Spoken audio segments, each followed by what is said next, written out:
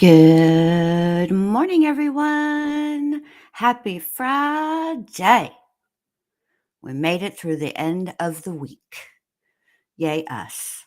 How's everybody doing this morning? I hope you are doing well. I hope you are well rested. I hope you slept snug as a bug in a rug. I hope you got a good night's sleep. I did. And I woke up refreshed and ready to cover this trial again on day 3 for you guys. They are in the courtroom. The jury is about to be brought in, and we are going to get started. But before we do that, if you could just please take a moment to give your girl a thumbs up or a thumbs down. Listen, however you feel. I would greatly appreciate it. Thank you very, very much. Let me move this here. No, I don't like that. Let me move it here. There we go. Okay. So when we last left off yesterday, okay, it was on the stand was Bailey. She is Bailey. Yeah, Bailey. She is, or was, I'm not sure what the status of their friendship is currently, but she's known Megan for a very, very long time. They were very, very close. And they showed a bunch of Facebook messages back and forth between them where essentially Megan is a lying liar face who tells lies, which no surprise there. But Bailey is very, very concerned about where Evelyn is. She misses Evelyn. She knows something is not right. And she got very emotional yesterday on the stand, bless her little heart. And I would also like to take the opportunity to say, even though I know we were behind yesterday, we were not behind by that much. We might have been behind maybe 5 minutes. And court ended yesterday at 5:25 p.m. So 5:20, maybe 5:15. I'll give 5:15. I'll say 5:15 just for good measure, right? The jury had dinner reservations for 5:30. Rude and disrespectful. So that is where we are this morning. That's where we're going to start. Is everybody ready? Because we're about to start. And here we go.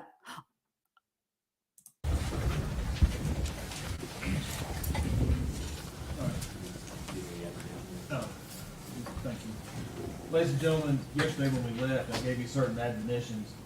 Does any juror have anything to report about those admonitions? If you do, raise your hand. Let the record reflect that none of the jurors have raised their hand.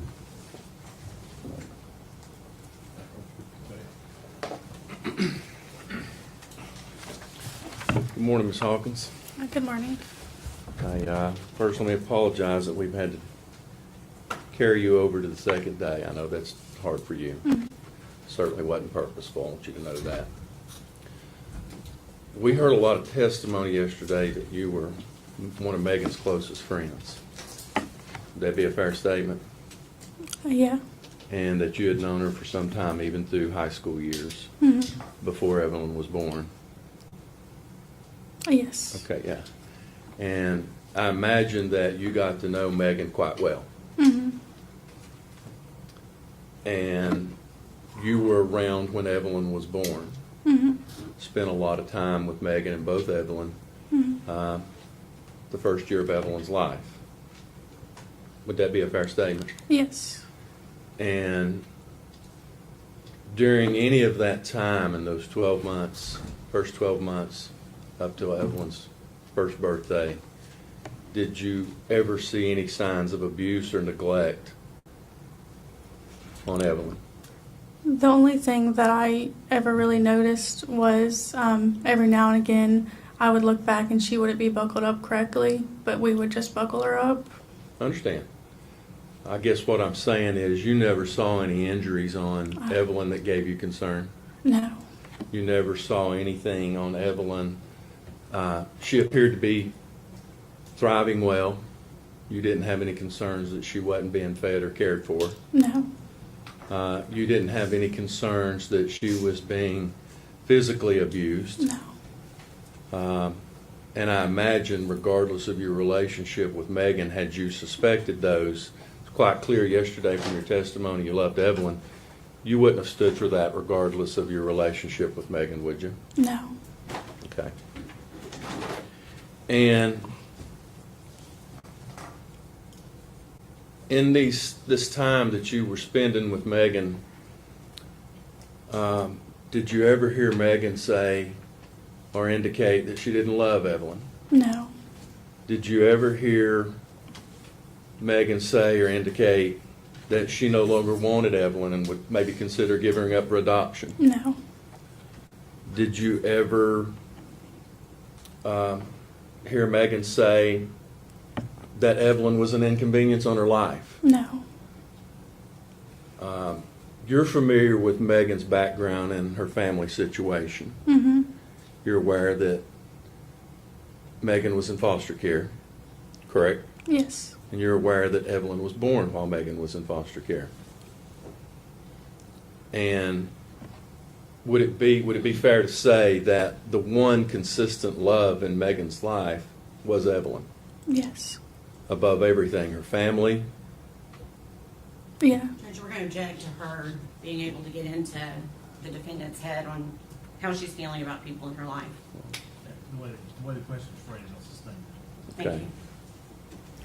Well, were you aware that Megan had some fractured or broken relationships? Yes. Did it appear that Evelyn was the one constant thing that brought Megan joy? Yeah. Okay.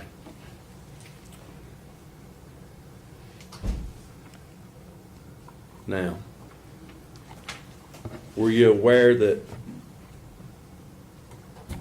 do you know who Tommy Boswell, do you know who Tommy Boswell is? Yes. That's Megan's father. Mm-hmm. You familiar with his girlfriend? Yeah. Do you have personal knowledge that Tommy's girlfriend wanted to spank Evelyn? Objection.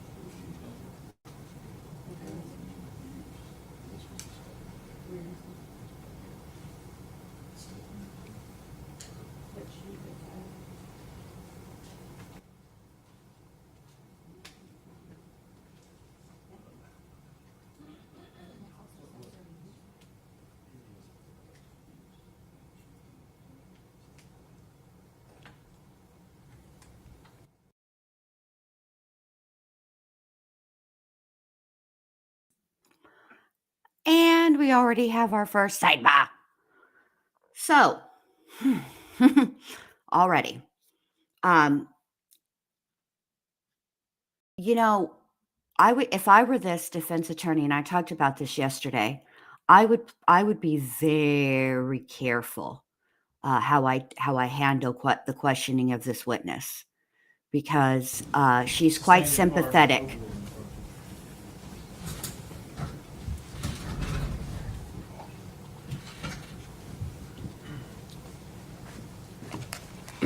Ms. Hawkins, in all the time that you spent together with Megan, Megan, did you ever see her spank or hit Evelyn? No. Judge, that's all the questions we have. Lead Ray. No, nothing, Your Honor. Is she free to go? Judge, I don't oppose that. I can have just 1 second.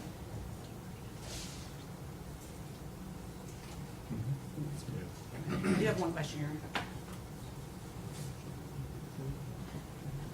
Bailey, did you know Hunter Wood? Yes. Okay. Did you know that the defendant, Megan Boswell, was in a relationship with Hunter Wood?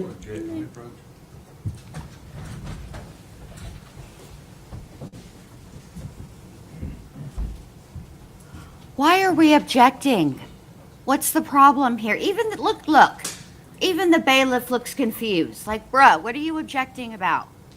There's no objection here. I mean, maybe there is. I'm not an attorney, but I'm annoyed already. We're 15 minutes into the day, and this has started. Well, for us, we're 11 minutes and 12 minutes into the day, and this is what we're going through currently. Also, I just want to let you guys know that for a little while today, starting at around probably about 2:30 maybe, I have to watch my little chicky nuggy pot you. pie. And were you And aware that they were in a relationship? Yes. Okay. excuse me, I have to watch my little chicky nuggy pot pie Esquire.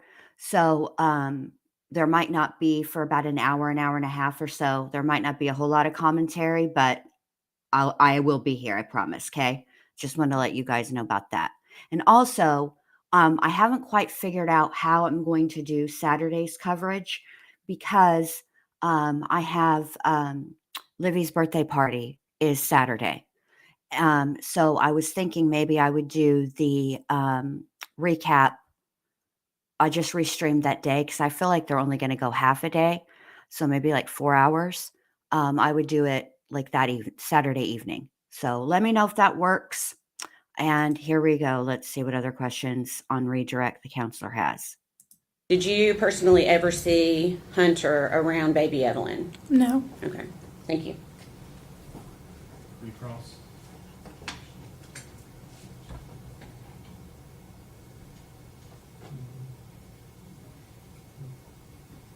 None, Your Honor. All right. Was she released from her subpoena? Yes, Your Honor. Ms. Hawkins, thank you for your testimony. You're released from your subpoena and you're free to go now. All right. Thank you. Yeah. I'm under.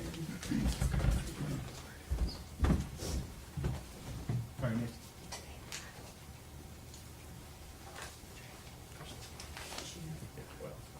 Make sure.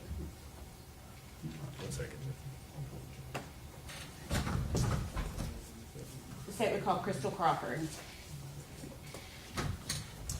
What was that last name? Crawford. CRAWFORD.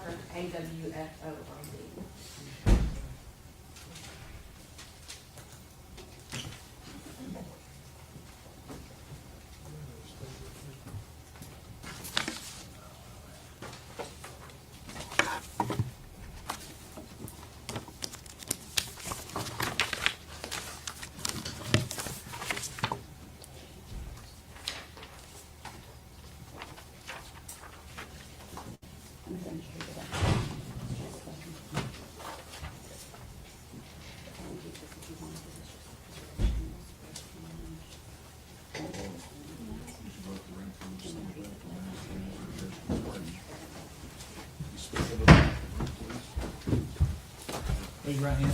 State your name. Crystal Crawford. You solemnly swear or affirm testimony you're about to give will be the truth, the whole truth, and nothing but the truth. Yes, sir. Have a seat.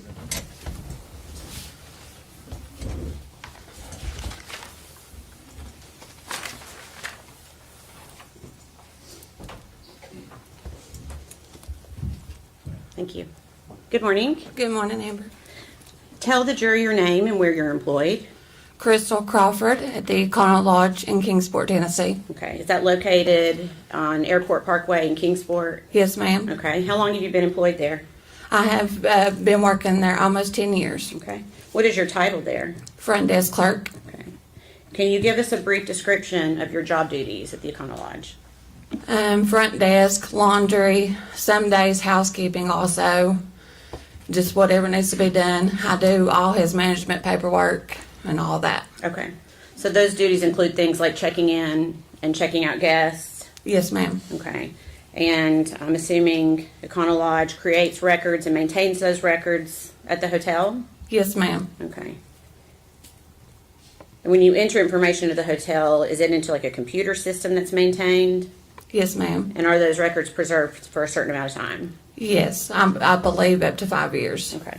And when you create these records, is it essentially the same procedure each time? Yes. Okay. I'm going to pass you a document.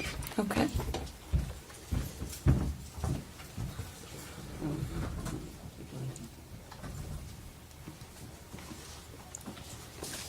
You could take a look at that and see if you recognize it. Yes, ma'am, I do. Okay. Can you tell us what it is? It is a check-in and check-out slip on Megan Boswell. Okay. And Have you seen that document before? Yes, ma'am. Okay. How was this document generated?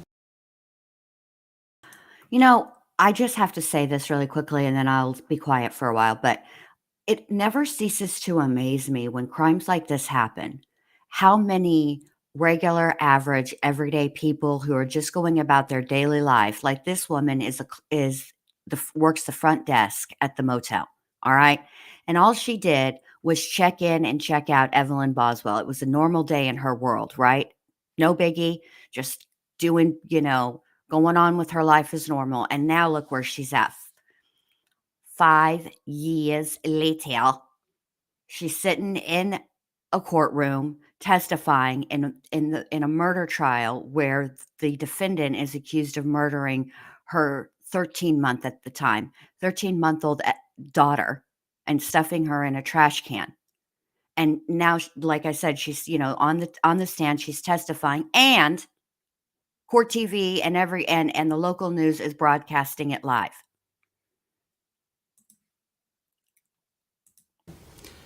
In order for this to generate, the guest has to come in and check in and provide ID, and then we give them the room keys and they sign a registration card stating that they were present at the property. Okay. And was this particular document a search was essentially run on Megan Boswell's name, is that right? Yes, ma'am. And is this part of your record keeping that was kept and maintained in the normal course of business at the Econo Lodge? Yes, ma'am. Your Honor, we'd be asked that made exhibit number 84. Any objection? No, sir. Before we do 84.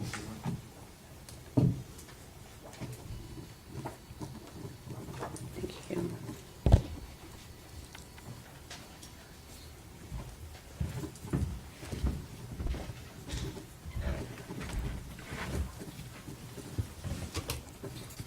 I'm waiting for this screen to. You're fine. Sorry, Judge. Permission to publish? Go ahead. Okay.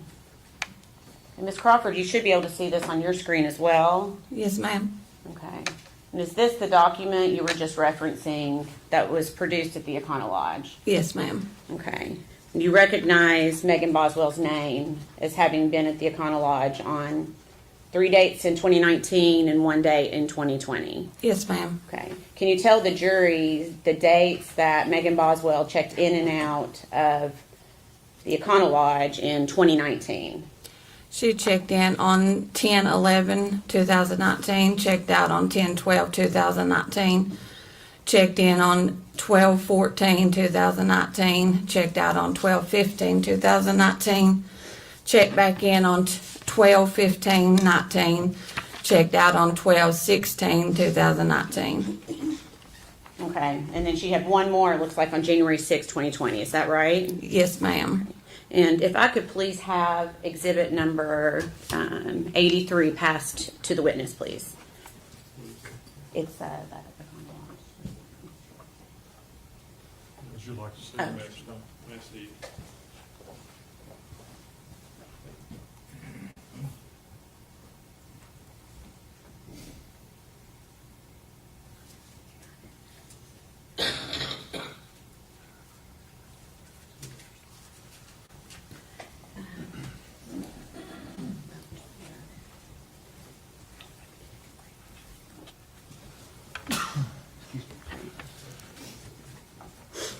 Okay, Ms. Crawford, do you recognize what I've handed you?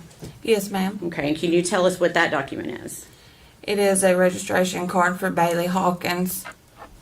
Okay, and what was the date of check-in and check-out on that? February 22nd of 2020, and checked out on February 23rd of 2020. Okay, all right, you can pass that back to the clerk. Thank you. Do you know who the defendant Megan Boswell is? Not personally, no, just from coming into the motel. Okay, so you recognize her from coming into the motel? Yes, ma'am. Okay. Did you recognize her because of this case, or did you recognize her before Evelyn was reported missing? No, she came into the motel a few times before I ever even knew that her baby was missing.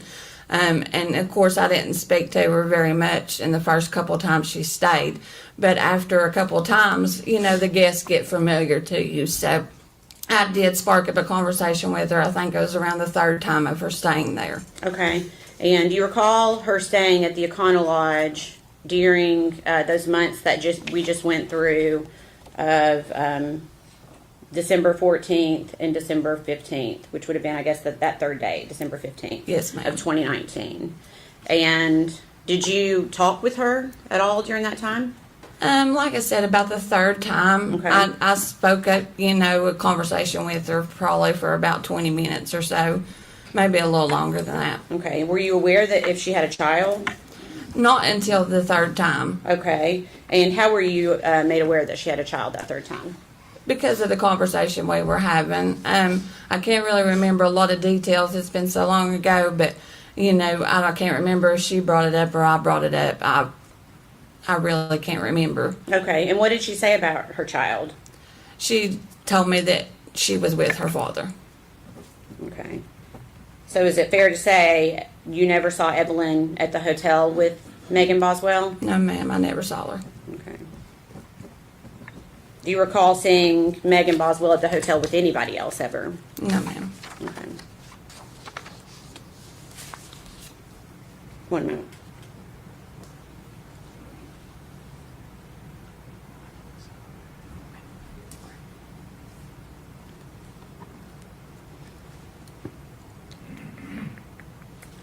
During the times that you saw the defendant, the 2 times in December and the 2 times in January, did she ever appear to be crying? No, not that I can remember. Did she ever give appearance of being scared or worried? No, ma'am, not that I can remember. Did she ever express any concern to you about the safety of her daughter? No, ma'am, not that I can remember. All right. Holy moly, Please she answer any questions the defense has for you, okay? Yes, ma'am. holy moly, y'all. She lied to everybody, even the hotel clerk. Ms. Crawford, thank you for your testimony today. You're released from your subpoena, ma'am. You're free to go. Thank you. Hi, Miss Crawford. Sorry you got dragged into this mess.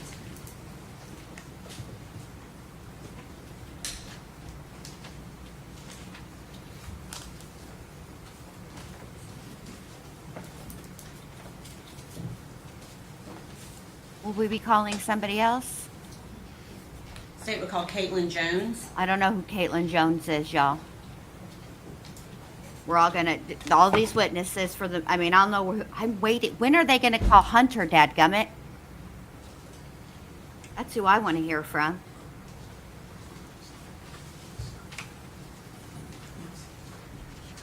Also, good morning, everybody just coming in. It's good to see you. Thank you so much for being here.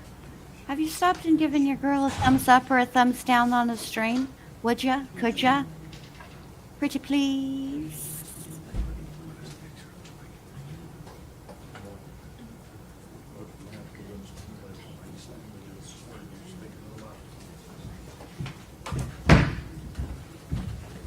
Raise your right hand, ma'am.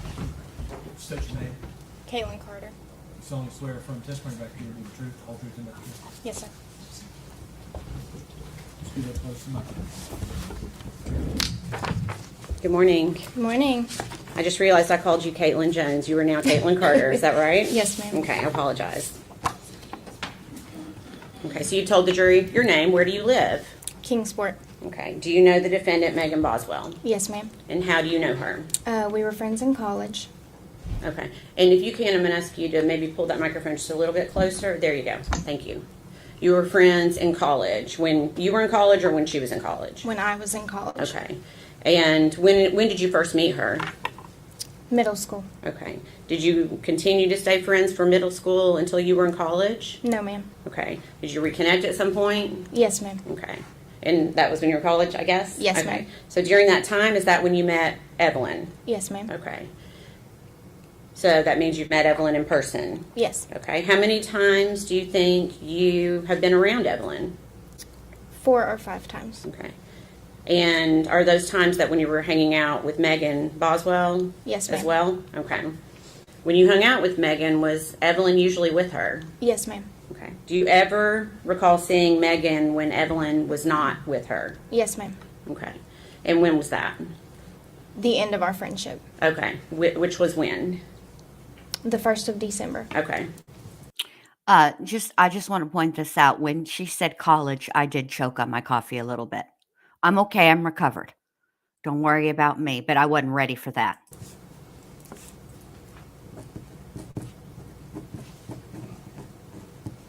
So then you're saying you saw Megan without Evelyn the 1st of December. Yes, ma'am. Okay. Prior to that, well, let me rephrase. Before, when you say the 1st of December, do you mean the first day of December, or do you mean the first part of December? The first part. Okay, I just wanted to make sure we were clear on that one. Okay, so prior to the first part of December, do you recall ever seeing the defendant without Evelyn? No, ma'am. Okay. Do you recall going to Chili's with Megan Boswell at one point? Yes, ma'am. Do you remember when that was? The end of my college semester. Okay. And do you know when that would have been? Around the 1st of December. Okay. Who was there when you went to Chili's that day? Me, Megan, and Evelyn. Okay. Anyone else? No, ma'am. Okay. Did you sit at a table or a booth? Booth. Okay. And did you sit beside anyone? No, ma'am. Okay. So Megan and Evelyn were on one side of the table and you were on the other? Yes, ma'am. What was your impression of Evelyn that day? She was dirty, and I could smell her across the table. Okay. Have you been around babies before? Yes, ma'am. Okay. Was she beyond what a normal dirty baby would be? Yes, ma'am. Okay.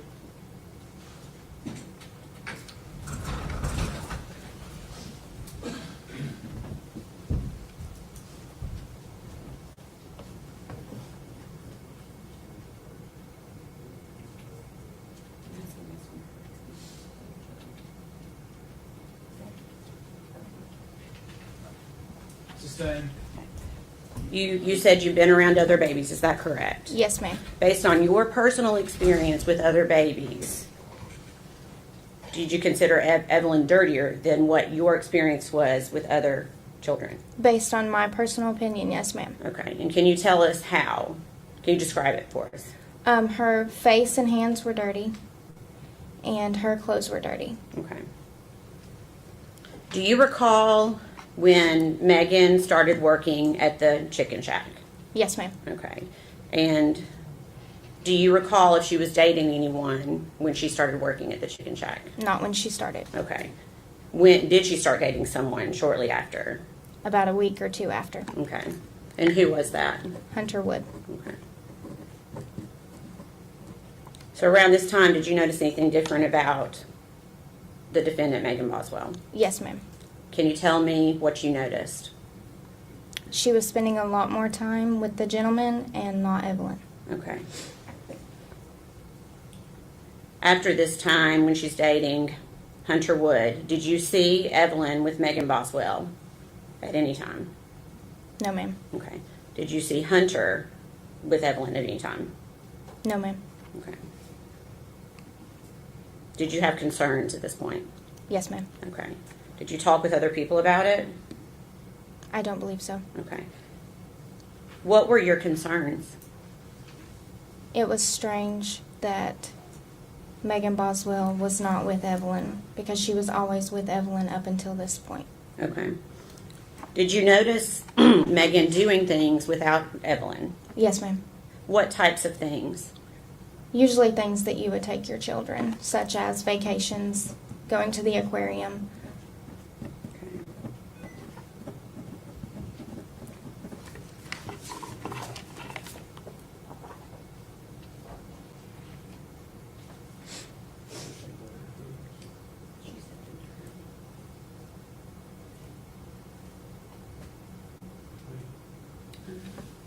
December.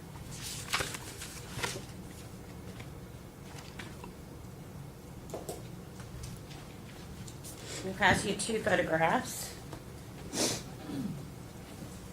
Thank you. Take a look at those and see if you recognize them. Yes, ma'am, I do. Okay, can you tell me what it is? Megan sent me those when her and Hunter and a few other people went to the aquarium. Okay, and so you got those personally sent to you from Megan? Yes, ma'am. Okay, and what is a photograph of? Megan and Hunter Wood at the aquarium. Okay, Your Honor, we'd ask that to be made exhibit number 85. objection? No.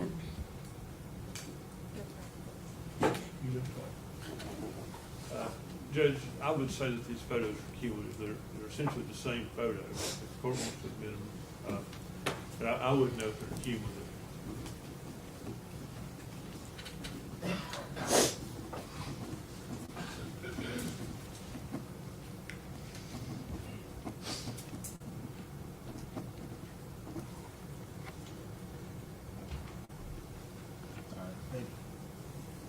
If they're going to be introduced separately, I mean, they should be introduced separately. They shouldn't be introduced as a cumulative. Okay. You want to do 85 and 86, Your Honor?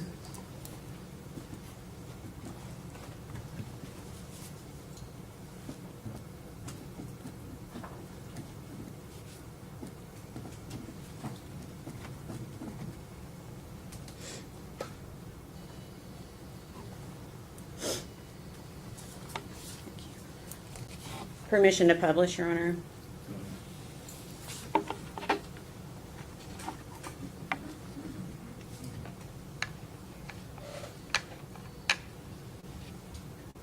Caitlin, is this one of the pictures you received from Megan Boswell? Was it via text? Yes, ma'am. Okay. And did she indicate that Evelyn was with her that day? No, ma'am. Did she send you any pictures of her with Evelyn that day? No, ma'am. Did she seem to be upset at all that day when No, she ma'am. sent you these pictures? Okay. Did she also send you this photograph from that same day? Yes, ma'am. Okay. And can you tell me what the date is that's behind her on the photograph? Can you read that? On the top, Yeah. it says 2019. Okay. And you may not recall, but if you do you remember when those photographs were sent to you? I do not recall. Okay. Would it have been after early December? Yes, I mean, ma'am. because it would have been, you said she started dating Hunter 1 to 2 weeks after the beginning of December. Is that right? Yes, ma'am. Okay. So is it fair to say it was at least 1 to 2 weeks after mid-December? Yes. Is that fair? Yes. Okay. So for mid-December is, well, let me say this. Prior to Thanksgiving of 2019, did Megan talk a lot about Evelyn? Yes, ma'am. Okay. Did you see her post a lot about Evelyn? Yes, ma'am. Okay. What about mid-December? Is she still doing that? No, ma'am. Okay.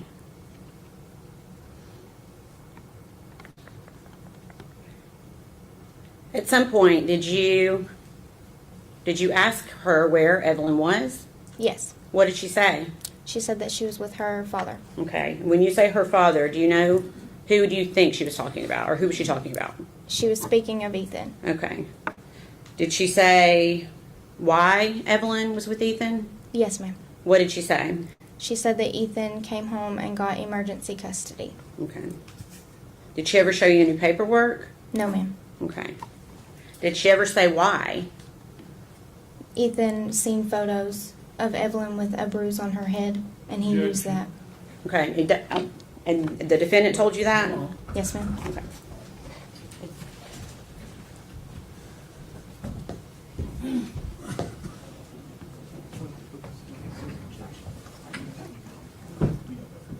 That's hearsay. This is, I mean, that was, it was, in my opinion, correct. It was a correct time to object, and it should be sustained. Because it does go to for the truth of the matter, which is a statement Megan made about why Evelyn was with Ethan. And I heard the judge already admonish the state because she continued after the objection was raised. Okay. So we're going to go back to that. Did Megan say why Ethan had taken emergency custody of Evelyn? Yes, ma'am. And what did she say? She said that Ethan had Oh, saw they photos didn't know. of Evelyn with a bruise on her forehead. Okay. Holy hell, I was wrong. Mark it down. You said she never showed you paperwork of custody. No, ma'am. Okay.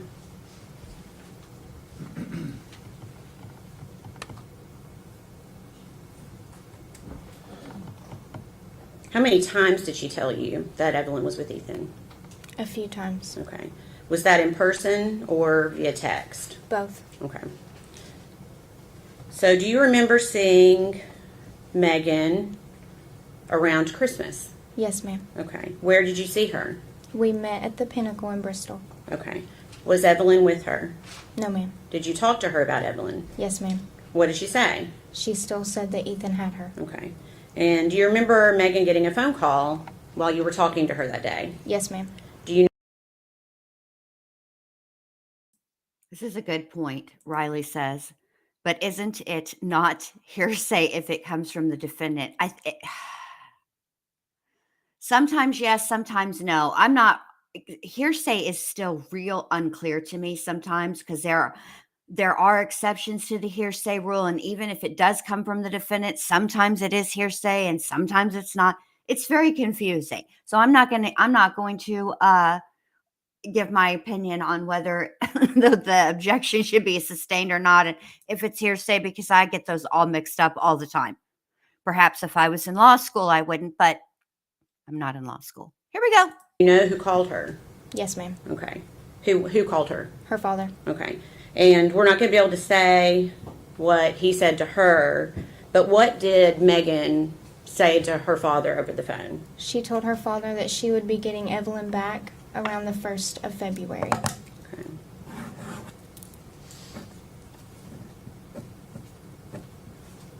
Okay. During this entire time, did Megan ever seem upset? No, ma'am. Did you ever see her cry? No, ma'am. Did she seem worried about Evelyn? No, ma'am. Did she ever seem concerned about Evelyn's safety? No, ma'am. Please answer any questions the defense has, okay? Okay.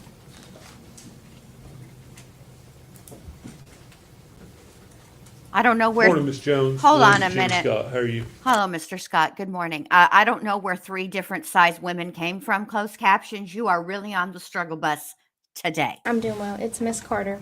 Oh, Ms. Carter. Yes, sir. Sorry, I got it wrong. Did it used to be Ms. Jones? Yes, sir. Okay. So how often were you around Megan, let's say in 2019? Would you consider yourselves close friends during that time period? Yes, sir. Okay. How often would you see her? About twice a month. Twice a month. And you described a meal, I think it was at Applebee's? Chili's. Chili's. When was that meal?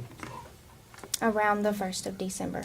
When you say around the 1st of December, can you be more specific? And let me ask you this way. You equated it to your college semester or your earlier testimony. Mm-hmm. Had you taken your exams? Were you waiting to take exams? What part of the end of the college semester were you at? She actually took me out to eat for celebration of finishing my exams. Okay. So the exams were in December. Yes, sir. That's typical, I think, of a college schedule, isn't it? Yes, sir. So this would have been sometime, say, after the 5th or 6th, maybe? I would say so. Okay. Do you know what day of the week it was? I do not. Would have been a weekday. Yes. Okay.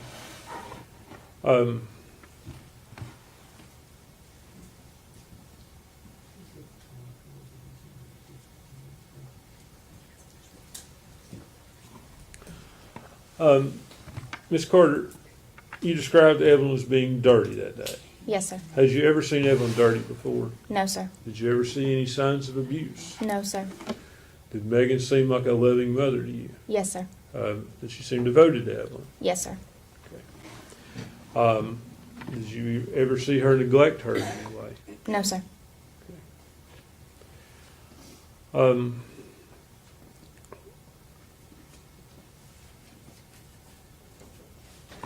Would be fair to say that at some point your friendship with Megan ended? Yes, sir. When did that occur? Around the 1st of January. And did that have anything to do with Evelyn? No, sir. Why did your friendship end? She lost or misplaced her phone and did not have a way to communicate with me. Okay, so y'all just quit talking. Yes, sir.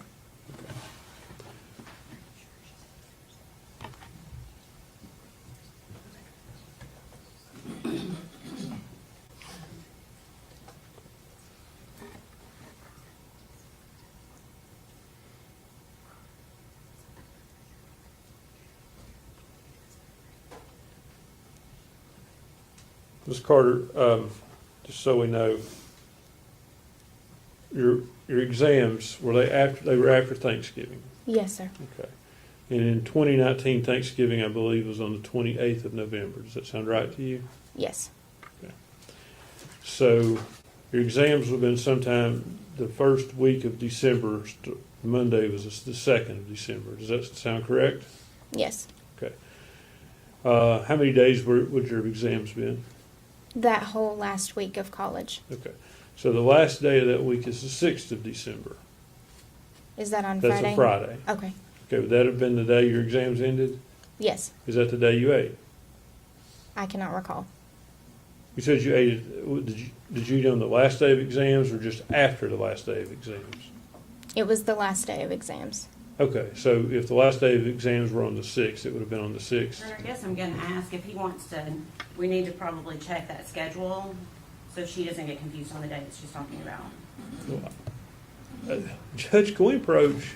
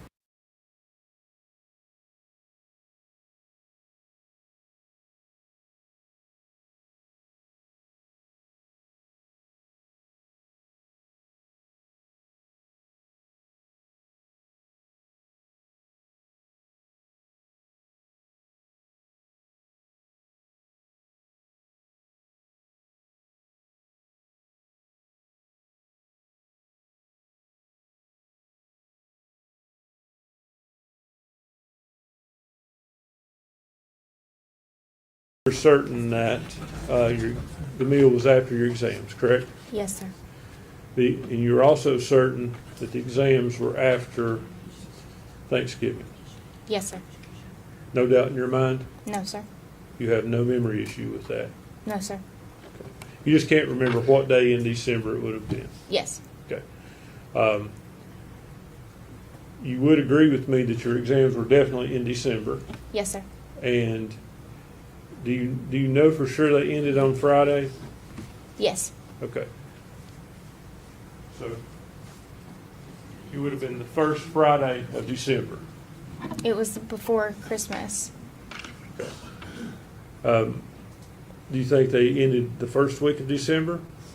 Maybe the 2nd. Okay. So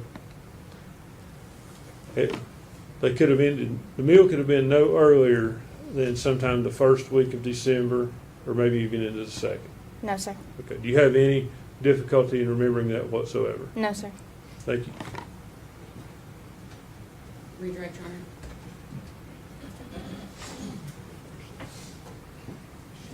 Do you remember giving an interview to law enforcement?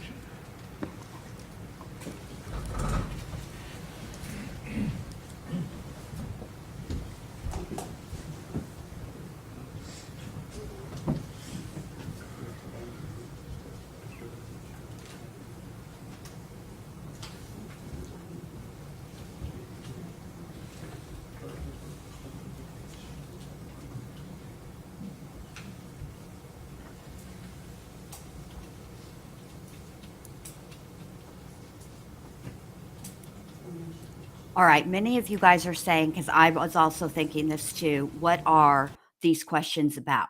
This is what I think, okay? I think the reason that the defense is so keen on pinning down an exact date is because their theory of how Evelyn died is that Hunter spent the night and rolled over on her, smothering her. Okay. And if the dates don't, if the last time she saw Evelyn is before Hunter ever spent the night at Megan's house, that's a problem for the defense. And that's why they're trying to pin it down, I think. So let me also she's very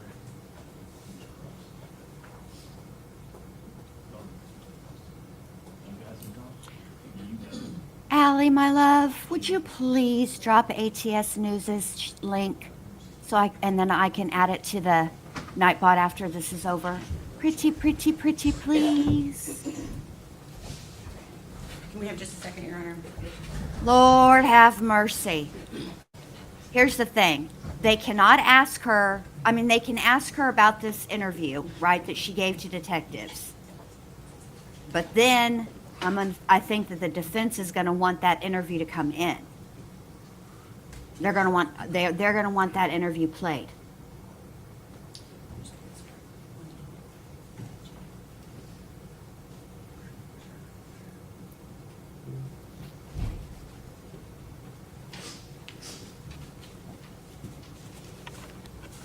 Caitlin, do you remember the last time that you saw Evelyn? Yes, ma'am. Okay, when was that? It was the day we went to Chili's. Okay. And I know Mr. Scott was throwing a lot of dates out at you.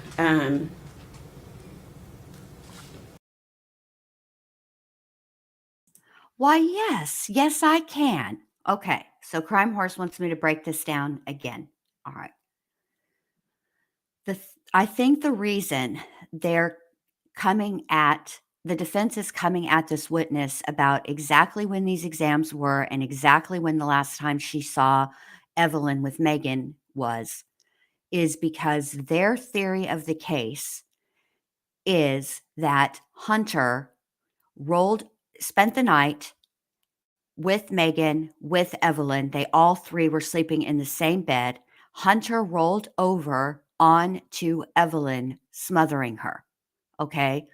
So if this witness puts the last time she saw Evelyn way before Hunter ever spent the night, then that messes up the theory of the defense's case. Also, if she is testifying that the last time that she saw Evelyn and this conversation that took place between Megan and this witness who testified that when she asked where Evelyn was, Megan told her that she was with Ethan and Ethan had filed for emergency custody. If all of this takes place before Hunter spends the night, it is a problem for the defense.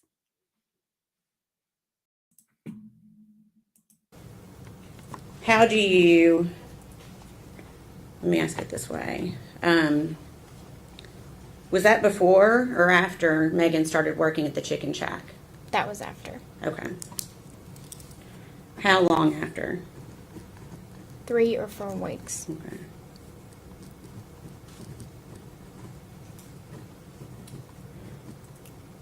And also So you think that was after she had started dating Hunter? Yes, ma'am. Okay.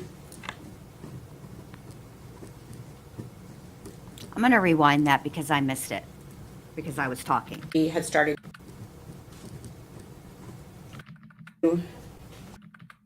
Yes, ma'am. Okay.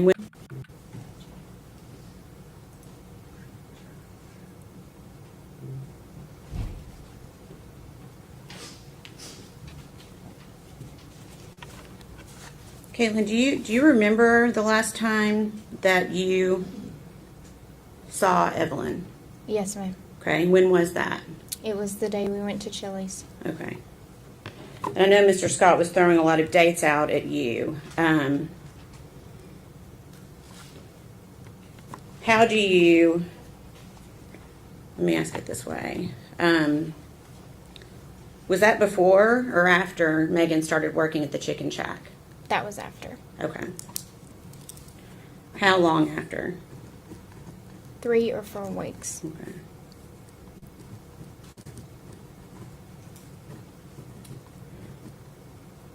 So you think that that was after she had started dating Hunter? Yes, ma'am. Okay.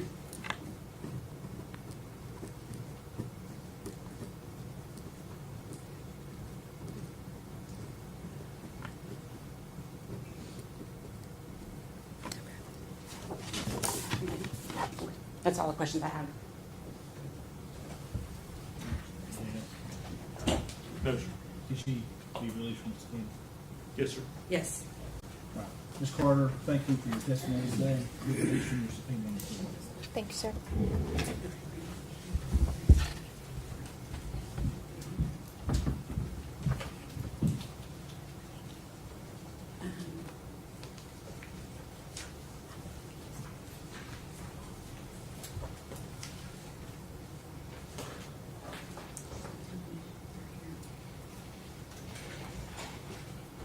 Say it was called Gail Kyte.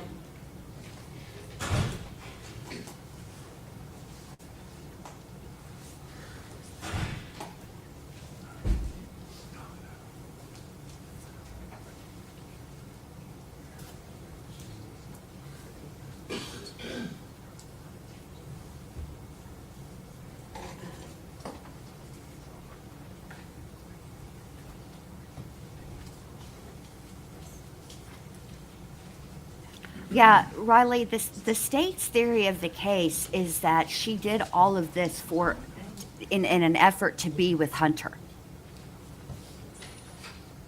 Which, I don't know.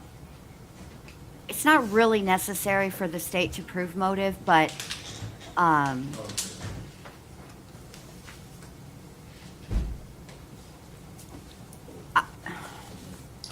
we're missing a piece of the puzzle. It's probably a question we're not really ever going to get an answer to, because let's be honest, there's nothing they're going to come up with that's going to make sense to us. You know what I mean? So, You solemnly swear affirm testimony you're about to give will be the truth, the whole truth, and nothing but the truth. I believe this is the foster mother. Okay. Good morning. Good morning.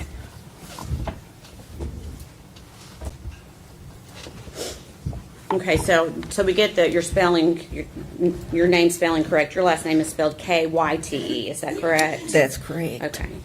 And where do you live? Roan Mountain. Okay. And do you know Megan Boswell? I do. Okay. How do you know her? I was her foster mother for 4 months. Okay. All right, so there you Do you guys know what go. year that was in? Hold on, excuse me, ma'am. Megan was in foster care for 4 months. 2018 to February of 2019. Okay. Do you know how old Megan was when she came to live with you? 17. Okay. And do you see her in the courtroom today? I do. Can you point her out to us, please? Okay. And I'm going to ask that you describe what she's wearing, please. Looks like a black and white shirt. Okay. We had asked the record to reflect she's identified the defendant. Were you also living in Roan Mountain during 2018? I was. Okay. Was Megan pregnant when she came to live with you? She was. Do you may not, but do you recall how far along she was? 7 months. Okay. And do you remember when Evelyn was born? I do. Okay. What month was that? November Of 2018? 2018. Okay. And did Megan and Evelyn continue to live with you during that time? They did. Okay. Did Evelyn appear to be developing normally? She did. Okay. I'm assuming you have children of your own? I do. Any concerns, based on your own personal experience, that you had with Megan caring for Evelyn? No. Okay. Everything seemed to be appropriate? It did. Okay. And did Megan take Evelyn to all of her pediatric appointments? Yes, How did she get there during the time she was living with you? I took her. You took her? Okay. To your memory, did you take her to all of those appointments? While she was living with me. Okay. Yes. Okay. And I think you've already said they lived with you about 4 months, and she moved out in February 2019. Is that right? That's correct. And do you know where they moved? To her father's home. Okay. That'd be Tommy Boswell? Yes, Okay. Did you continue to have contact with her after they moved out? I did. Okay. How did you keep in contact? Most of it was Facebook texts, calls. Okay. And do you remember Megan bringing Evelyn to visit you in September of 2019? I do. Okay. And would Evelyn, so she wasn't quite 1 year old at that point, is that right? That's correct. Okay. Was Evelyn walking yet? She was toddling. Okay. So still occasionally holding on to things, but letting go occasionally, or did she wasn't letting go yet? She was letting go. She was taking a step or two on her own. Okay. And again, this is right before, 2 months before her first birthday. Did she appear to be developing normally? She did. Did she appear healthy? She did. Okay. After that visit in September, do you remember Megan contacting you regarding babysitting? She did. Okay. And do you remember when that was? What month that was? She reached out to me several times. The first time was in August. She was wanting to go to school. Okay.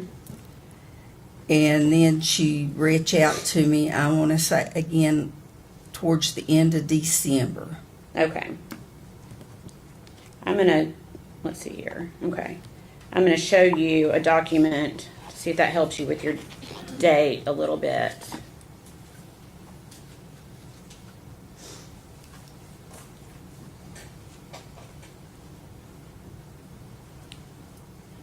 I'm going to guess that they have receipts, which are text messages or Facebook messages that are going to show exactly when this conversation took place.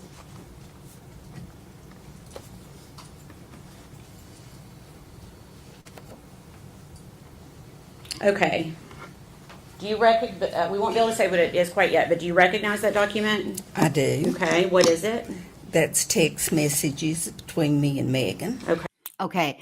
So ATS News says taking a step or two on her own is walking, isn't it? Okay. So I think how they differentiate between toddling and walking is consistently walking, taking steps without holding on to anything, like going from, say, the couch to the kitchen, or, you know what I mean, without, walking taking steps without really holding on to anything, the way that we walk. I think that's how they classify it. I don't know. I don't get it. I would have, whatever. Okay. And what is the date of those messages? December the 3rd of 2019. Okay. And is that a fair and accurate representation of the conversation that you had with her via text or Facebook Messenger on that date? Yes. Okay. Your Honor, we'd ask that to be made exhibit number 87. Any objection? No, sir. You full exhibit.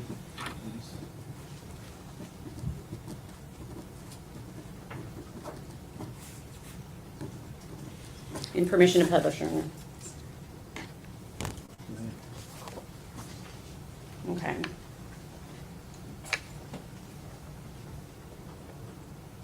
Okay. Gail, can you read that okay?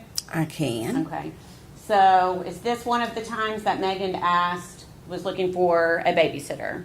It was. And what did she say to you there on December 3rd, 2019? She says, do you think your sister would babysit and let me pay her at the end of the week? I just got a job and won't get paid until next week. I just started today. Okay. And I told her, yes, I knew she would. Okay. She said, what's her number? Sometimes mommy gets sick and she already keeps her for school. I talked to her. She said that was fine. Okay.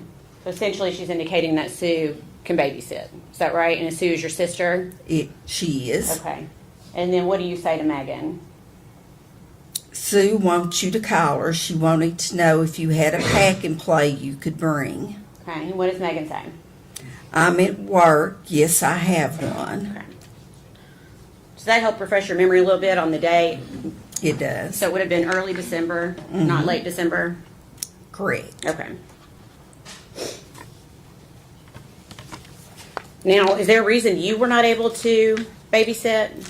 I had broken some ribs. I had 2 broke ribs. Okay. And so you essentially gave her the name of your sister, Sue Witson. Correct. Where does Sue live? Or where did Sue live at the time? In Elizabethton. Okay. Does she still live in Elizabethton? She does. Okay. And to your knowledge, did Sue in fact babysit Evelyn a few times? She did. Around the same time, do you remember talking to Megan about, excuse me, a new boyfriend that she had? I do. Do you remember what that boyfriend's name was? Hunter Wood. Okay. And did Megan ever reach out to you about Hunter Wood? She did. Okay. And do you remember when that was? December the 22nd. Okay. How do you remember that date? It was a Sunday. There was a church play, and we were getting ready to go, and she wanted me to meet Hunter. Okay. And I told her that we were getting ready to leave for church, so she said that they would meet us at the church. Okay. What type of play was it at church? A Christmas play. Okay. Children's Christmas Okay. play. And did Megan and Hunter actually come to church that day? They did. Did they have Evelyn with them? They did not. Did you ask Megan where Evelyn was? I did. And what did she say? She told me that Ethan had her, that they were sharing custody. Okay. Did she appear sad when she told you that? She seemed fine. Okay. Did she act like anything was wrong that day? No. Okay.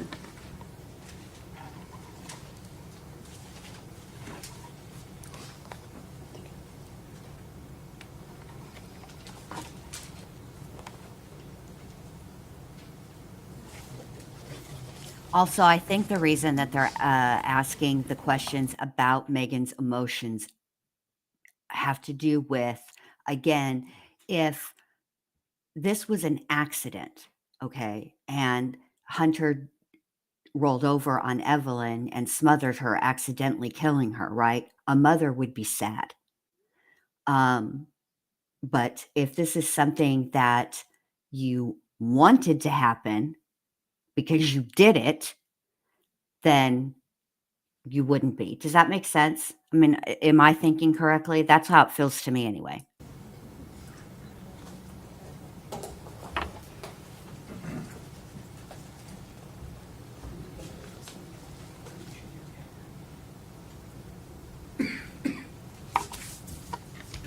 There's a difference in, to me anyway, I can hear it in different parts of the South have different accents. Like Texas, even within Texas, that the twang is different depending on where you live.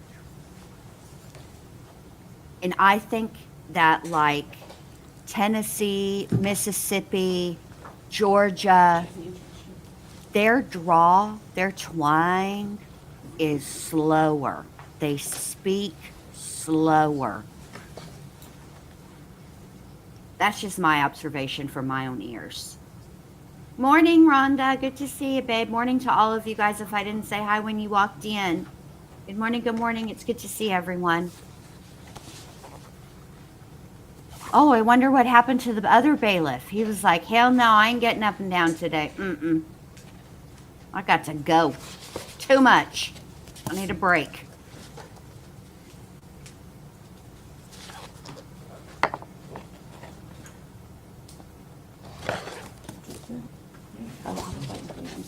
I'm sorry. I thought they were discussing it.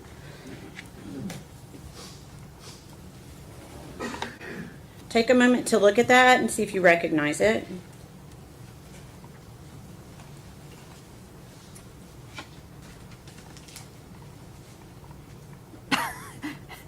Rachel.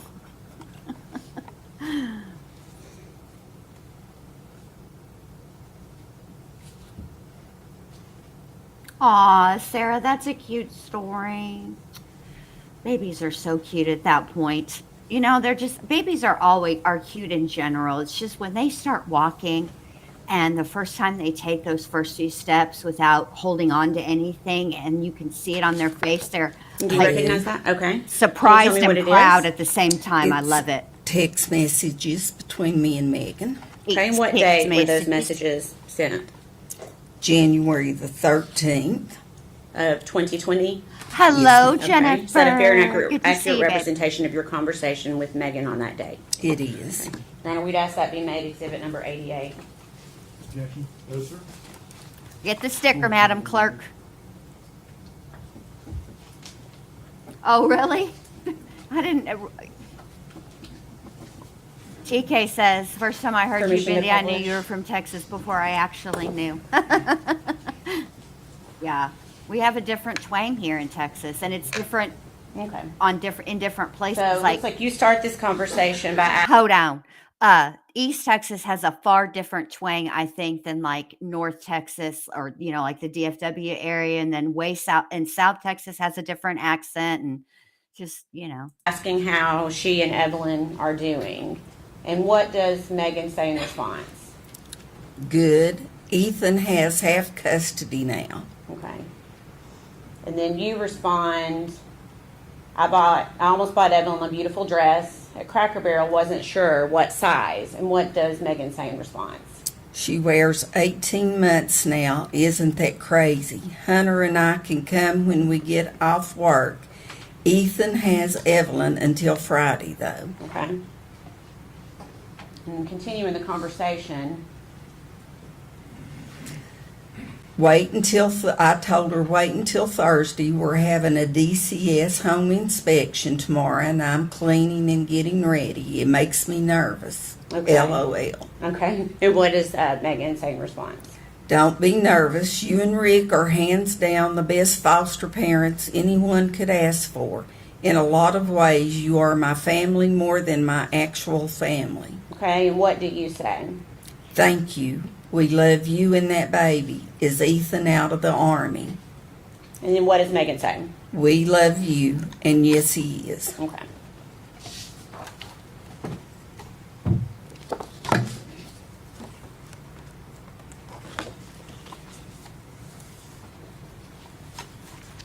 Okay. And we're going to move forward to February of 2020. We are not going to be able to say what somebody told you, okay? Do you remember, though, being contacted by someone named Shirley Boswell Lowry? I do. And who is this person? Megan's aunt. Okay, how did she contact you? First by Facebook Messenger, and then I asked her to give me a call. Okay, and give me just 1 second.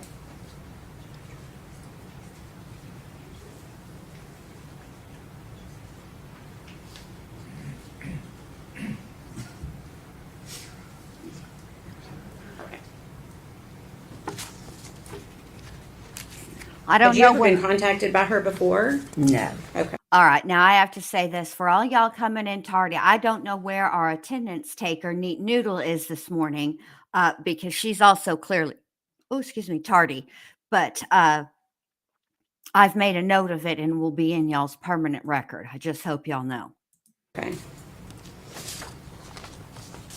Okay. So, again, we're not going to be able to talk about what she told you, but what did you tell her about what Megan had told you? I told her that I didn't know where Evelyn was. I also told her that last time I'd spoken with Megan that she had told me Ethan had half custody of Evelyn. Okay. And did you have Evelyn? I did I know not. that may be a crazy question, but you did not. No. Okay.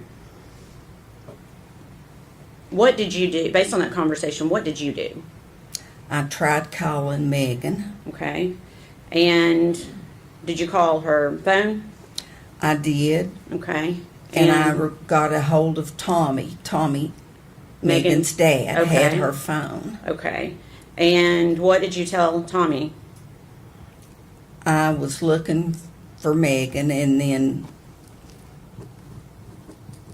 he discussed the same thing Shirley Okay, yeah, had we- discussed. And we won't be able to get into what he said. We can only essentially get into something that maybe Megan told you or something that you say yourself. I know it's a little confusing. Okay, so essentially you call Megan's phone, but Tommy answers. Correct. Okay. And you were essentially trying to get in touch with Megan. You didn't get in touch with her that way, so what did you do next? I texted her by Facebook. Okay. And did First of all, where did Korea in the closed captions come from? Let's start there. But secondly, Patricia says, at the ward case studies, maybe we've all been here a good while and you was just ignoring your chat. LOL. Excuse me, ma'am. I can see the chat, and that's how I know y'all's tardy, because y'all are announcing that y'all's tardy in the chat. Lady, how dare you? did she respond to you? She did. She Okay. said she didn't have a phone. She couldn't talk. That it had to be by text message. Okay. And was that Facebook Messenger? It was. We have not heard from Hunter yet, Kelly. Did you contact anyone else that day? I did. Who did you contact? Constance Cole from DCS. Okay. And who is Constance? How do you, is that through the That- foster care stuff? It was. Okay. And were you able to get in touch with Constance? I could not. It was after hours, so I left her a message on her phone. Okay. And what message did you leave? I told her that Evelyn was missing. Okay.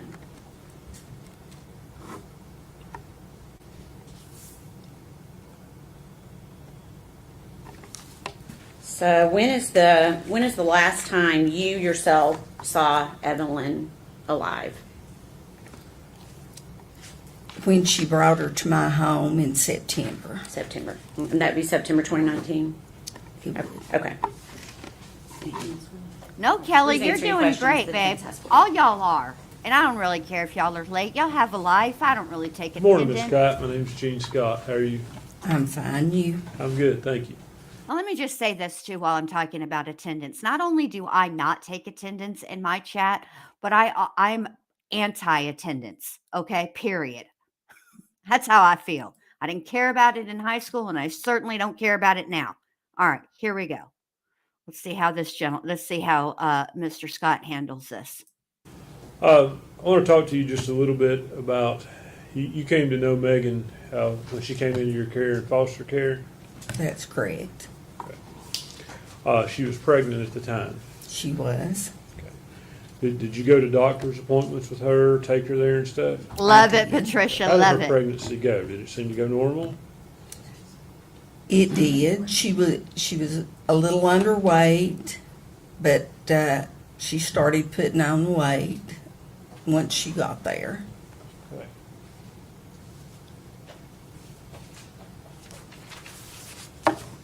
You say Megan was underweight when she came to live with you? She was 7 months pregnant, and you couldn't even tell she was pregnant. Goodness. Were you present for any medical procedures she received while she was pregnant? No, not most. I would take her, but I would stay out in the lobby. Do you know if she had any medical issues while she was pregnant? No, You don't know, or? I don't know. Okay. Had you been told she had intrauterine growth restriction? That's room jet to hearsay. Probably is. Probably is. Yeah, Um, it certainly is. So you didn't witness any procedures? No. I feel like you're wanting to say more. Hey, Trulia. Well, I Hey, Megan. do know that she. Okay, don't. If unless it's something you know of your own knowledge, you can't talk about it. I appreciate that.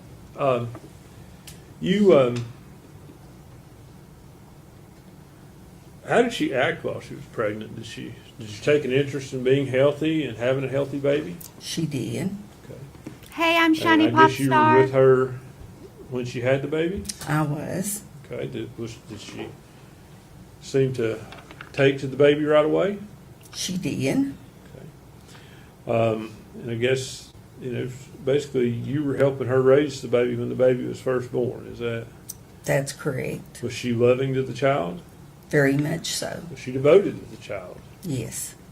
Was she supervised 25? Hold on a minute. Now, let me just say this. Look, she was in foster care initially, right? And and then she had Evelyn. And then it's not like, obviously, she wasn't, if she's observing the way that she's taking care of Evelyn, then she wasn't alone and unsupervised with Evelyn. It appears that when she left foster care, went back to her dad's house, that's when she became a cochina. It is what it is. It ain't that deep. Did you ever see any issues of her neglecting or abusing the child? Never.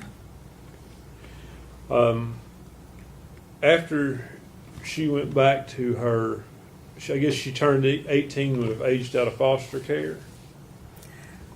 Is that?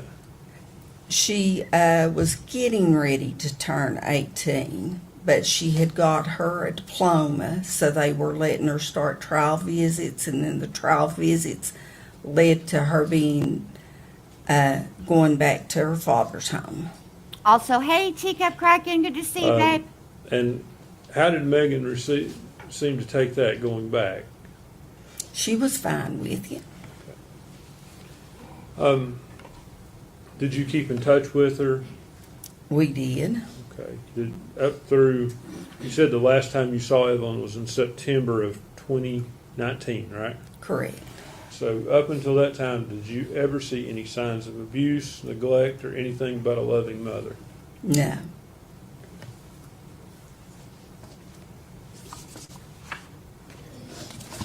That's all the questions I have. Thank you, Ms. Kyte. Nothing from the state. Should be released. From the state, yes. Yes, sir. Ms. Kyte, thank you for your testimony today. You're released from your subpoena mandate during the day. Good. What's your issue now, Mr. Scott? Yeah. Oh, for Pete's sake. You better have tummy issues or something that is an emergency. And if that be the case, take yourself some Pepto-Bismol and let's get this show on the road.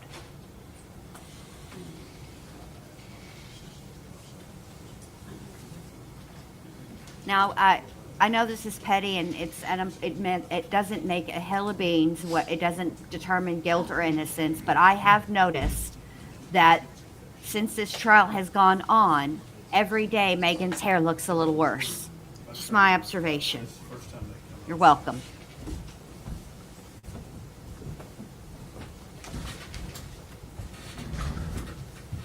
Okay, are you next? State will call, excuse me, Sue Witson. Sue babysat Evelyn, and she is the foster mother's sister.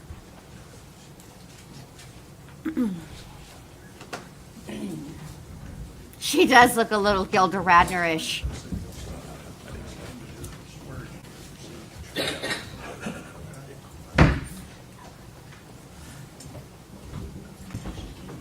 Oh, the original bailiff is back. Raise your right hand, man. State your name for me. Sue Witson.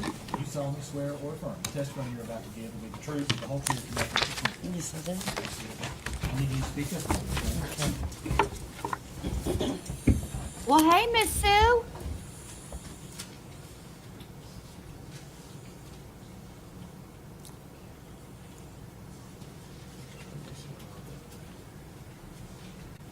I mean, look here, Megan. If you don't want to brush your hair, put it up. French braid, all the things. Come on.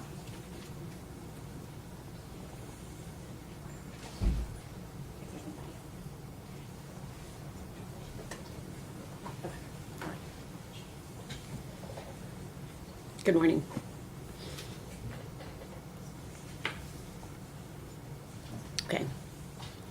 Your name is Sue Witson? Yes. And is your last name spelled Witson? Yes. Okay. Where do you live, Sue? In Elizabethton. Okay. And do you know Gail Kyte? Yes, I do. Who is Gail Kyte to you? She's my sister. Okay. And to your knowledge, has your sister taken in foster children through the years? Yes. Okay. And was Megan Boswell one of the foster children that came and lived with your sister for a while? Yes. And were you aware that Megan Boswell had given birth to a child named Evelyn? Yes. Okay. And were you aware that at some point Megan and Evelyn moved out of Gail's house and got their own place? Yes. Okay. And were you contacted to by Megan to babysit Evelyn? Yes, I was. Okay. MK says witness is giving court reporter competition with her hair. Hey, MK, get out of my head. But before you leave, would you do me a big favor and make sure Allie's straightened up in there? It was quite cluttered. She has given the court reporter competition, although I'm going to say I'm leaning more towards the court reporters or the court clerk. Her hair is better. She's really using that curling wand the way that God intended. Do you remember how you were contacted by her? Text message. Okay. And did you actually babysit Evelyn Yes. for her? Yes, I did. Do you remember how many times? I think maybe 3 or 4. Okay. When you babysat, was it in your home or Megan's home? My home. Okay. So she would bring Evelyn to you in Elizabethton? Yes. Okay.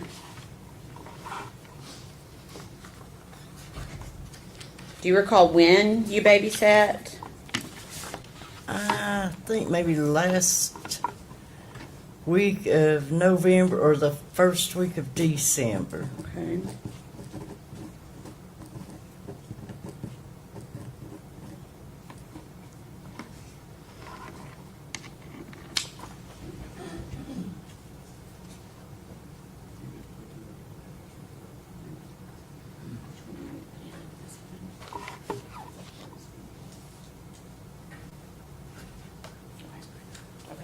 I'll pass your document.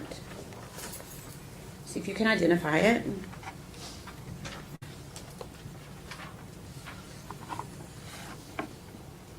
That's Evelyn. That's Evelyn. And is that a photograph that you took? Yes, it is. Okay. When did you take that photograph? I'm saying maybe about the second day I kept her. Okay. All right. Is that a fair and accurate representation of what the photograph looked on the day you took it? Yes. Okay. We request that be made exhibit number 89. No objection. Full exhibit 89.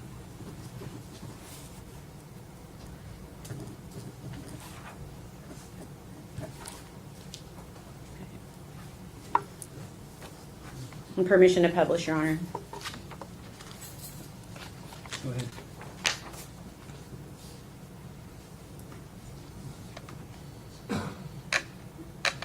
Oh, look at that little darling. Well, I made it worse. Oh, yes, you did. I'm sorry. You usually don't Yeah. Doesn't want to do that for me. Okay. Is this the photograph we were just talking about? Yes. Okay, so that photograph would have been taken, you said you babysat her last of November to early December. Yes. So this would have been taken around that time. Yes. Is that right? Okay. And does Evelyn to you appear healthy here? Pardon? Was she healthy? Oh, yes. Okay. And was she walking? Yes. Okay. So, TK in Texas says, Bindi, do you think the medical examiner will be able to tell us at least an approximate date of her passing? Yeah, but I think the way that she will say it is more like he or she will be asked, probably based on the insect. I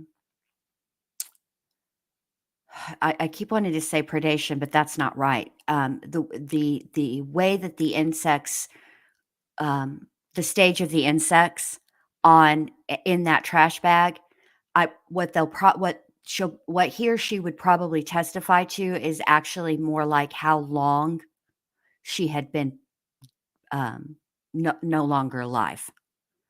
So that I would think that they would probably count like backwards from that. I think that's how it works, if I remember right. Do you remember the last day that you babysat Evelyn? Pretty much. Do it, Patricia. You remember what time Megan picked Evelyn up that day? It was late that night, say maybe 10:30. Okay. It's called an intro, 4 eggs. You got it right. And you may not recall, but do you recall the date? I'm not sure. Okay.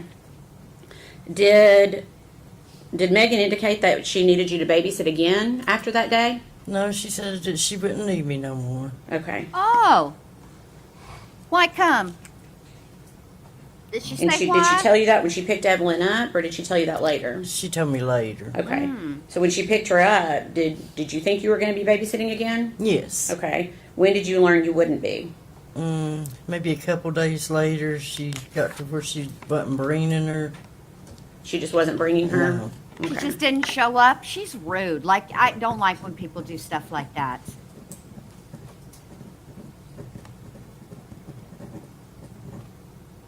Okay.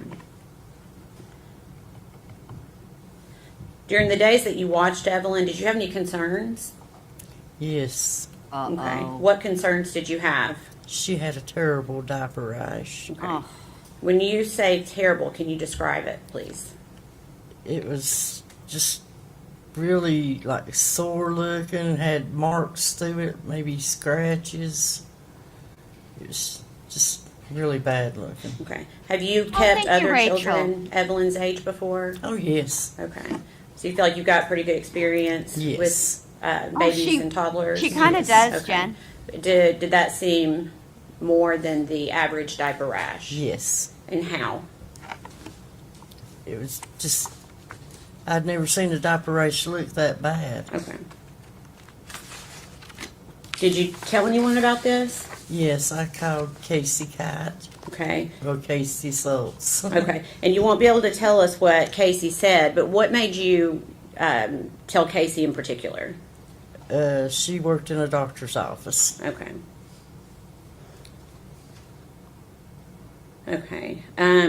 When, for the days that you babysat Evelyn, was she clean and when Megan would drop her off? No. Okay. Can you tell Bless my heart. us what Evelyn was like when she would be dropped off by? Hang on, I need to take a break here. I got to say something, and I got to get it off my chest before we hear this testimony that's about to make everybody in this chat livid. It irritates me and angers me to no end when I hear about children, babies, toddlers being dirty. Now, there is a difference, okay, between regular everyday dirt, right? Because little ones, they spill things, they're messy, okay? And a child being filthy.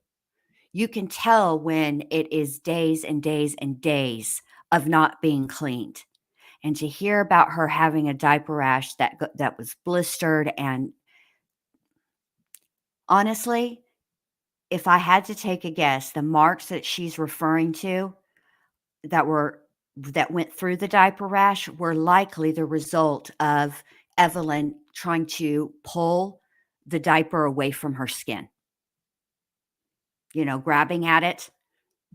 And because it's so saturated, right? It's that padding that is what holds the urine is soaked. So it isn't padding anymore. It just breaks my heart and it makes me so angry. There's no reason for children to be filthy. Now, if the parents don't want to bathe, that's on them.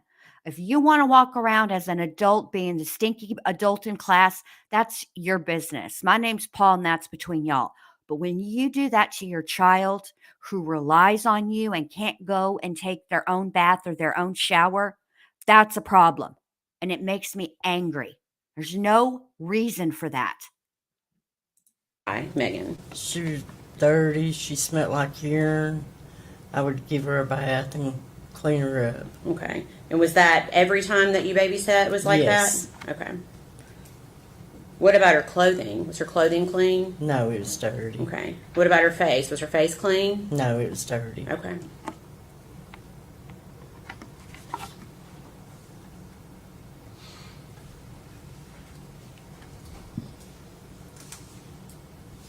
Now, I will say this. One of the charges that Megan is facing is child neglect. And so these are relevant to that, and they're important questions for that. Now, at this point, we're only into day 3, okay? And they've got her, in my estimation, dead to rights on being a lying liar face who tells lies and neglect. But we're not up to the part where they prove murder. Also, hey, Bogart, good to see you, babe. And good morning, Margie. Good to see you too, babe. I cannot stand it when parents don't bathe their children. It makes me so, so angry. And I don't want to hear anything from the defense about Megan being young. That's ridiculous. It's such an insult to young mothers.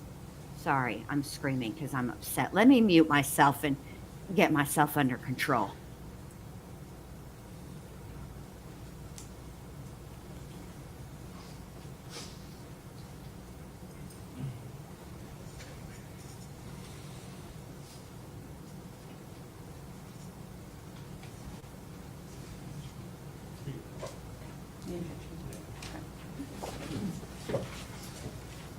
Pass the document to you.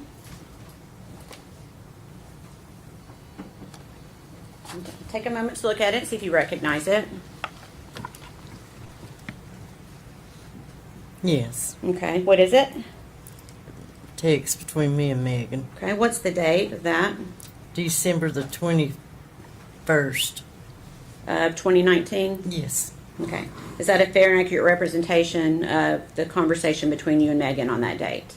Yes. We'd ask that be made exhibit number 90. Any objection? No, sir. Full exhibit 90.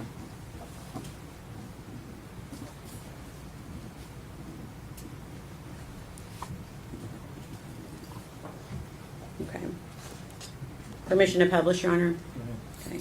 Before I put this up, do you remember discussing with Megan about payment Yes. for babysitting? Had Megan paid you prior to this date? No. Okay.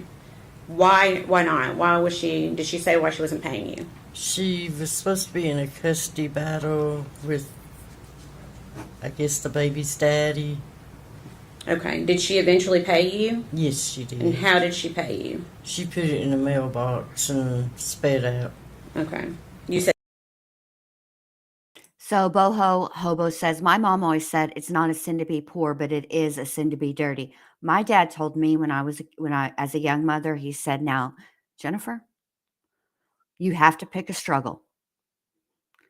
This is when I was pregnant. He said, you're going to have, when this baby is born, you're going to have to pick a struggle. You either are going to be poor or you're going to be dirty, but you can't be both. And since you're a young mama and you have a new baby, poor is going to be your struggle. Never let that baby be poor and dirty. That's what he told me. And I never did. None of my children. They were always clean. Always. sped out? Yeah, Okay. speding their tires. Oh, okay. Okay. All right. I'm going to show you this conversation.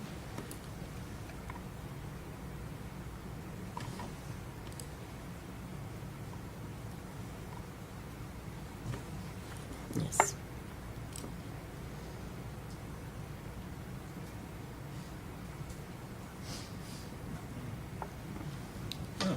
It's okay. Okay. I was hoping it wasn't me. That's okay. Okay. Can you see that okay? Get a little bit bigger. Let's see here. There we go. Okay. So we've got the date of December 21st, 2019, and you're saying to her, I don't know why you don't want to pay me. I could sure use the money. I'm broke, out of gas. Please pay me. I hope I didn't do something to make you mad. And what does Megan say to you? She said, I'm sorry.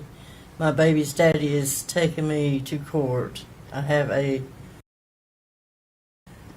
guess that's supposed to be a lot of problems lately. I'm on my way. I'll put it in your mailbox. Okay. And what does she say after that? Sorry, I've been crying, or I would have stopped and talked. I'm sorry it took me so long. It just been a process, and he has temporary custody of her.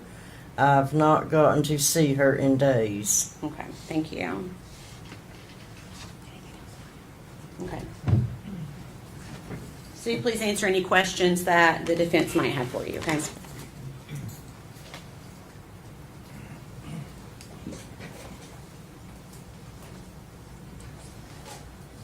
Good morning. My name's Gene Scott. How are you? How well did you know Megan? Not well at all. Okay. Did you ever interact with her when she was at your sister's home and as part of No. foster care? No. So how many times did you meet her? Maybe 3. Okay. And the picture you took, you said was the last time you kept Evelyn. Yes. When was that? In, I realize you may not have the exact date, but you know in the month? December, I think. Okay. Was it fair to say it was after Thanksgiving? Yes. Okay. Do you remember the day of the week it was? I'm not sure. Okay. Now, there was some talk, testimony you said Megan later after that had told you that she wouldn't need you anymore. Is that right? Yes. Do you know, was that a week, 2 weeks, 3 weeks? I'm saying maybe 2 weeks. I don't Is know, that around the Rachel. I time would she think paid so. Yes. She ultimately paid you, I think, for that babysitting in December. Yes. It was around the 22nd, maybe. Does that ring a bell? I'm thinking it was maybe the last week. Up close to I Christmas? mean, first week of December. That's when you said that, okay. Oh, that's what I was supposed to. Yeah, I'm not quite sure. Not trying to confuse you, but your testimony was that you last watched her sometime in December. Yes. Okay. And then we've seen your text messages here. I think they were. Can I withdraw the last exhibit, please?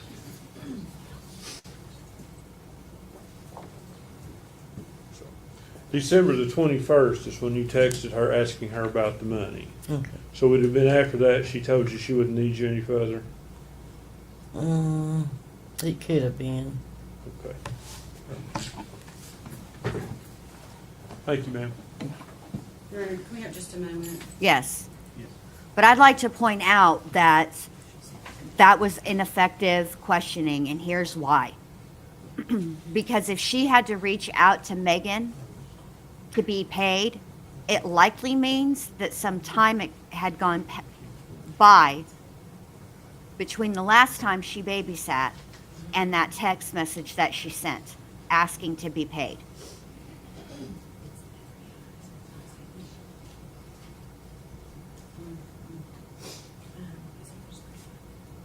We don't have any other questions, Your Honor. May she be released. Yes, sir. Ms. Whitson, thank you for your testimony. Your release from your subpoena, ma'am, you're free to go. All right, Miss Whitson. Bye-bye, Miss Sue. Thank you.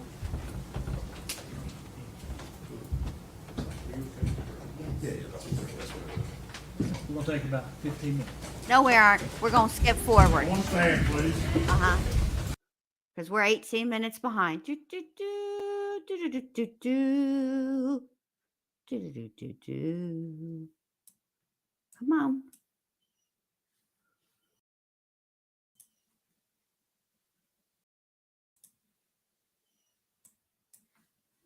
All right. They should be back shortly.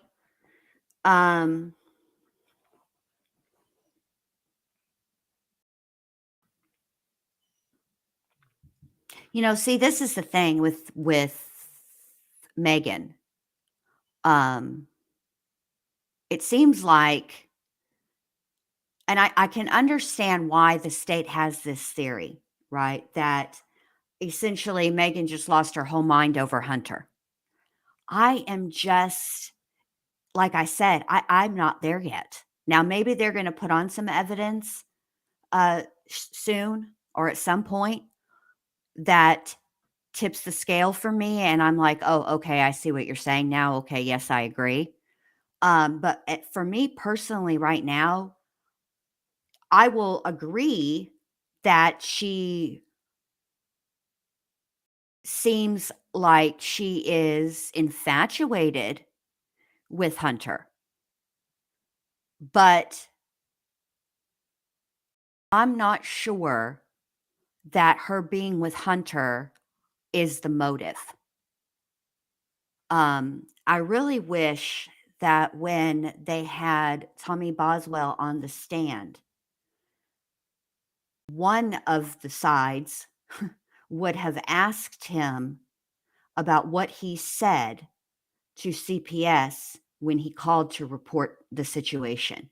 Why did he say lack of supervision and physical abuse? I'd like to know the answer to that question. And I'm kind of wondering if at least one or two people on the jury aren't wondering about that. Because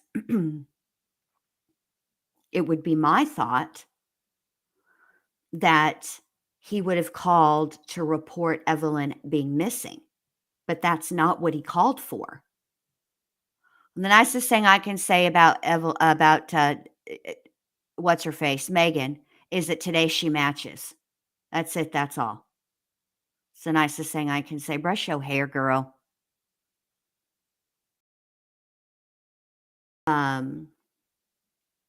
Yeah, see, it just seems like Rachel says, maybe not motive per se, but she lost interest. I don't think it was because of Hunter exactly. See, I just think that Megan did better when she had help.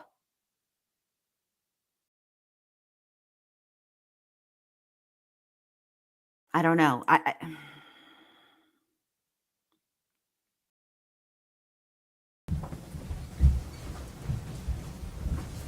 Teacup says, I don't think she did it over Hunter. It seems like there were signs before he was in the picture that something was wrong. Yes, yes.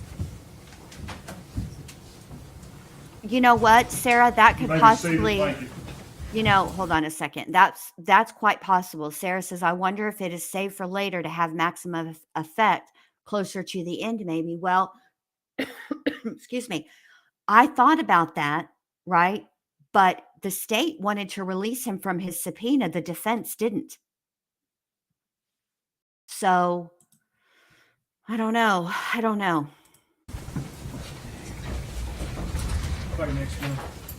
The state would call Erica Stacy.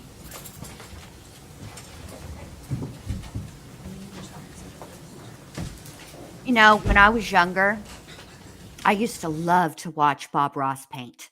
Just love it. Because anything he did was like, oh, we'll just put a happy little tree over here. There's no mistakes.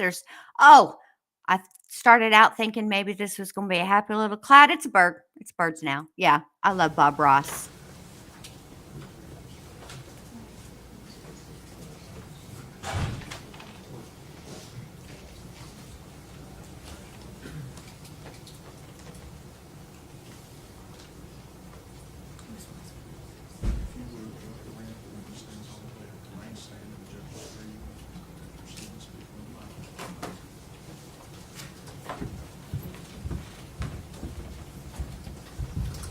Raise your right hand, ma'am.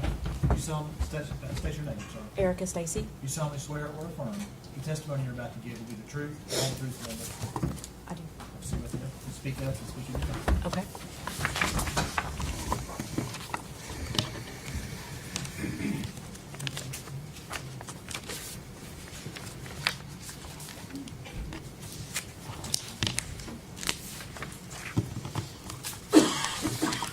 You ready? Okay. Good morning. Good morning. Okay.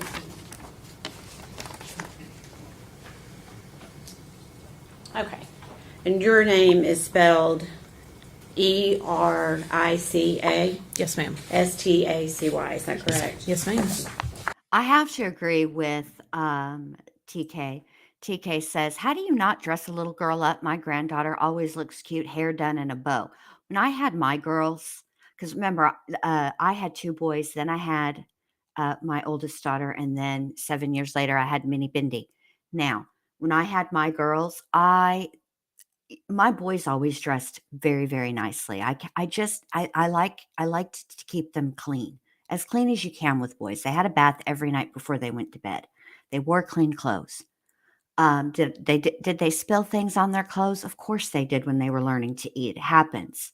I used bibs, as you know, and then when they were, toddlers and feeding themselves, I had the kind of bib that was plastic over the top and had the little pocket to catch the food, but still things got through. There's a reason they call little toddlers crumb snatchers, all right? Um, but I loved, because my girls, well, my oldest daughter, she was born, bless her heart, y'all, she looked like she was wearing a wig. She had so much dadgum hair on a baby. I mean, it did look like she was wearing a little wig. But I loved fixing their hair and doing all of those things. And, I just, even if you don't want to do all that, right? Bathe them, for Pete's sake. That's the least you could do. Because some little ones won't sit still to have their hair done. They don't like it. Miss Stacy, where do you live? Kingsport, Tennessee. Okay, and do you know the defendant, Megan Boswell? I do. How do you know her? She dated my son, Caleb. Okay, and do you remember when they dated? It was spring of 2019. Okay. Do you know how long they dated? 2 or 3 months. Okay, and during that time, did you get a chance to meet Evelyn? I did. Okay. Can you recall how many times you met Evelyn, like in person, face to face? It was a handful of times, probably no more than 10. Okay. Did you have a relationship with Evelyn? I feel like I did. Okay. What was your relationship like? I mean, I would see her when she would come to the house, and her and Caleb were hanging out. Back the milk truck up.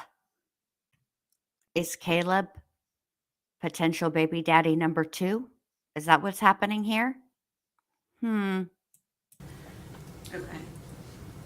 So, what city did you say you lived in? Kingsport. Okay, so she would come to your house in Kingsport. Yes. Okay. During those 10 times-ish that you said you thought that you had seen Evelyn in person, was Megan always with her? Yes. Okay. Oh, my Was there bad. any time that you saw Megan where you did not? Please hold. Let me rewind this, because I missed something importante here for me to have said what I said. So let's just start all over again with her testimony. I apologize, y'all. And your name is spelled Erica Yes, ma'am. Stacy. Is that correct? Yes, ma'am.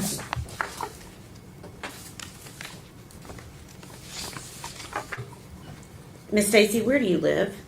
Kingsport, Tennessee. Okay, and do you know the defendant, Megan Boswell? I do. How do you know her? She dated my son, Caleb. Okay, and do you remember when they dated?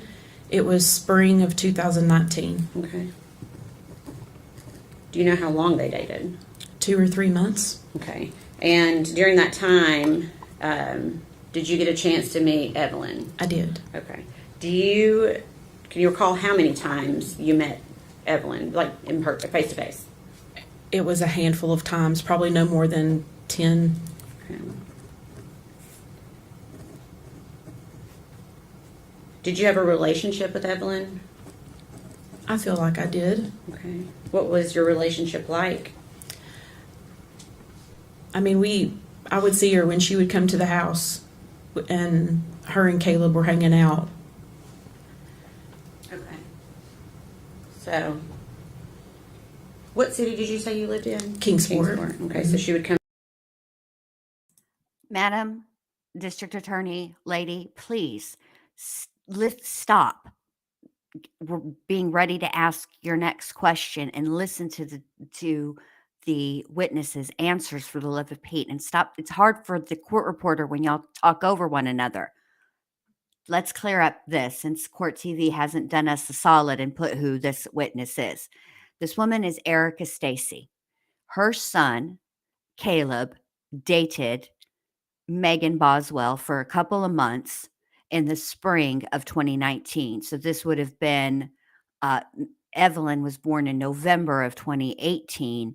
And so this would have been obviously after Megan had Evelyn. So what I'm going to say is that Caleb, unless they haul somebody else in, at this point, it went Ethan, Caleb, Hunter. Caleb was between Ethan and Hunter.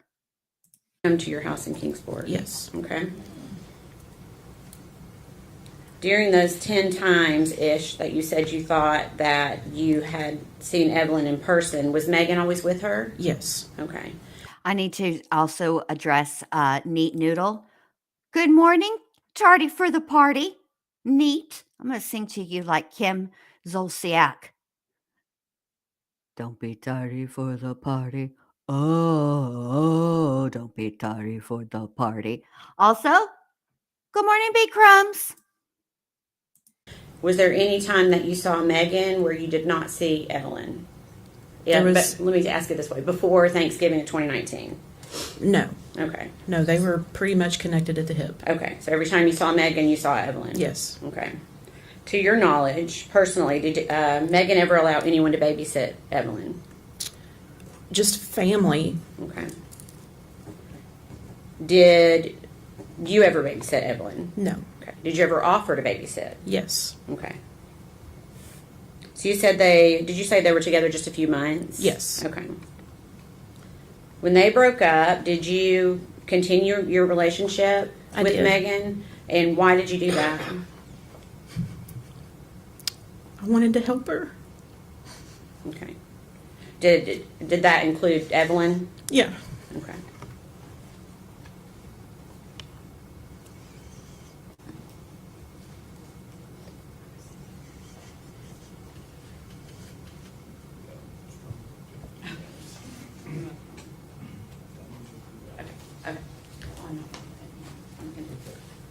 Okay. Okay. Why? Okay. Okay.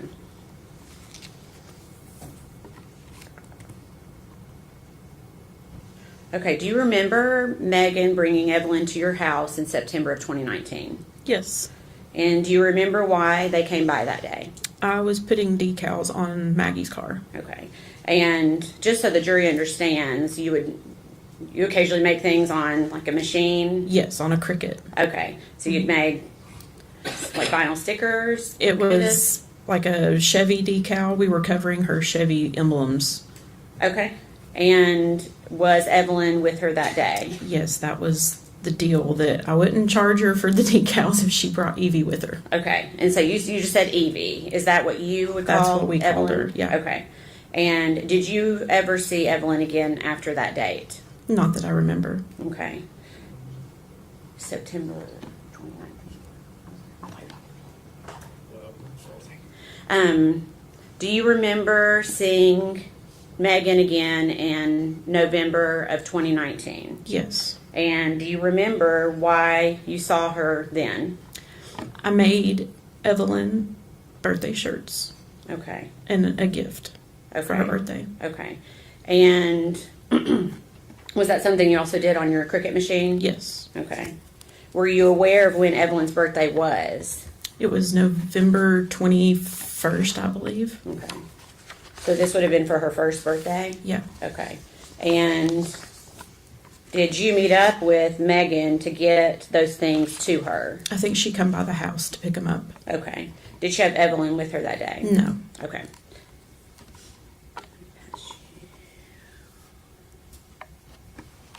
I'm going to go ahead and pass. Okay.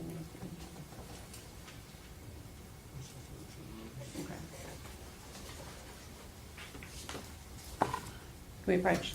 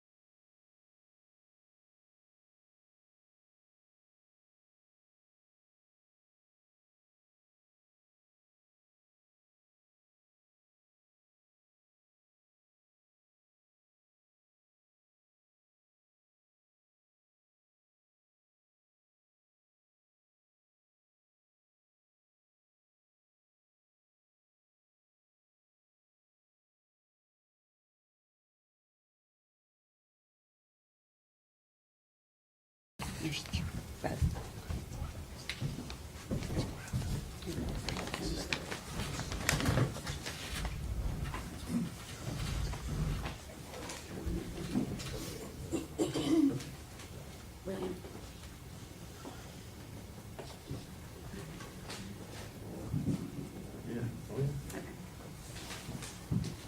Okay.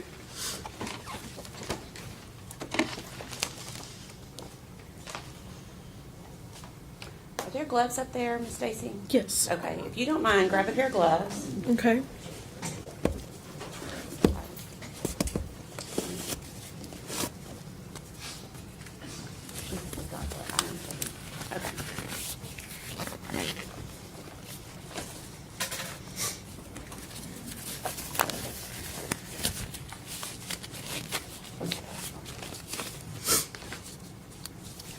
Okay, I'm going to pass up what has been labeled as a piece of evidence that was Okay.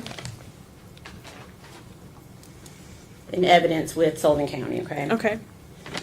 And the reason you need to wear the gloves is essentially to, well, there may be something, will the scissors work okay? Just be very careful when you cut the top of the package, just cut it across straight if you can, like. Cut we open across an right up envelope. here? Yes.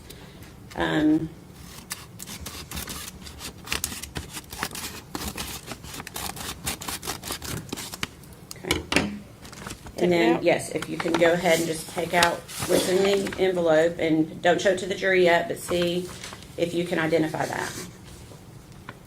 Yeah. Okay. Can you tell me what it is? It's the shirt that I made for Evelyn for her birthday. Okay.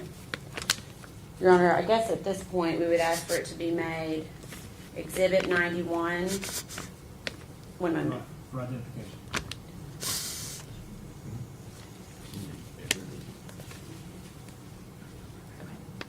For identification only. Okay. Maybe if you could place it back inside the envelope for me.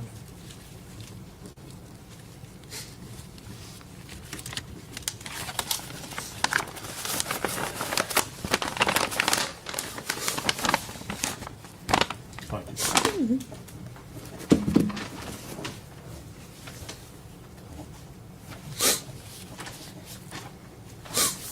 Erica, because of the rules, the way the rules are laid out, we can't yet show that. But I'm going to ask you, if you could, to please tell the jury what it looks like. It was a blue long sleeve shirt that had the yellow baby shark on it. That was her favorite one. Okay. And did you put anything personalized on it for? It just talked about it being her first year, her 1 year birthday. Okay. Okay. And you personalized that for? I Like did. You had put that I on did. to the. Okay. Yeah. Okay. All right. I'm going to pass you again. We're going to do the same thing. This is the last one. Okay. Okay.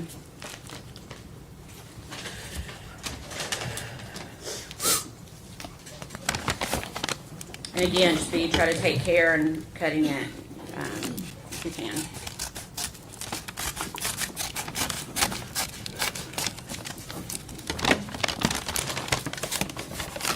Pull it all the way out. Yes, if you can identify it without pulling it all the way out, that's fine. I want to see if you recognize it. Yeah.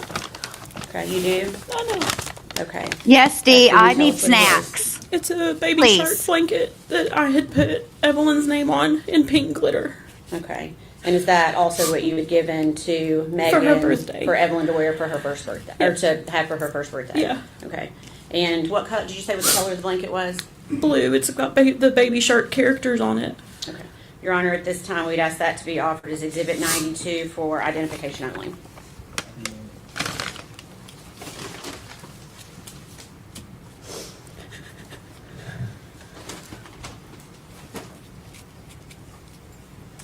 So those two items, are those the two items that you gave to Megan before Evelyn's first birthday? Yes.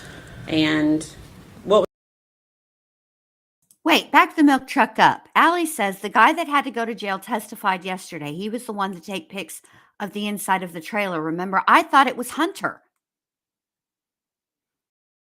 Well, shit. what was the purpose of those items? This shirt was to be worn for her birthday party that I was told was being planned. Okay. And then the blanket was the gift. The blanket was the gift. Okay, gotcha. Okay.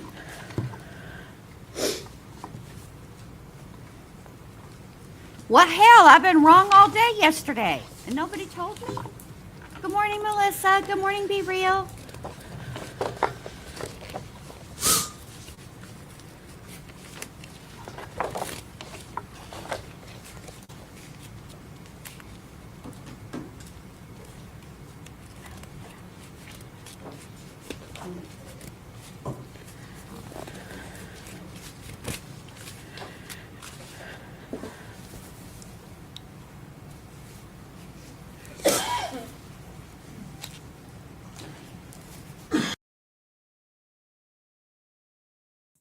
Hang on, y'all, because here's the picture.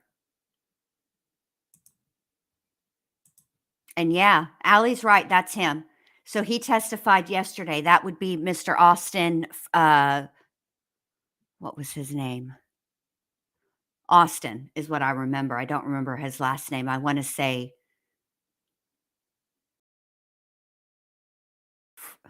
I don't remember. It doesn't matter. Okay. That was him. Allie's right. We probably should all just keep it in our heads as a given that Allie is right from now on. Probably saves a lot of time.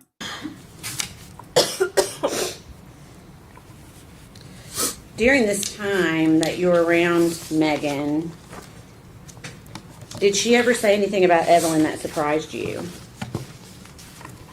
She would always say that Evelyn was mean as crap. Okay. And is that the word she used, crap? No, she would say mean as shit. Okay. Did she say that more than once? Yes. Okay. And that would have been around the time that Evelyn was a year old? Yes. Okay. That's it. There's two things I want to say right in here and now. Hashtag Allie is right. And Austin Fellers. Thank you. Thank you. I kept wanting to say friendlies.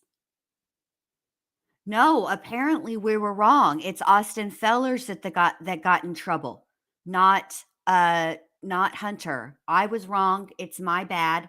I apologize. Allie was right. Why did that surprise you? Let me rewind what she I was said. raised, you just don't say.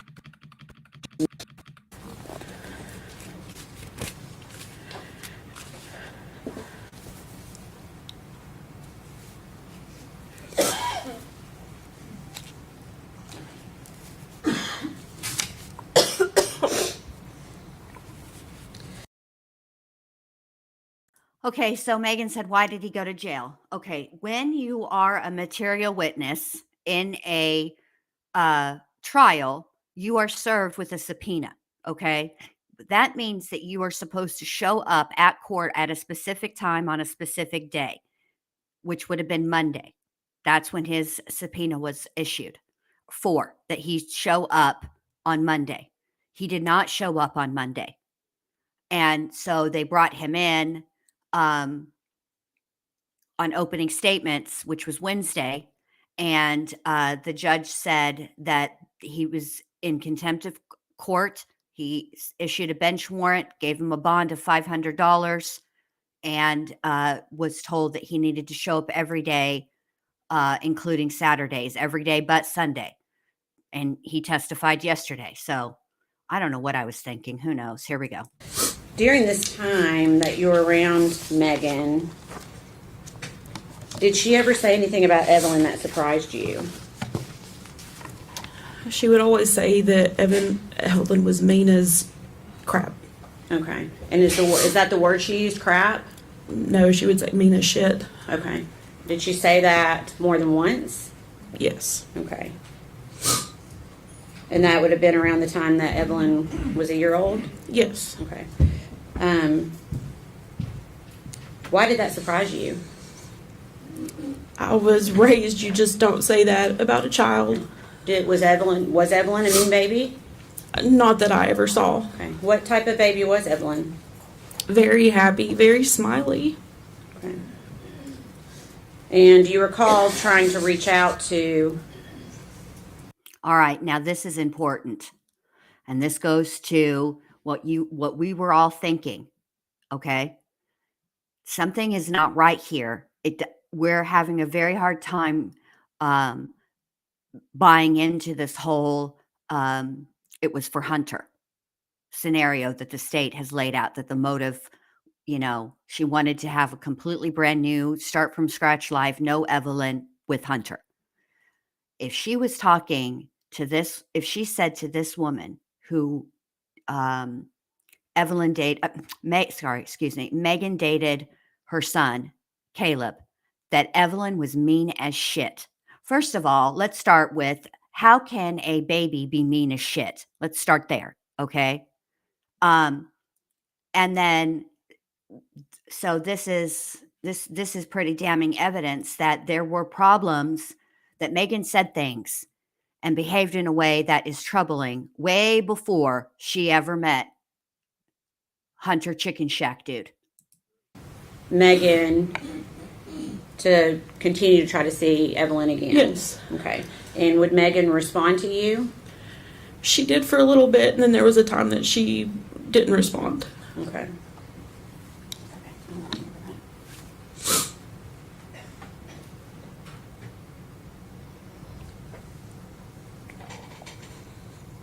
Did you buy Christmas gifts for Evelyn? I did. I bought gifts for Maggie and Evelyn. Okay. And did you reach out to? I did. Okay. And did she acknowledge when you reached out? She did.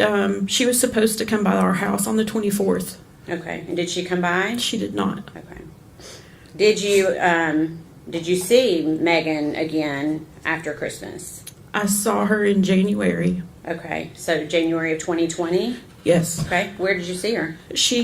Her and Hunter came to my church twice. Okay. And who was Hunter? Hunter was her boyfriend at the time. Okay. So she came to your church twice. Were both of those times in January? Yes. Okay. Did she have Evelyn with her either of those times? No. Did you find it strange that Evelyn was not with her? Yes. Why? Because anytime I saw Maggie, for the most part, Evie was on her hip. Okay. Did you ask Megan where Evelyn was each time you saw her in January? Yes. And what did she tell you? She told me she was with her father. Okay. And did you know what his name was? Ethan. Okay. Do you remember when you saw them at church asking Megan what Evelyn thought about Hunter, Megan's new boyfriend? Yes. What did she say? That they had not been around each other. Okay. Did you ask that question both times that you saw her? Yes. And what did she say? That they hadn't been around each other. Okay. When you saw Megan at church those two times, did she ever seem to be upset about Evelyn not being around? No. Can you describe her demeanor? She seemed happy. Okay. Did she ever verbally express worry for Evelyn or her safety? No. Okay. Did she give you any indication that anything was even wrong with Evelyn? No. Okay. At some point, did you learn that Evelyn had been reported as a missing child? Yes. They detectives just showed up at our house. Okay. Wanting to know where I was, and I was on my way to Knoxville taking my daughter to an appointment. Okay. And is that how you learned that Yes. Evelyn was missing? Okay. Mm-hmm. So not from Megan? No. Okay. So during the time that Evelyn's missing, did you see Megan Boswell again? I did. Okay. And do you remember where you saw her? I picked her up at the Walmart in Bristol. Okay. Do you remember what month that was? I do not. Okay. I want to say February maybe. Okay. And why were you picking her up at Walmart in Bristol? She said she didn't have anywhere to go. Okay. And I thought maybe she would talk to me if it was just me and her. Okay. Because you felt like you had that kind of relationship? I did. Okay. What was your purpose in talking to her that night? To see if she could tell me where Evie was, who had her. Okay. And are you doing this while you're driving Yes. with her? Okay. What, and I'm assuming you asked her those questions I did. when you got in the car. What was her response to you about where Evelyn was? She didn't know. Okay.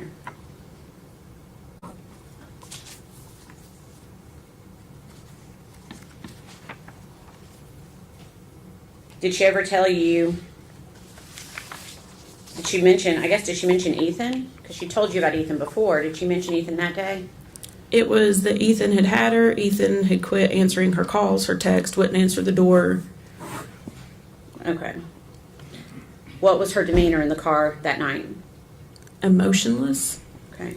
Can you tell me what you mean by that? There was nothing. Like, most answers were, I don't know, and there were no tears. There was no frantic, what I think I would have been had my child been missing. There was none of that.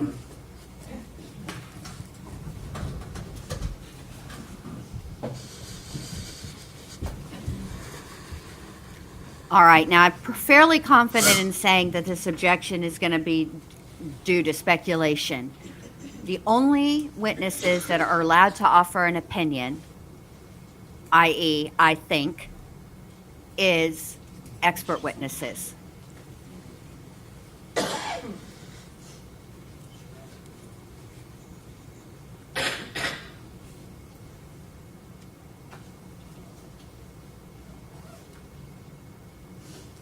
But she did have an incredible amount of support. And you see, when it's convenient for Megan, she does reach out and ask for help. She called her ex-boyfriend's mother for help, said she didn't have anywhere to go. And why did she call her? Because she had a reasonable assumption that this woman would help her.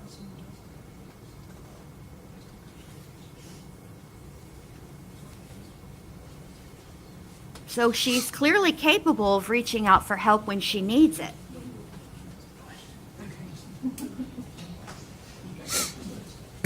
Overruled. Oh, they're going to let her say what she said. Okay. Just to clarify, and this is after Evelyn had already been reported missing, is that Yes. right? Okay. Yes.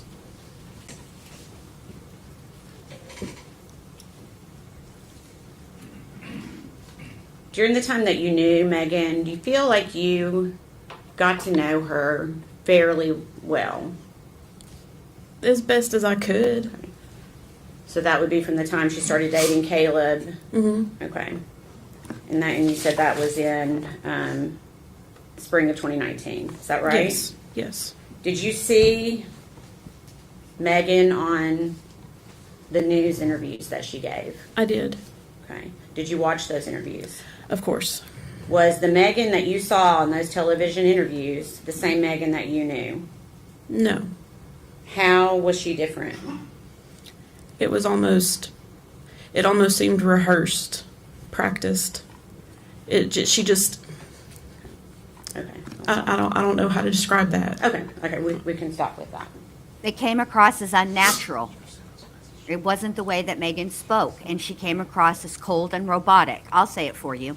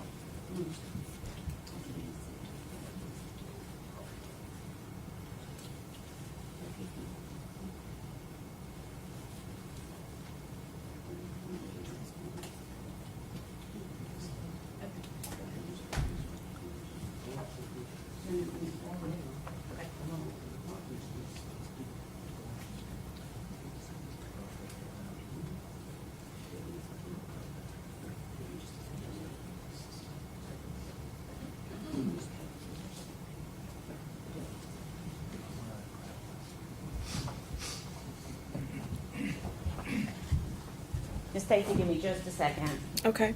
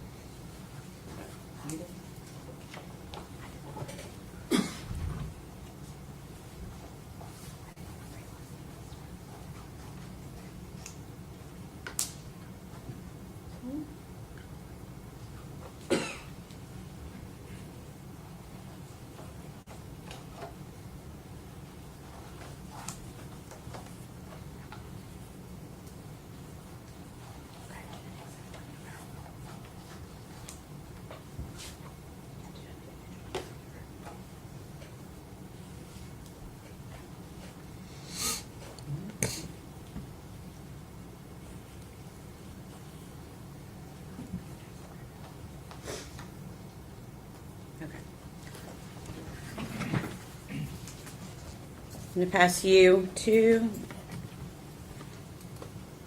papers.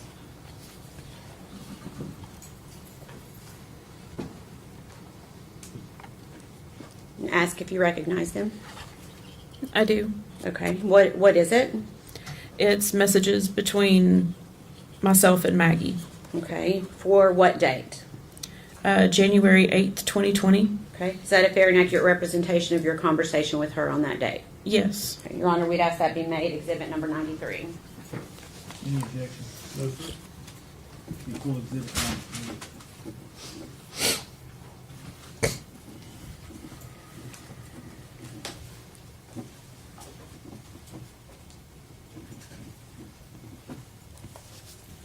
Thank you. Okay. Permission to publish?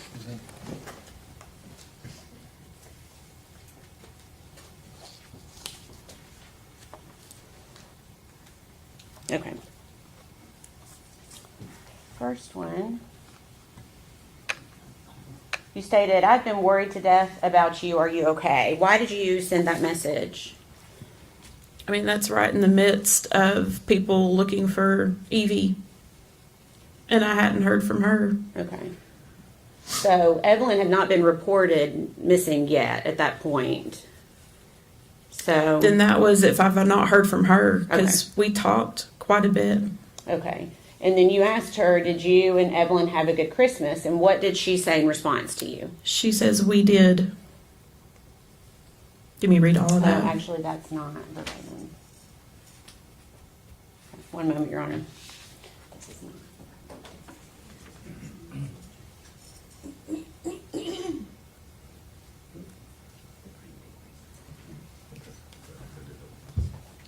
We approach.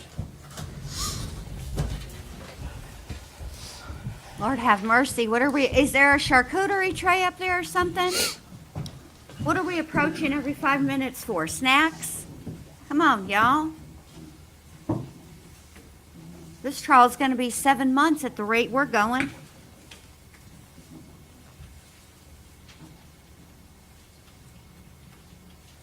Evie is a cute little nickname.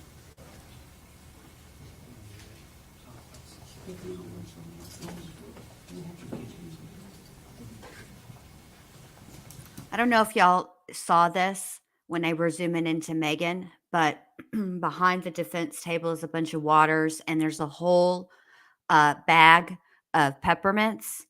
And remember Boone wanting mints at the defense table, and the judge is like, I ain't giving you no snacks. Come on, you're not a toddler. What's next? You want a juice box and a coloring book? And then I think of Leilani Simon when we heard her phone calls while she was in trial, saying that she hadn't eaten. She was, basically sounded like Ursula from Little Mermaid. Look at me. I'm wasted away to practically nothing. Her and Letitia both. Whatever. Anywho, her defense attorney was bringing her mints, to stave off low blood sugar. Shut up, Leilani. Ridiculous. You weren't starving.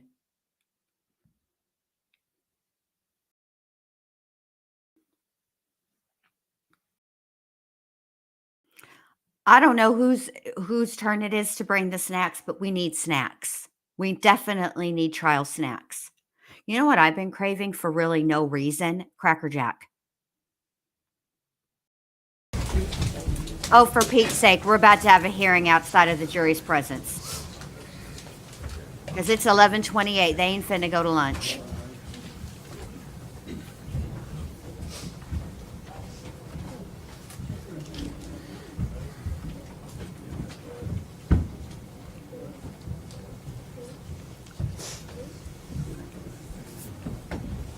Curious what this is about.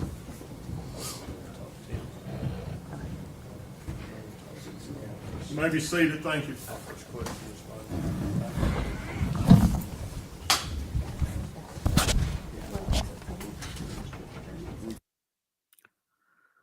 What's happening?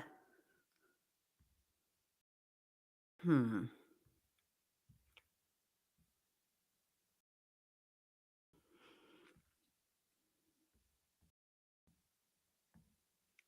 hungry. What's going on? Please don't go to break. Hold on. Hold on. Let me see what's going on here.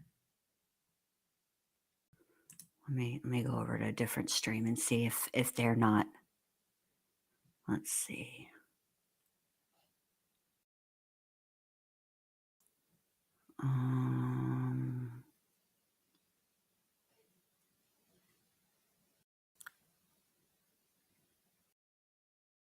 Hold on.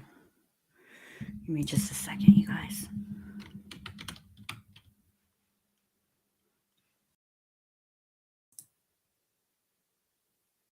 Let's see what's going on over here. No, Law and Crime isn't showing it either.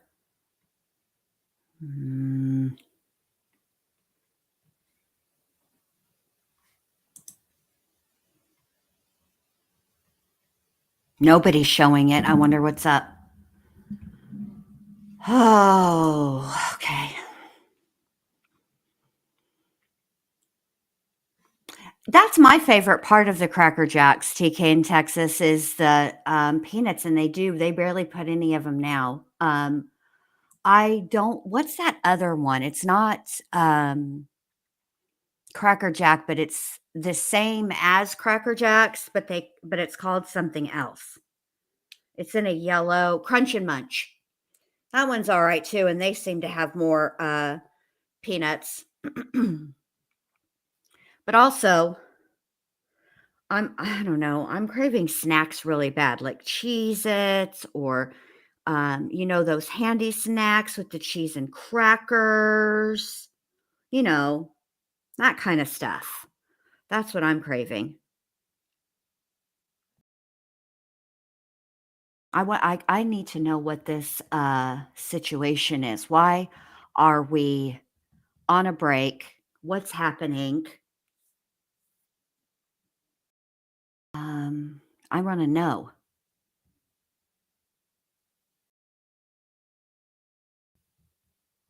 There's movement. I don't really have anything of value to add right now. Also, those items that were taken into evidence, I wonder if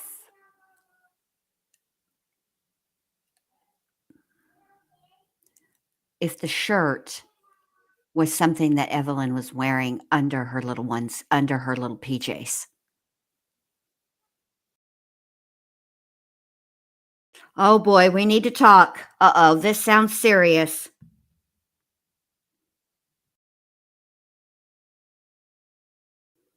What do we need to talk about, Your Honor?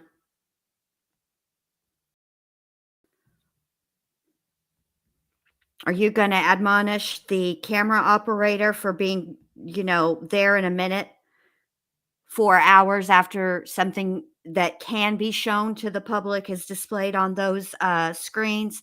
Because if so, then I wholeheartedly agree and do think that's a fantastic admonishment, because I'm tired of that.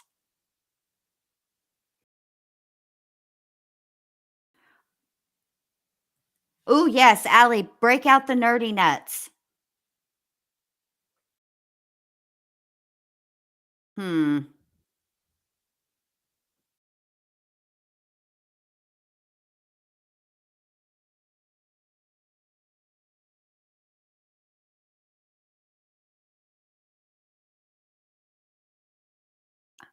being quiet because I'm trying to hear what they're saying.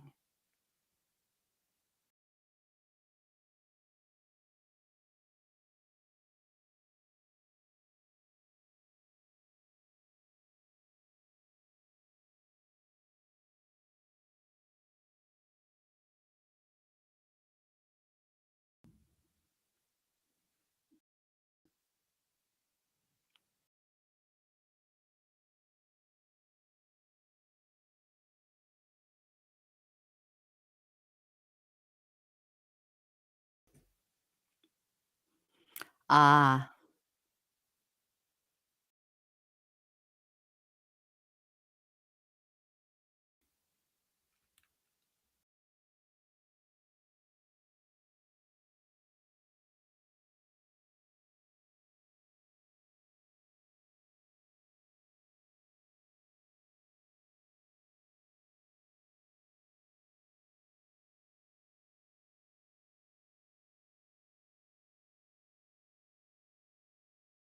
oh, Jesus.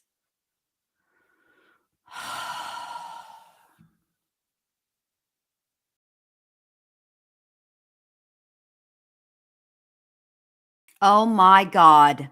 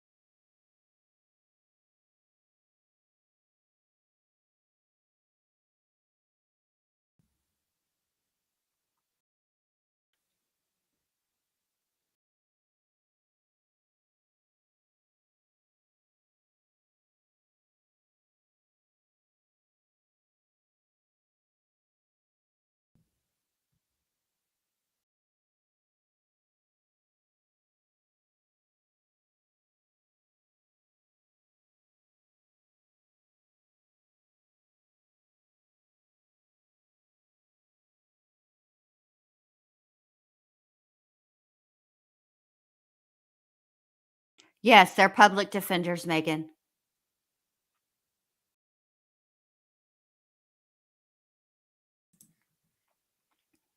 All right. So, for anybody that is just joining us and isn't sure what's going on or stepped away or whatever, this is what happened. What happened is they have been displaying, the state has been displaying text messages, Facebook messages, and Instagram messages as exhibits. During the testimony of the last witness, Erica, who was the mother of Megan Boswell's boyfriend in between Ethan and Hunter, contained like a summary and not the text messages verbatim. Okay. It was human. I believe it was human error, but the defense has said, well, now we're worried about every single one. Well, and we want a mistrial. And the defense and the state is like, it was human error and it was one. And by the way, you've had these exhibits for years, bruh. It was just human error. It was one. It's not that big of a deal. Let's move on. I agree.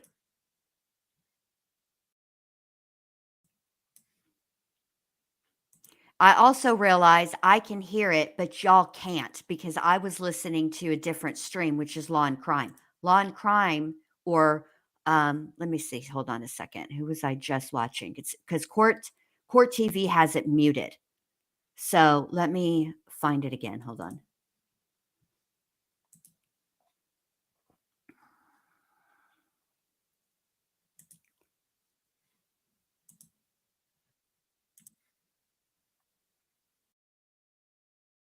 It would be near impossible to go back and compare all of these documents. I don't think there's, Judge, if you want me to, I don't think it'd be that difficult for us to pull these messages from what they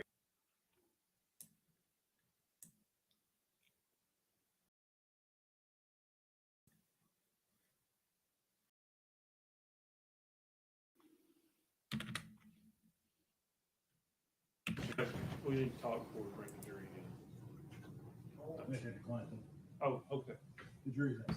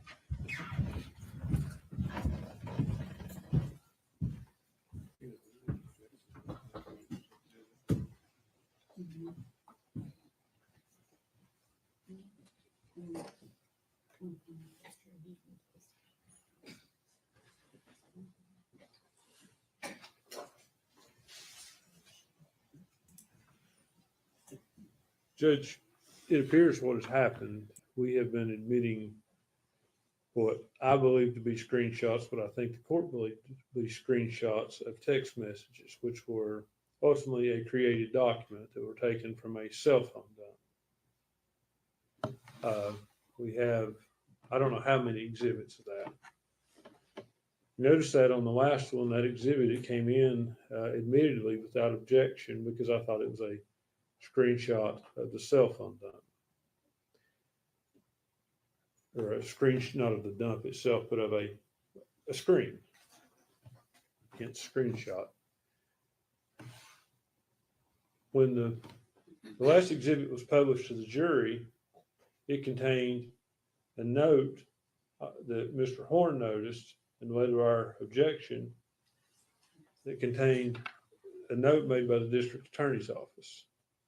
It's already been up on the screen and published to the jury. I have concern now that all of these documents, and I have concern that there could be other errors that we haven't caught. At this point, I'm going to move the court for a mistrial.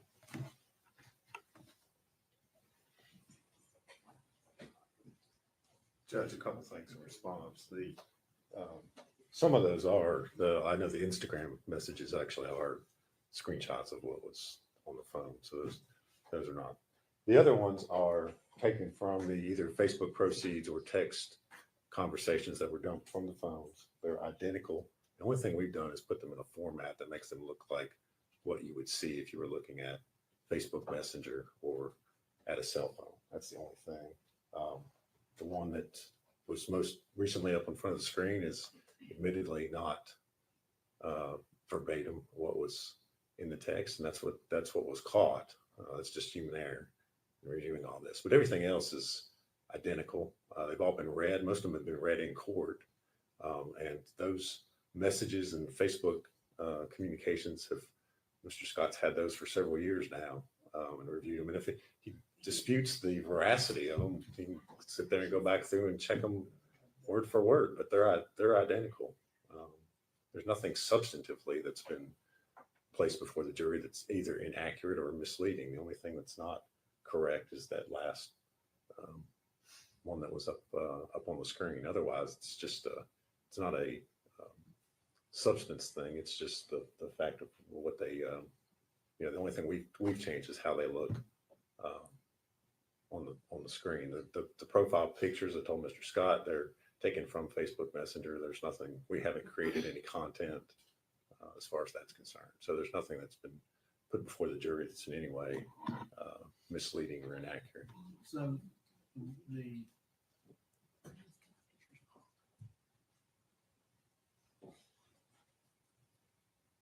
raw data was from the cell phone.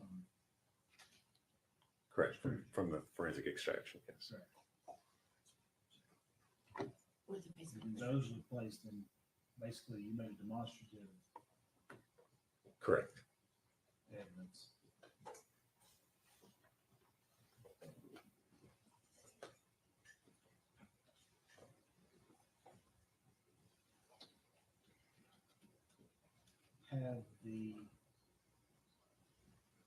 has the raw data been provided in discovery? Oh, yes, Judge, that's been provided. They've had that for years. And the demonstrative, That was made available. Mr. Scott wanted, we had him and his investigators at our office several weeks ago. They wanted to look at it.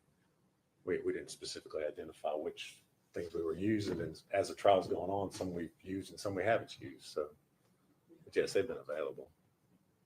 Judge, I was not aware of that. We did meet with Mr. Harper, Ms. Massengill. They're very kind to have us up there, but you have to understand, we talked over generally what data we had. I don't remember talking over this demonstrative data. We do have the cell phone extraction.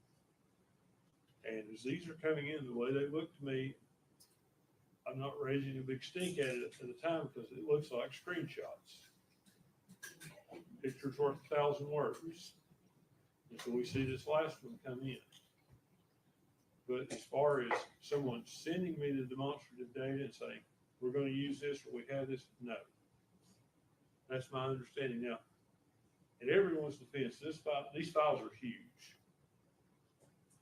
I can't tell you that I can say chapter and verse what's in every folder, and I doubt they can either.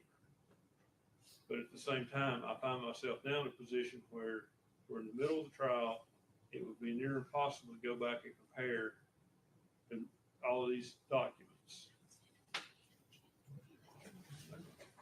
I don't think there's, Judge, I mean, if you want me to, I don't think it'd be that difficult for us to pull these messages from what they come in Facebook. And I mean, if you want to compare them, we can isolate those. I don't think that'd be difficult at all. I mean, it's not that many messages that have been admitted at this point.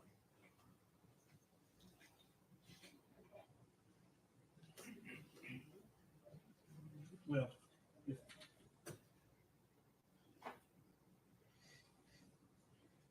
since the raw data has been given, I'm not going to bring this trial because Oh, thank goodness.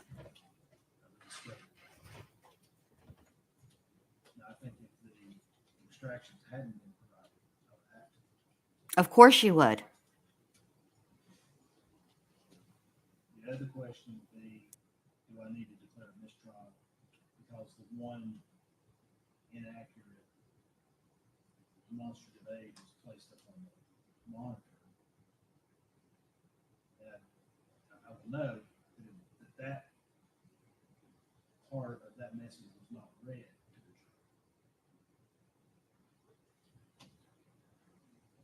jury. It was not read to the jury. And I know that General Massengill is the one that first brought to our attention the problem.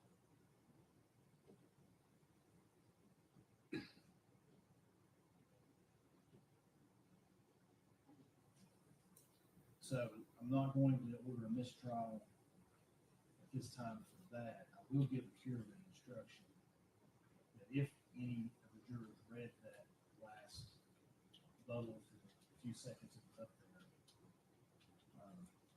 but to put that out of the mind and they're not to consider what was there. Now, my concern, so I'm going to deny the motion for mistrial for those two reasons. I don't find it to be manifest necessity. All right. Basically, what's happened is the defense wants a mistrial declared. They want a mistrial declared because they are arguing that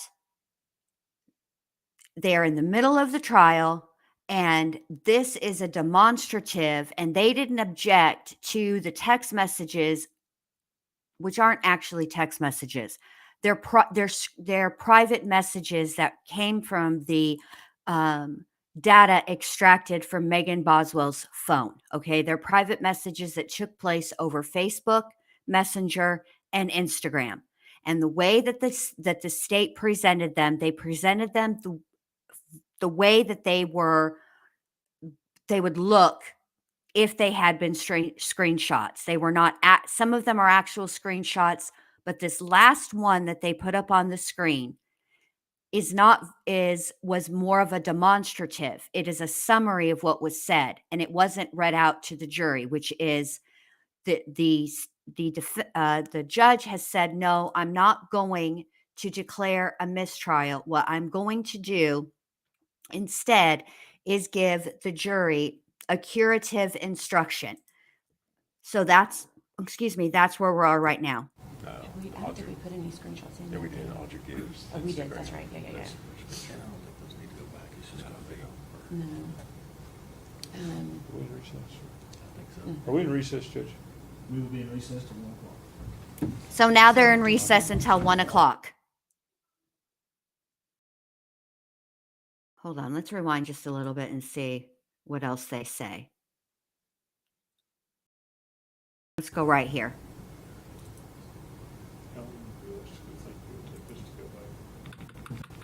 I want you to hear what the judge says, since they're on recess. Well, if, We can isolate those. I don't think that'd be difficult at all. I mean, it's not that many messages that have been admitted at this point.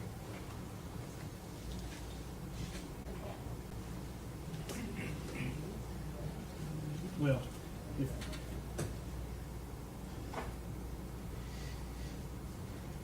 since the raw date has been given, I'm not going to grant this trial because of the discovery. Now, I think if the extractions hadn't been provided, I would have to.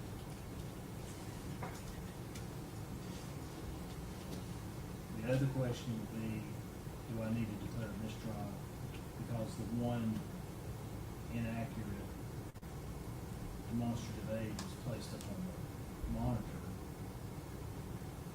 And I will know that part of that message was not read to the jury.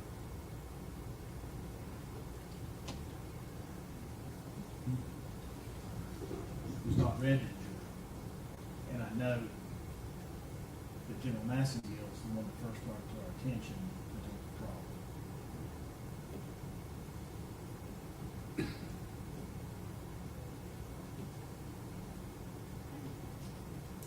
So I'm not going to order a mistrial at this time for that. I will give a curative instruction that if any of the jurors read that last bubble for the few seconds it was up there,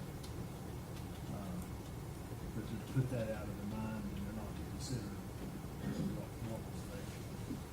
Now, my concern, so I'm going to deny the motion for mistrial for those reasons. I don't find that there's manifest necessity for me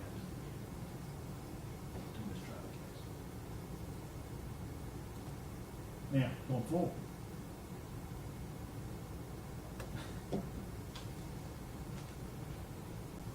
Well, I guess going forward, I'll just take any objections as they come.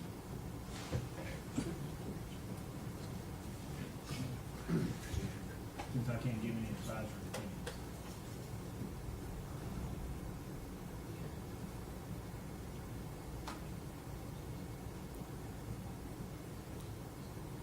How realistically think it would take us to go back from there?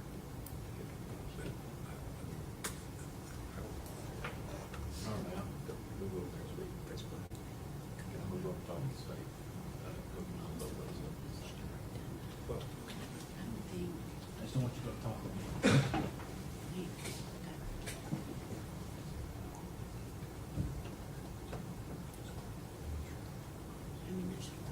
Well, please, I don't have to take that long. I don't think it's going to take that long. Just do it. I'll do it. Give them to me. I love to go through text messages and compare. That's my favorite thing in the world.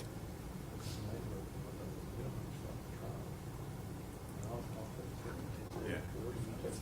I don't think so, Kristen. I don't. I don't think she would. I don't think she'll be granted an appeal. Mm-mm. Yeah, well, And I'll tell you why. Because it was only up on the screen for a brief moment. It was removed. The jury was removed. And I don't even think that they could have seen it because, or really had a moment to read it, because I barely did.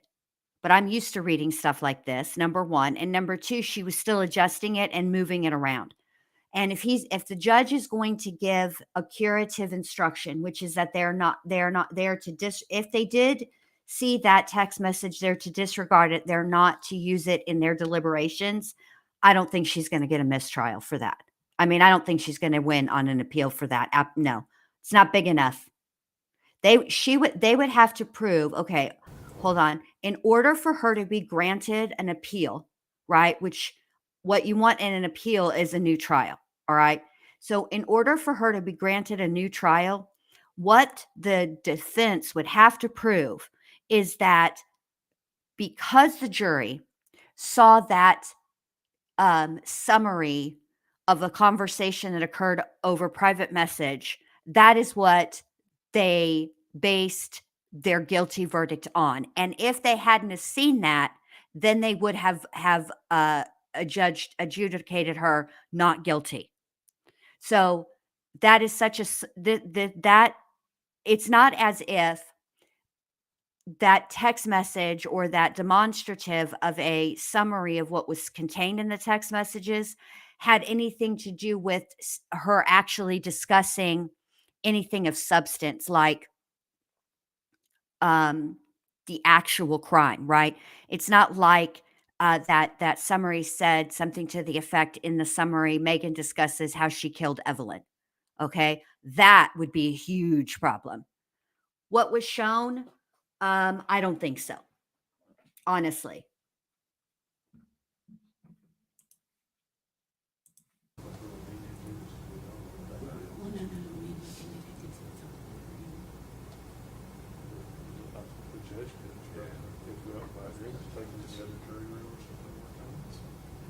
I think that's fine. I think that's fine. I don't know. From there forward, we identify that these are demonstrative. But I will say, what I will say that is annoying to me is that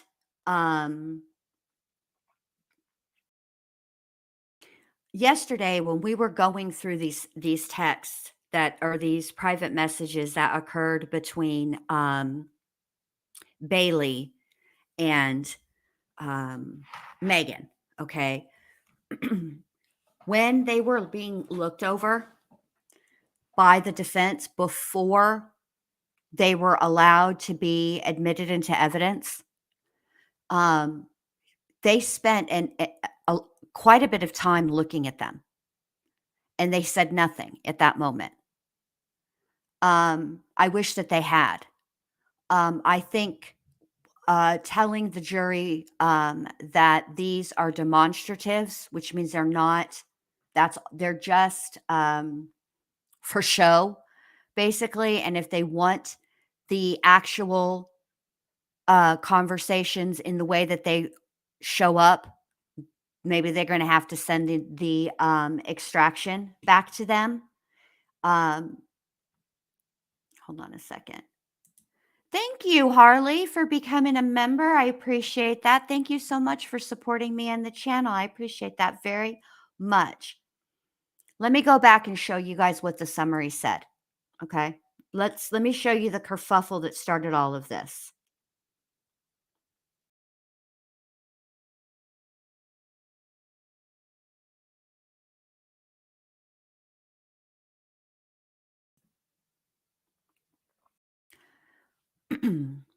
Erica Stacy, Sassy E Creations. I have been worried to death about you. Are you okay? Erica Stacy, did you and Evelyn have a good Christmas? Megan Boswell, we did. When asked if she and Hunter are a couple, Megan responds to Erica, more or less, LOL. Ethan's leaving to go home tomorrow, so I won't have Evelyn tonight, but I'll bring her next week. So these are quotes. We did. When asked if she and Hunter are a couple, Megan responds, more or less. That's it. That's the big kerfuffle. That is what they are using to try to, which they didn't get.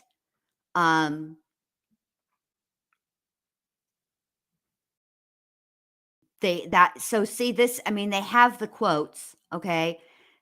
The part of the text that should be read are the quotes. This is human error. This part of the demonstratives has been edited out of all the other ones that have been put up as evidence for the jury, right? So this part, when asked if she and Hunter are a couple, Megan responds to Erica. This part has all been edited out in all of the other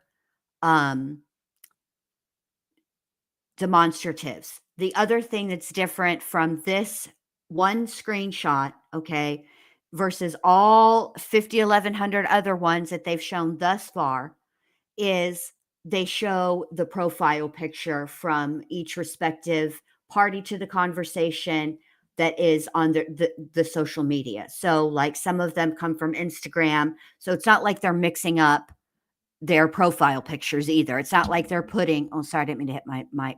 It's not like they're putting like Facebook profile pictures with Instagram, which is not going to sway the jury either. It's ridiculous, but you know, it is what it is.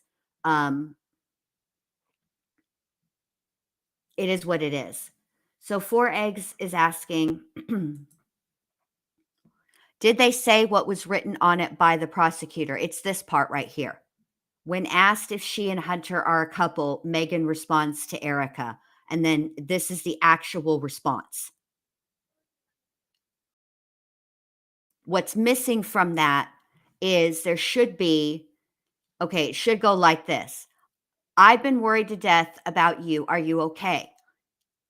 Did you and Evelyn have a good Christmas? It should be, we did. Then there should be a question about Hunter and Megan, or Hunter and are you and Hunter a couple, right?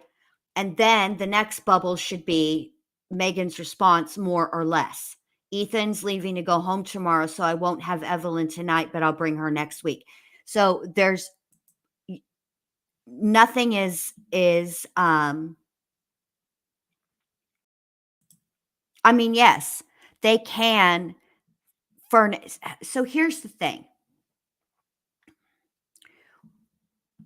When the jury goes back to deliberate, okay, all of the exhibits are made available for them to look at and to review, okay, with some caveats to that, okay? So let's say the jury wants to look at a physical piece of evidence. For example, all we know that's been entered as physical pieces of evidence are the 2 items that Erica looked at, okay? One of them being a shirt that she made Evelyn, all right? So let's say the jury wants to look at that. They would have to ask, and there would be accommodations made for somebody to, because both sides have to be present when they're showing physical evidence like that. The defense, so there would be, you know, the attorneys would be there for both sides, right? Not Megan, I don't think, just her attorneys. But they make accommodations for that. So they can't just send the jury back with stuff, okay? Because that would be like perceived as, this is important. You need to look at this. You need to review this during your deliberations, right? And the jury is the ones who determine the weight of each item of evidence. And if they have questions about those items of evidence, they are to ask for them. So that's why they wouldn't just send those back with the jury, because it wouldn't be proper. It wouldn't be appropriate. I don't really see the big deal about any of this. To me, it doesn't seem like, I mean, yeah, it's definitely a human error. It's definitely something that you don't want to see happen during trial. You never want to have a situation where the door is open for a potential mistrial. And I think had the contents of that demonstrative had something to do with the conversation pertaining to the actual crime, the the actual crimes for which she is charged, like her admitting in a conversation that she lied to police, or her talking about a time that she abused and or neglected Evelyn, because those are the crimes that she's charged with, or her having a conversation about actually killing Evelyn, disposing of her body, which would be the abuse of corpse charge, right? If any of those demonstratives had contained a summary of stuff like that, I think it would have been a bigger issue. Hold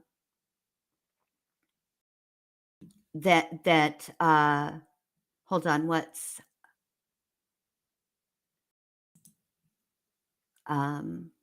so that's basically,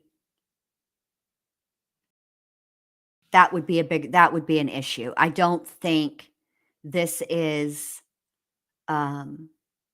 incredibly important. I mean, I can go back and explain it for you, Tasha, if you want.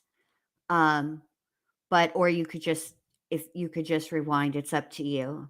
I don't know if my brain can say all of the things over again, but I can sure try.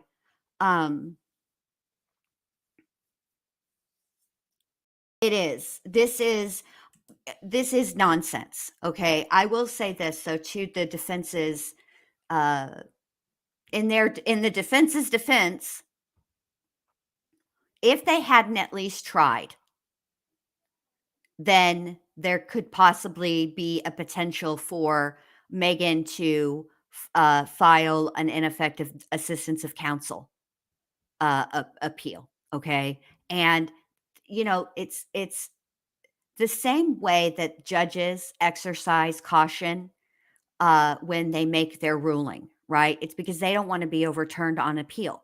They don't want their rulings overturned. They don't want another person coming in and looking over their work and saying, you got this wrong. Nobody really wants that, honestly. Like, think about it.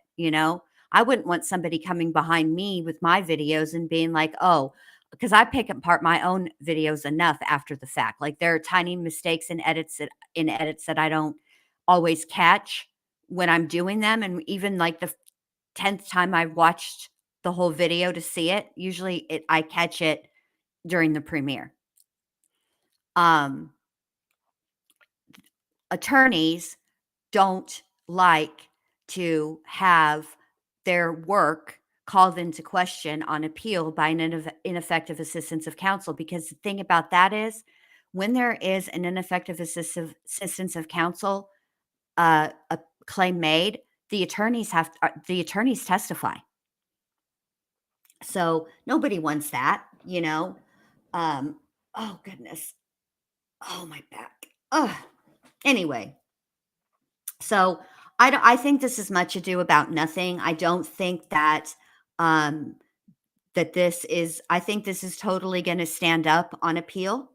I think that it is going to be something that I think her appellate attorneys, should she be convicted, of course they're going to raise the issue because they have to. But the thing about during the appeals process, the burden of proof is solely on the defendant, and the evidence is viewed during the appeals process, and all of, like, the evidence and the rulings and everything is frequently viewed I think it's viewed in the light that, how does it go?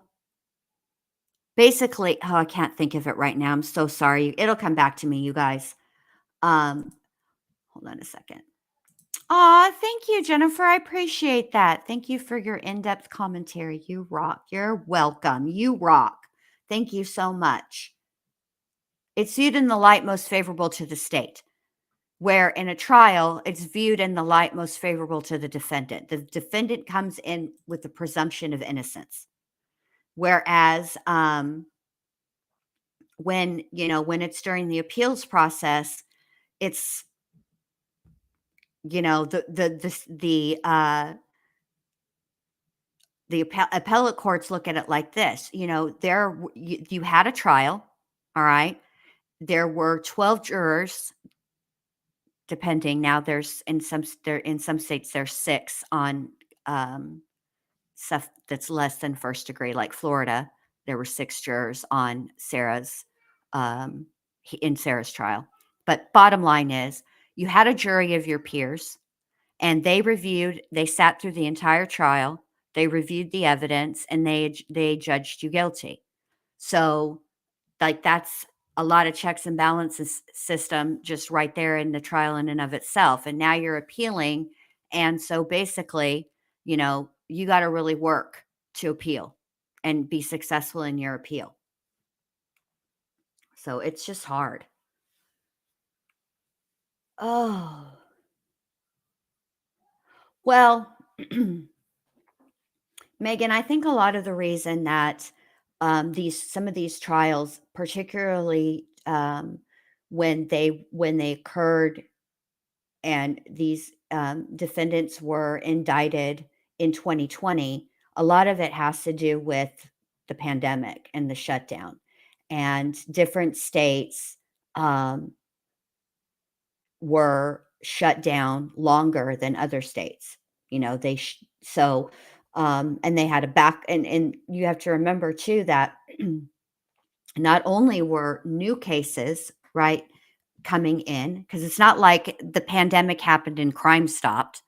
So new cases are coming in, but they are still already dealing with other cases that are backlogged. Do you know what I mean? So I think that it's cumulative.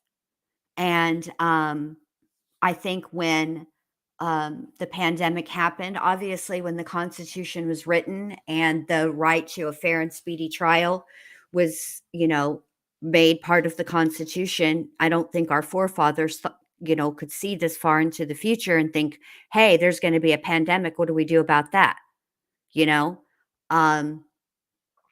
So I think that even though people may not have waived their right necessarily to a speedy trial, I think that exceptions were made because of the pandemic. I think that even though a defendant has the right to a fair and speedy trial, everybody that is part of the trial, the juries, the potential juries, right? The judge, the attorneys, the court staff, they have the right to life, liberty, and the pursuit of happiness, right? Which I would think that under that part of the Constitution, not getting sick, if you can avoid it, would be part of that, right? So they have the right to not get some kind of new bug that's going around, and that, you know what I'm saying? So I feel like the courts just did the best that they could, trying to balance everybody's rights. And they just couldn't have predicted something like this. What did Allie say? Where are you going, Allie? Where's Allie? Let me see where her comment. Where are you? Oh, be right back. No, you don't be right back. You stay. No, you're not dismissed. We've about 45 minutes between now and when the lunch break is over. I need to take a comfort break. I don't really have anything that I can play you at this time that I can think of. So, and in fact, no, I don't. This doesn't let you. Yeah, bruh. Oh, well. Let me see something. What else can I do? Huh. Let me see what's over here. See what I have. Maybe I can. Let's Let's see. Maybe there's like there's a going live. There's a 5-minute countdown. I wonder what this does. I'm going to play this, okay? I just need a comfort break. So this is 5 minutes. I don't even know what it does, but we're going to all find out together. All right, here we go.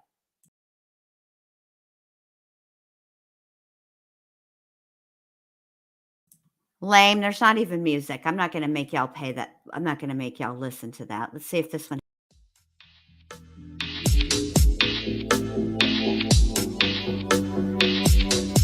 Yeah, but it's lame, and I'm not going to make y'all listen to that for 5 minutes. Hold on. We're just going to test all the things, you guys. That's what we'll do.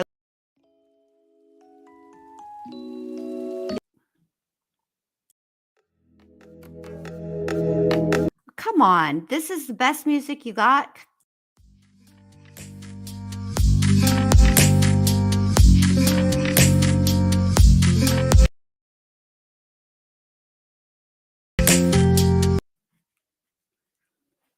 Can't.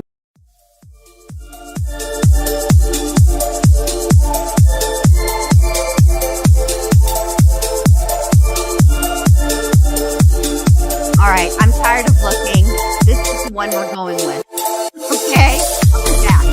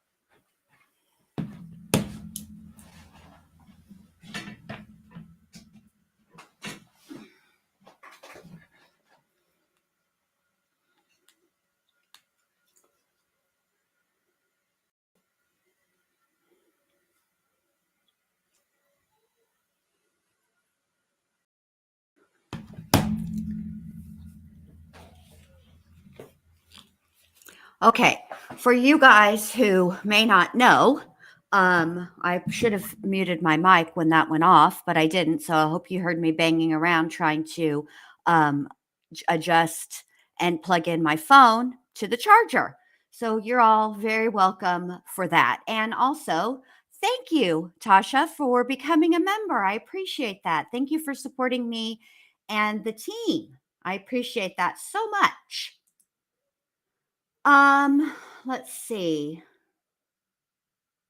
Let me show this picture that Wendy is talking about because Allie sent it to me the other day, and we caught it in the kitchen. One of the chatters actually caught it and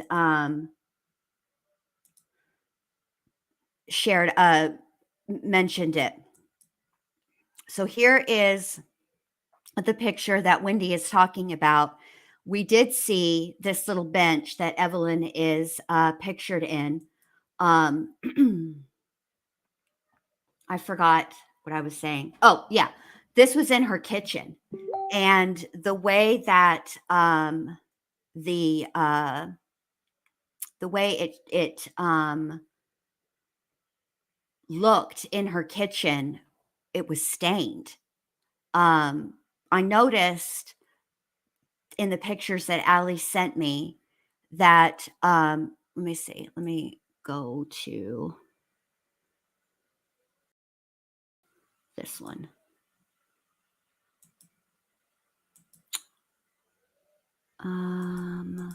Here we go. That a lot of the pictures, it appears, where little Evelyn is, outside. And I think it's interesting too that Megan does a lot of her interviews outside as well. This, I think, is, yeah, this is the shirt that they were talking about today during testimony. I can, it's hard because of the way that the angle of the picture is taken. And, she's just a little baby and,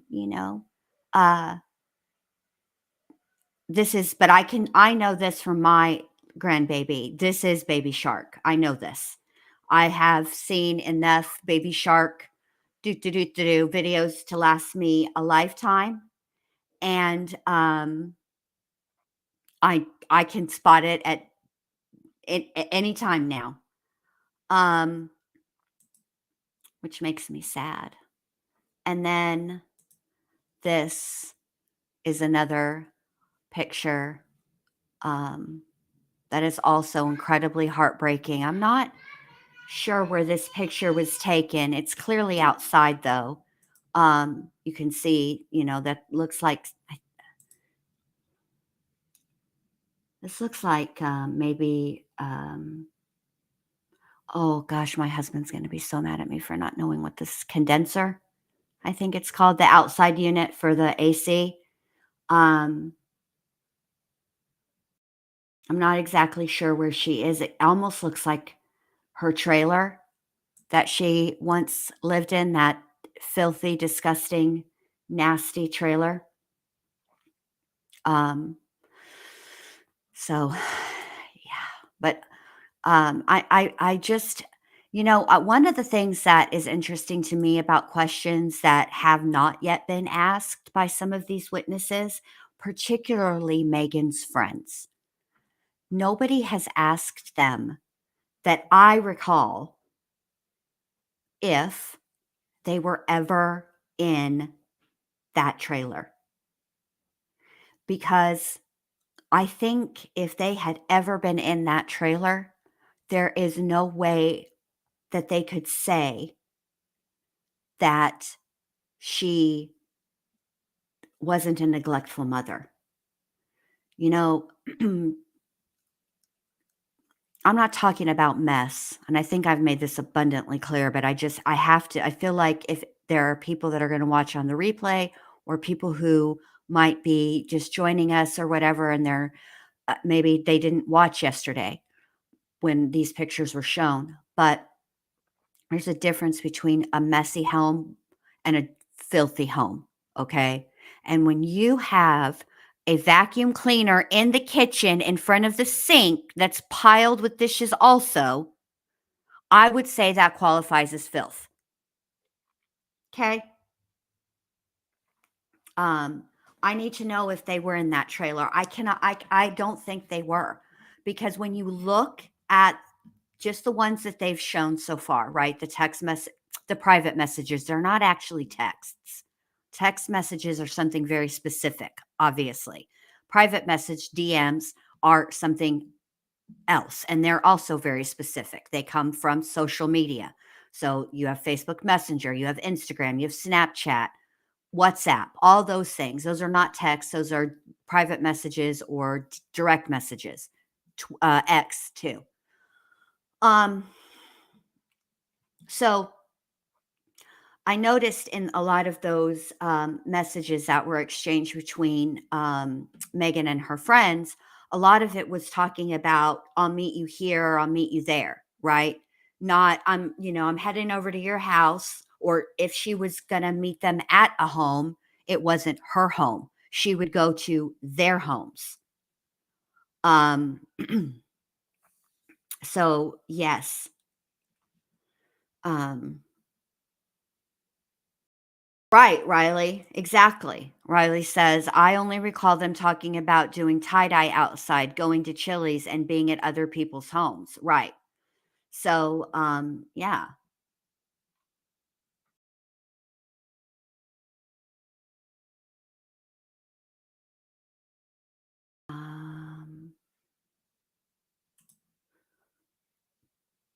Wendy says, do we know how long the break is? I need to go back and watch what I missed, but I want to be back when they restart. Yes.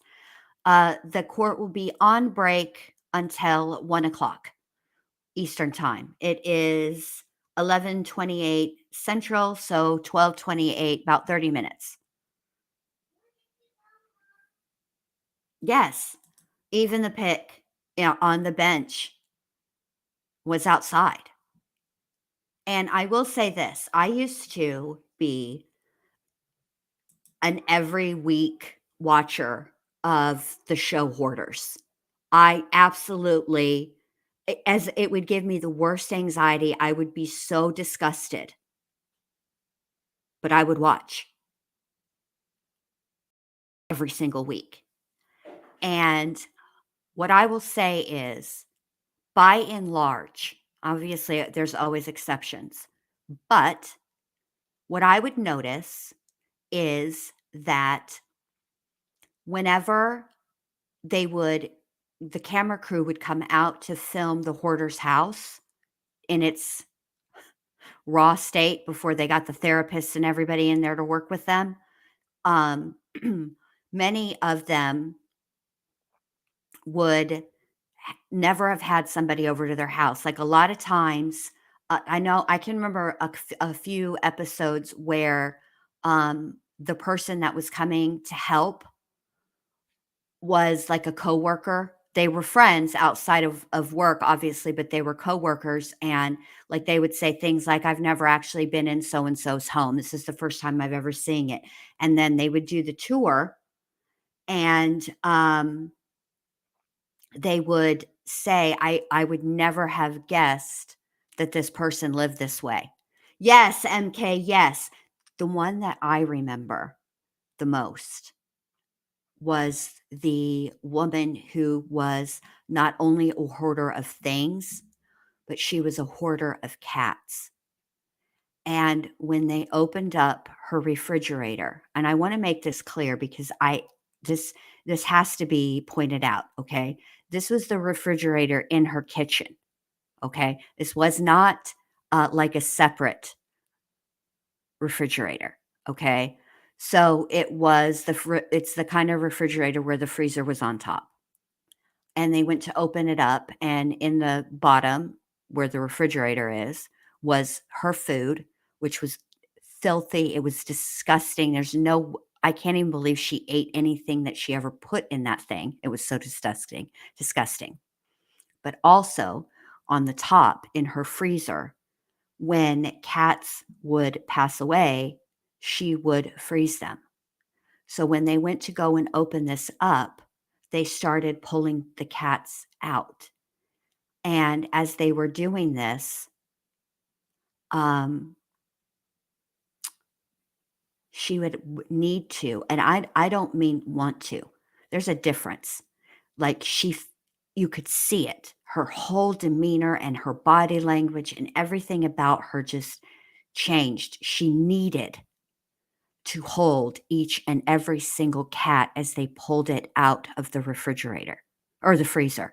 And I'm not talking about just hold it briefly and oh, whatever the cat's name was, I miss you so much, or you were such a good cat. No, no, no, no, no, no, no, no, no, no, no.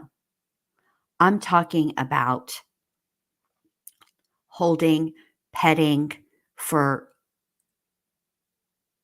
moments, several of them moments. Okay. Sorry, Scott. And it was sad. It just broke my heart because the cats were living in such deplorable conditions. Yet you could tell that she actually really loved these cats in her own way. And yes, MK, I remember another incident where they moved the couch and there was a flat cat. Y'all, I mean, it is a mental health issue. It is. Hoarding is in the category of obsessive compulsive disorders. It is an obsessive and compulsive need to hold on to things that they're not mementos, right? Because like for me, I'm not a hoarder because I've kept my children's artwork, their art projects that they made, the Mother's Day present set, because there's only a finite amount of time when children make Mother's Day presents for their moms, and that's elementary school. So we're talking about kindergarten through 5th grade, okay? But that doesn't make me a hoarder. Obviously, those things have sentimental value. I'm talking about people who hold on to items, even items that are actual trash, okay? It is a compulsion. Their brain tells them they have to do this. And it's sad and it's hard to watch them go through all of these things and have to touch all of the items before they have a very difficult time saying yes.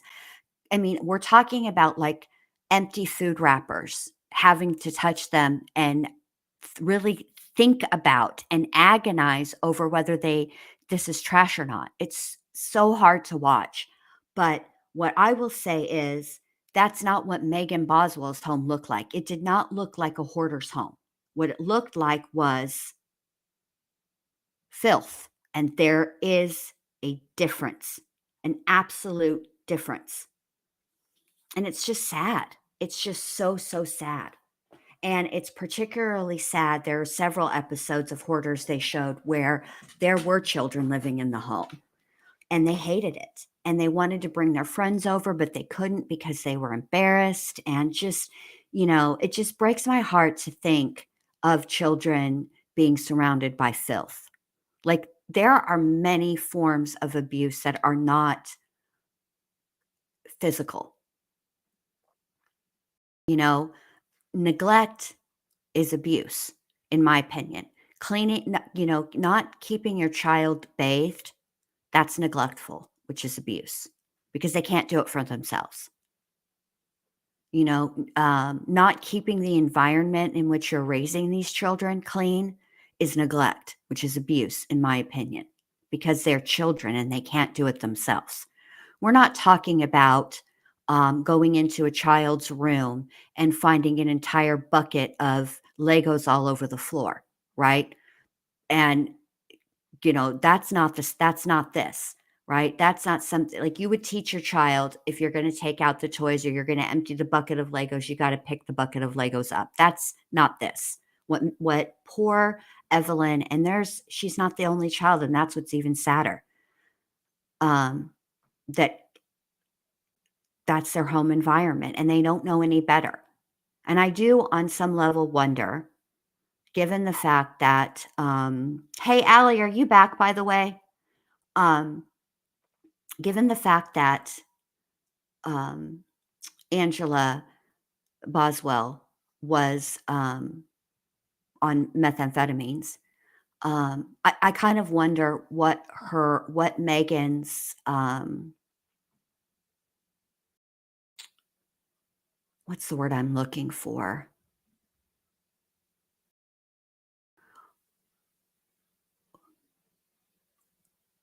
What was her example of parenting like? You know, what did she, what was it like for her growing up? Did they? I mean, I find it interesting that Tommy Boswell says that the conflict between him and, at that time, his wife, who's now going to be another ex-wife, this would be his second marriage, or that we've heard about, that the conflict between he and his wife at the time was over Megan keeping her room clean, right? It makes you wonder if when she was growing up, she wasn't made to keep her room clean. And K-Bears, to answer you about if she has a history of drug use, I don't know. I haven't heard anything about that. We haven't heard any testimony about that. Oh, this is sad. Oh, Riley, I'm sorry that happened to you as a child. I really am. A lot of us, this is what I say. Most people, the majority of people, all families, I think, I think all families have some level of dysfunction in their home, right? Growing up. And I think your job as a parent is to look back at those times, at the things that bothered you as a child, and to break the cycle.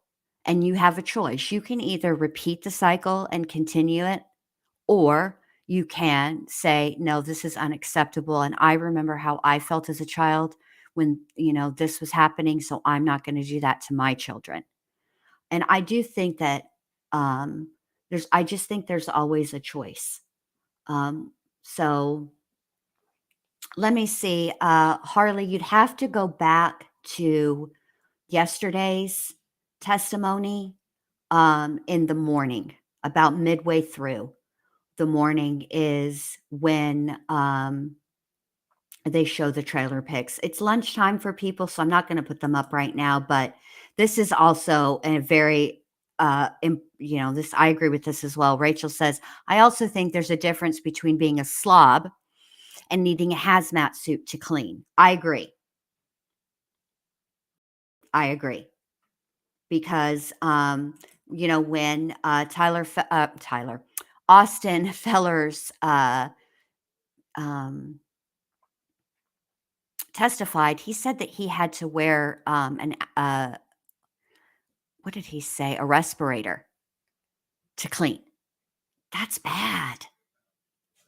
That's just bad. It's completely, totally unacceptable.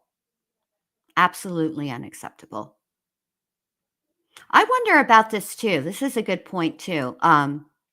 Sarah says, I also wonder if there's an ADD, ADHD portion, the mess, impulsiveness, and hyperfocus brings that to my mind. It does make you wonder.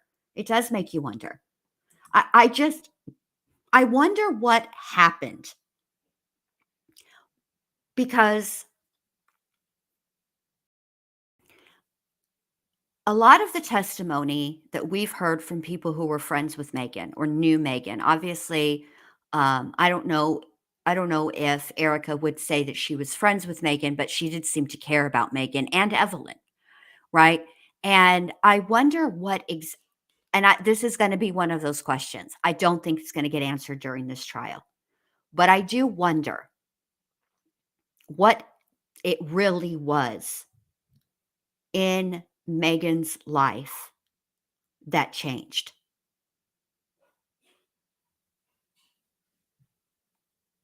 That caused her to go from a doting mother to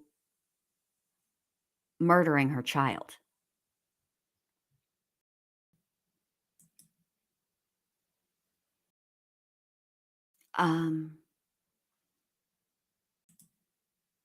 Yes, I do, Pointer Lover. I think that first of all, she would have had um, a mental evaluation done just to prove that she was competent to stand trial. That's like on the checklist. Okay. I also think that a defense attorney is going to look at this case, and after doing some investigating where we have witnesses that have testified that Megan was a loving, caring, doting mother, that she had Evelyn with her all the time. And then suddenly, yes, she did have her with her, but the neglect was obvious, that Evelyn was, had an awful diaper rash, that Megan wasn't changing her. I mean, that people even commented to Megan, do you need to change the baby's diaper? That Evelyn was dirty. And then, of course, we see the trailer. I think, and then we have, of course, the crime itself, right? I think that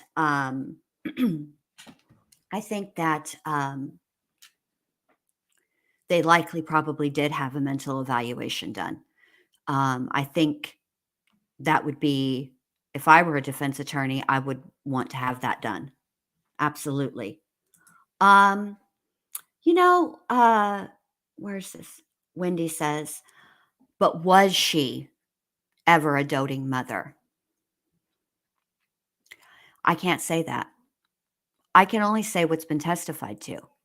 And that from outside, from people that knew her, they say that that's how she appeared to be. I would suggest that it seems like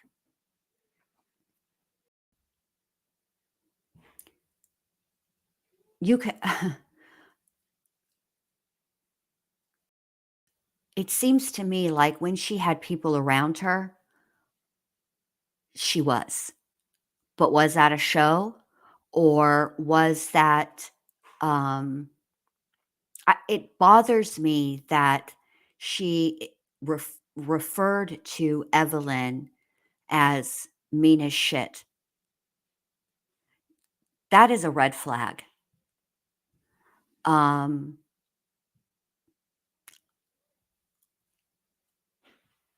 Like, I would joke with my little when my kids were little, and I would say, how can someone so cute be so naughty? But I would never describe any of them, any of my children, as mean. Not even now. Like, have they said and done mean things? Yes.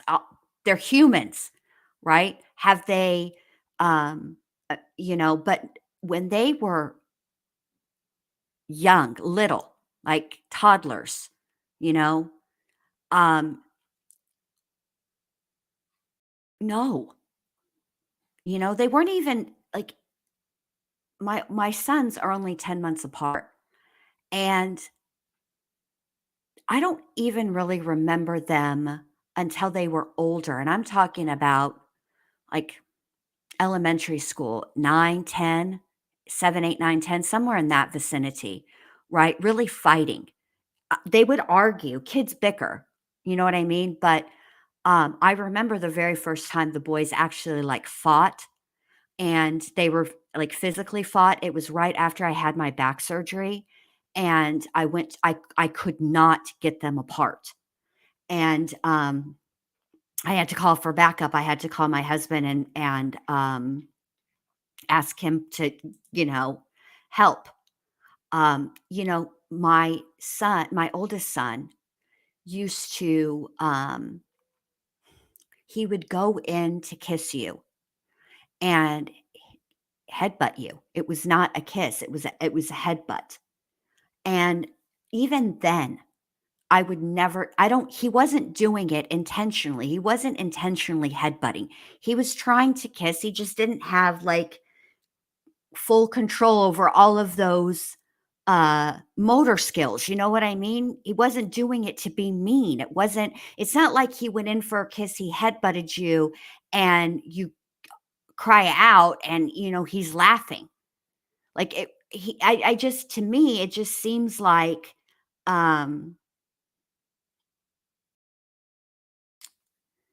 it's just an odd statement to make. Then you put that with the things that she said in news interviews, right? She was a kind-hearted baby. She wasn't mean. And I'm so grateful for that. Some children, some babies can be mean. Bruh, no babies are mean. Stop that right now. Like, I don't even think people who ended up being serial killers were mean as babies. Okay? Like, stop that right now. I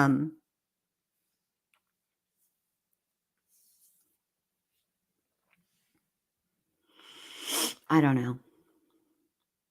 Riddle while we wait. All right. Prison guards. Let me highlight this really quick. All right. Let's read this because thank you, Neat Noodle, for keeping us entertained. Prison guards saw a man outside talking to an inmate through a window. After he left, guards asked the inmate who it was. Man said, "Brothers and sisters, I have none, but that man's father is my father's son." Who was it? That man's father is my father's son. Uncle?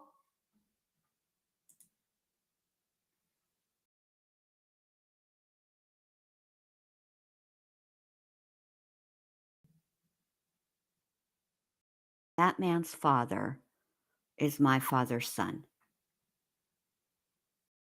Is it?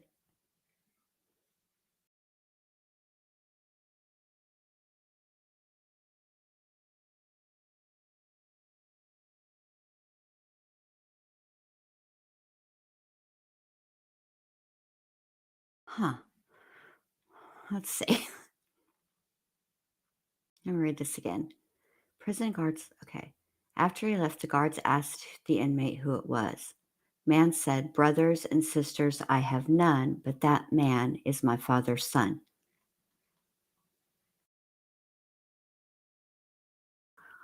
Get back here, Nate.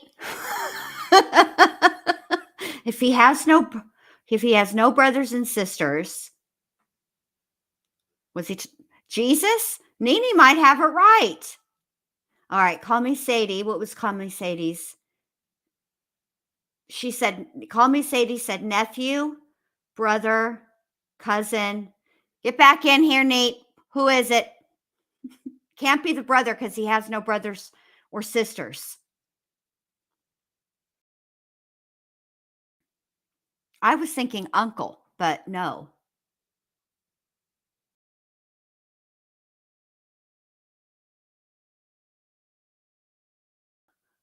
We'll have to give Nate a minute. We only have 10 more minutes to be entertained. Right, brothers and sisters, he has none. He has no brother or sister. So my guess was uncle. And Chicken Lady's guess is son. Patricia says cousin.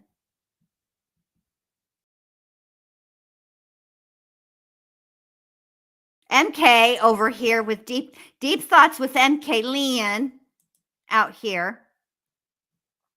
Maybe a metaphor of his character. Oh my God, MK. I hope you never change. You are a national treasure. And let me say this. I hope that everybody that whose chat you go into appreciates you as much as I do. Because if they don't, you send them over here. I'll set them right straight.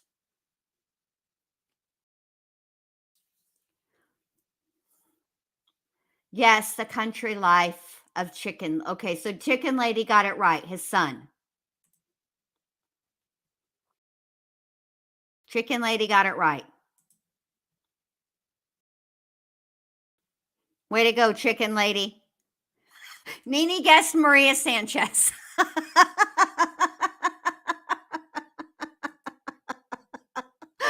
Oh, what were the other names she went by? Maria Sanchez, Taylor. We nicknamed her Tisha X after that clip from her interview with Dr. Lewis. I still can't figure out how.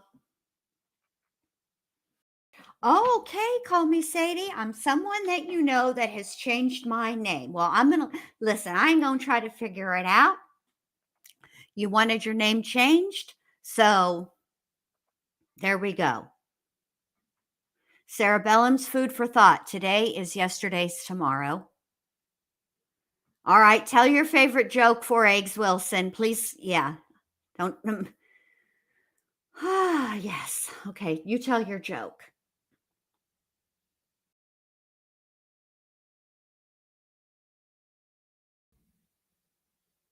Gotcha. Thank you. Thank you very much. Got it. And I should have known because Sadie, that should have given it away right away. I should have known right then. Just by Sadie. I wish I could see Alice and Mac right now. Acting like they are exhausted. All right. Here's 4Eggs' joke. What did one casket say to the other casket? I don't know, 4Eggs. What did one casket say to the other casket?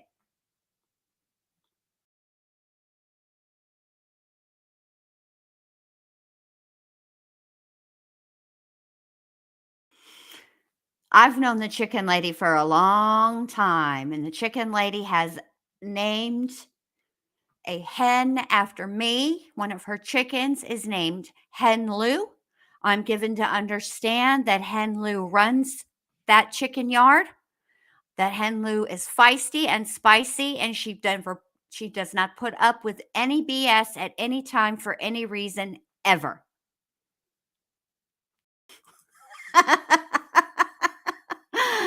Is that you, Coffin? She did tell us, TK in Texas, the answer to the riddle was his son. Yep, just like Jin Lou. Hen Lou, Jen Lou, spicy AF.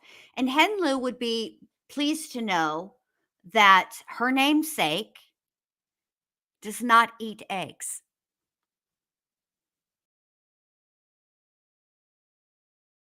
All right, here we go. Nene says, did y'all hear about the wooden car with the wooden wheels and the wooden engine they just came out with? I can hardly wait to hear how this one ends. Oh, perfect. Hen Lou is judgy for a chicken also. God. That makes me so happy that she's judgy. Yeah, it wouldn't work.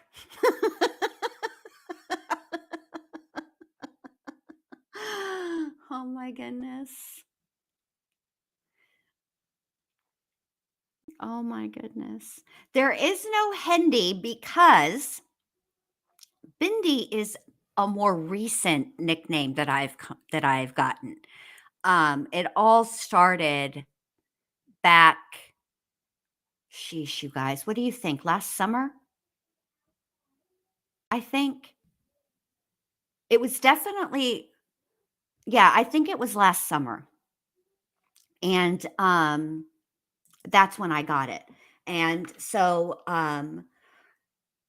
Chicken Lady, you only get one chicken named after you. And I honestly think one Hen Lou is enough because that cat or that chicken the chicken lady sends me pictures of Henloo every so often, and yeah, she's like super super duper spicy. She sent me a video one time of Henloo, and I cannot remember what it was the chicken lady was trying to get Henloo to do, or why she had taken this video, but Henloo would not have it.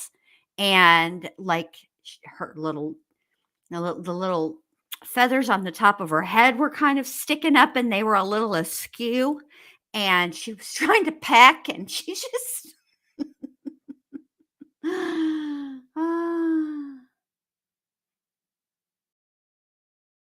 yeah, she's not There are lots of chickens, apparently. Yeah, she does sound like, yeah. Okay, Neat saving our favorite joke for tomorrow's lunch. Fantastic. Because something tells me we gonna need it. Whew. Yes, for my birthday. That's what it was. Chicken lady. All right, Call Me Sadie says, what did the horse say after it fell down? I don't know. Call Me Sadie. What did the horse say after it fell down?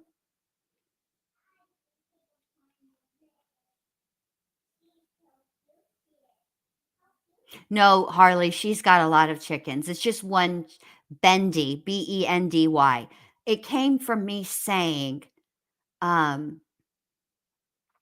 I had a suitcase the same size as the one that George was in. And I said, I thought about, just to see how much room he actually had on there, because Sarah kept saying in her interrogation he could have gotten out if he wanted to. Okay. And at that point, we hadn't heard anything about like her hitting his hands with the bat or any of that stuff. So I said, I'm pretty sure I can fit. I'm bendy. I can fit. And Melissa Jade was in the chat, and she said, crazy shit that comes out of Jen Lou's mouth. I'm bendy. I can fit. And then she, so ever since then, everybody's called me Bendy. All right. So Sadie, so the answer to what did the horse say after it fell down is help. I've fallen and I can't get up. All right, let's see. Does Patricia have one? Let's see. Patricia said, God made man and stood back and declared, I am a genius. That is perfect. He went to bed and got up and made woman. He stood back and said, shit, that one is going to have to wear makeup. No, nobody else is having as much fun in the downtime. No other chat. This is stuff that's only available at the ward case studies. That's it. You can't get it anywhere else. I can tell you right now, you cannot get Bendy Spice anywhere else. Maybe when I make an appearance on like Allie's panel or MJ's panel, yes, then you will get a taste of the Bendy Spice. But there is no Bendy Spice without Bendy. So they're back. Let's see what they have to say. Also, it's noon and I'm still in my PJs. So I'm going to mute and get dressed. Be right back.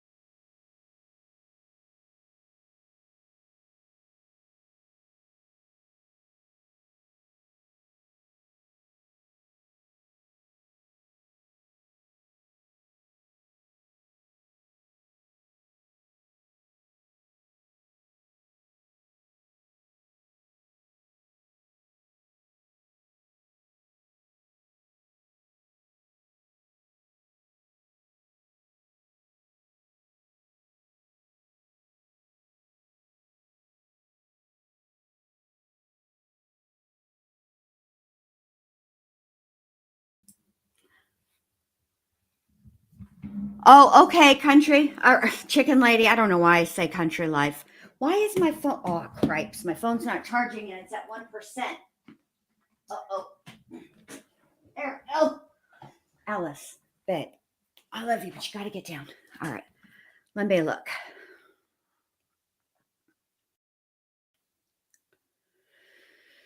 I'm tired today.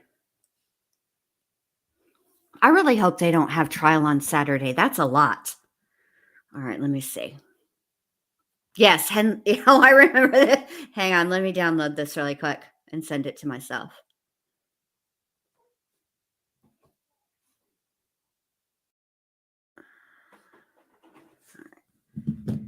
Alice.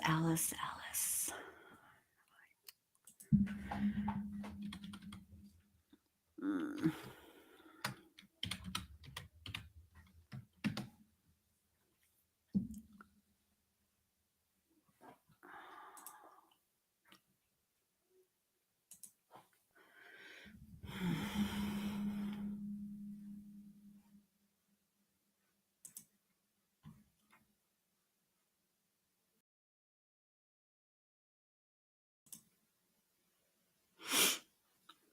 Also, I finished the last bit of the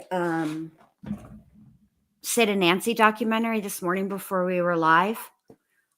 Hold on, what did preschool granny just say?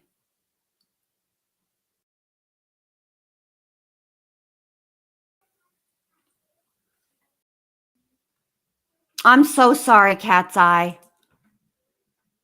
I mean, they're back. Let's see. All right. Because we're watching on Court TV. All right, so let me download this really quick.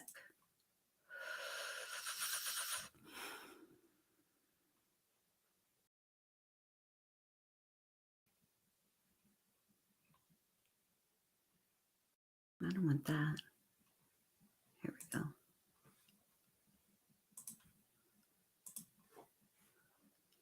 All right. It's whenever it's uploaded, it'll show it.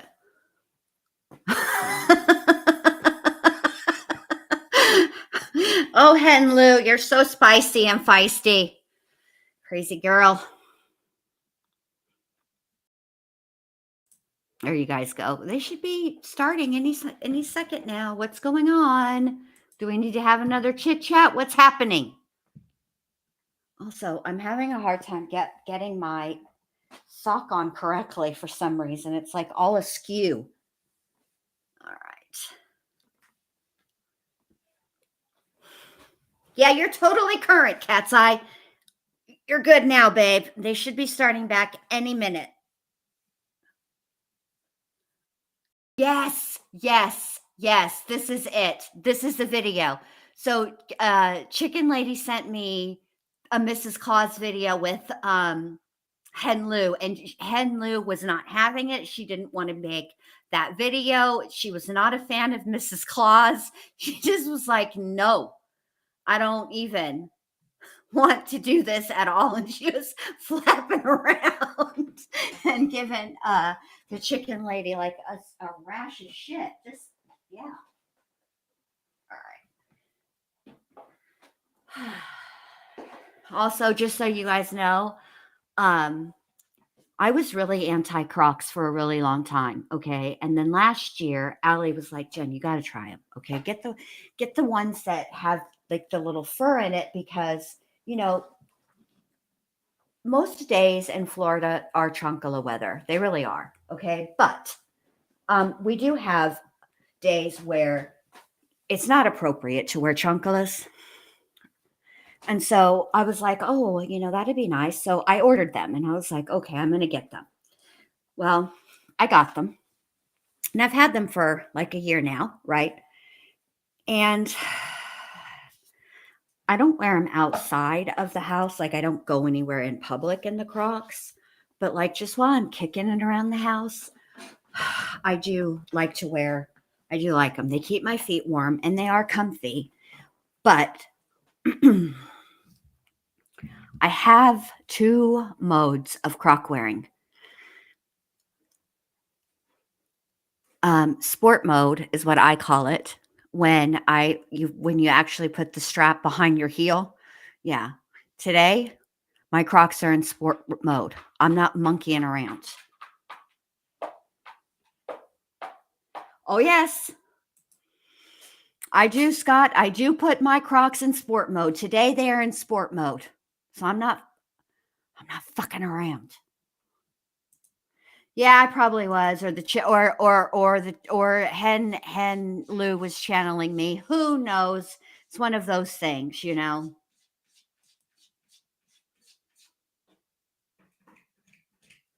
But I do. I don't have. I actually don't have regrets about getting these Crocs. But I'll tell you what, I do have regrets about not getting these Crocs sooner.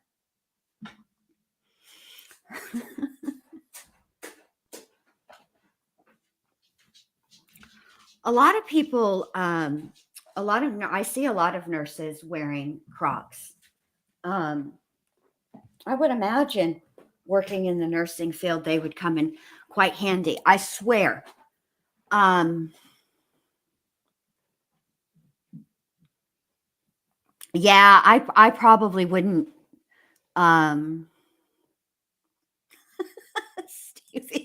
Stevie came out of the bushes to say this. Sport mode is only for the weekend, baby. I'm glad you came out of the bushes to speak, Stevie. Yay.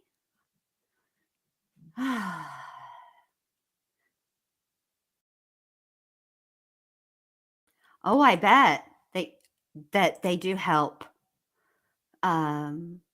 with foot surgery when you've had foot surgeries. Mine are I got the tie-dyed one, and when I told Allie that I had gotten them, she sent me the gibbets for them. So cute. I haven't put them in yet though because I was kind of debating because she sent me like a ton of them really, and they're all really cute. They don't all they don't all go together, right? But I don't know.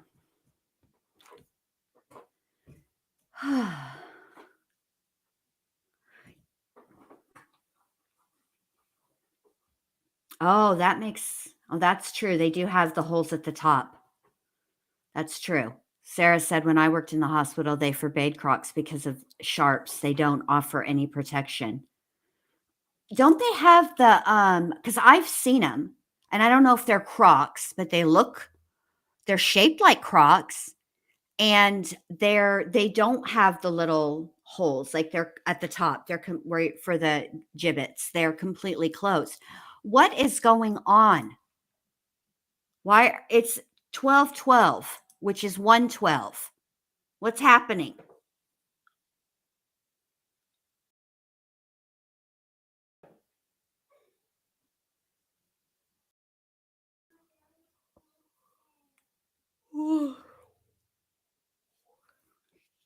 Yeah, I thought they had Crocs without the holes in the top. I don't know. I like these Crocs though. But I'm not going to lie, you guys. There are things about Florida that I miss. For example, let me tell you something. Right now, currently, where I live, it's 55 degrees. Okay. It is 72 degrees right now in Florida. Okay. I miss that. Like I do not, I mean, there's okay, this is how I would like it to be. If I could control all the things, like including weather, this is how it would be for me. I want it to be cold, but not like ridiculously cold. Okay. Maybe like 55 would be fine. You know, through the month of December. And then between Christmas Eve and Christmas, I would like for there to be snow, right? Because everybody wants a white Christmas. Hello. And then that's it. After the new year, spring. Is it 78 in Tampa? It's 72 in Holiday, right? Is that what it said? Let me look. Hold on. Give me a sec. Let me just look once more. Let me see. Yeah, it's 72 in Holiday.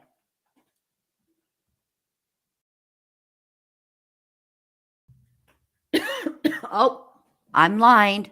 I lied. It's 56 now where I'm at currently. So yeah. That's how I would like if I could control the weather. Like remember in Back to the Future 2 where they do control the weather? That would be perfect. Like I think if they can invent, if there's a such thing as controlling the weather, I would like to be in charge of controlling the weather. That's what I would like. Now, I am missing my chunkless. And I definitely need to prepare for chunkle weather. I like to take care of, I like to give myself, I don't like feet.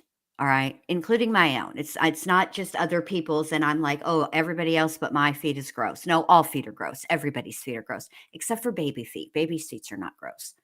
But I just don't like feet.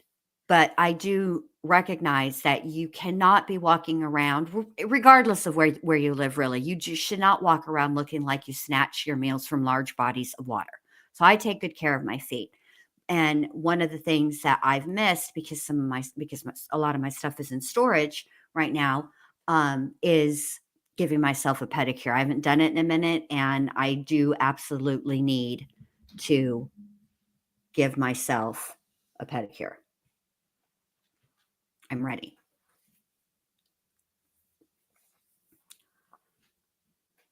I'm an Aquarius, lavender sky. I am an chanclas. Chanclas are sandals in Spanish. Chanclas.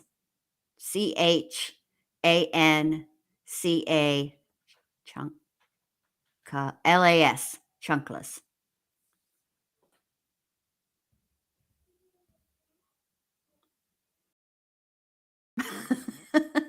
Yeah, I'm an Aquarius, lavender sky. Why? What did you think I was? Does that fit? I'm a true Aquarius. And I do miss I missed more things about Texas than I miss about Florida. Really, for Florida, it's the beach and the weather. That's really all that I miss. But there's so much I miss in Texas. So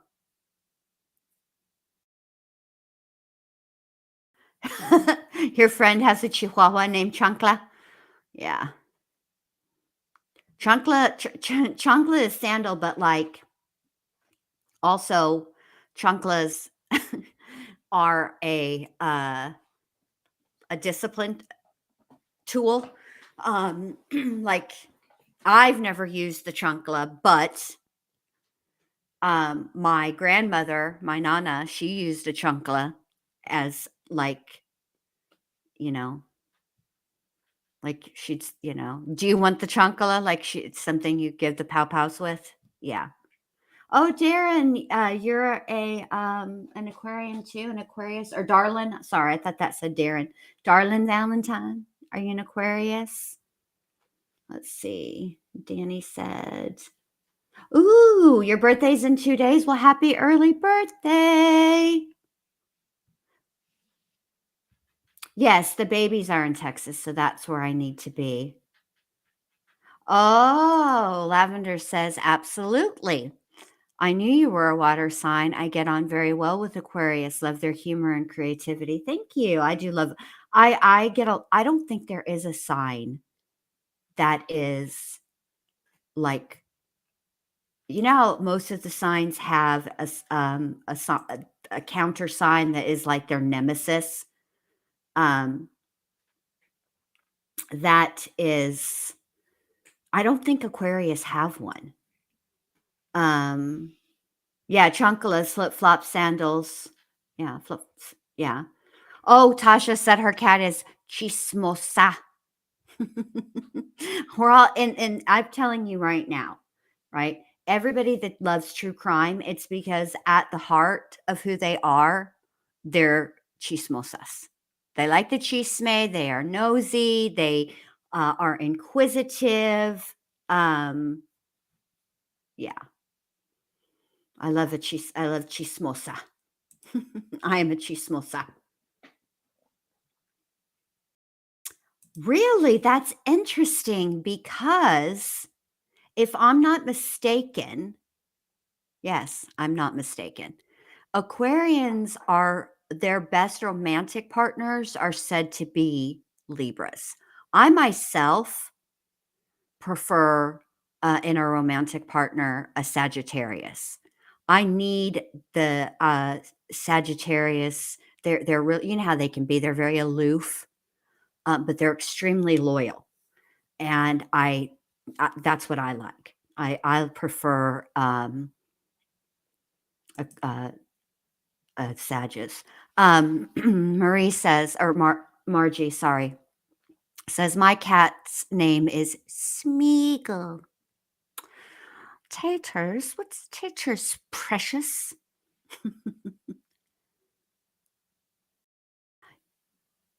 You didn't know what a chismosa was? I love that word. I just love it. I got a comment yesterday. Actually, I think Dee said it about not expecting to hear the word. What did I call Megan yesterday? What did I call her? Why can't I think of the word? It's right on the tip of my tongue. A cochina. She's, they said they didn't expect to hear the word cochina on my channel. And I commented back that there's a lot of times when I'm talking about something. No, cochina.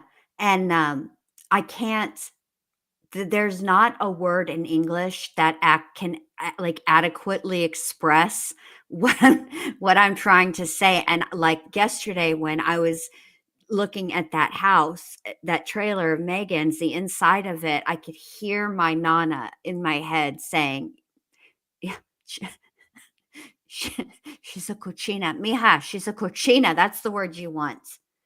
Cochina means like nasty, dirty, like not the animal, but like a pig. Because pigs aren't actually dirty.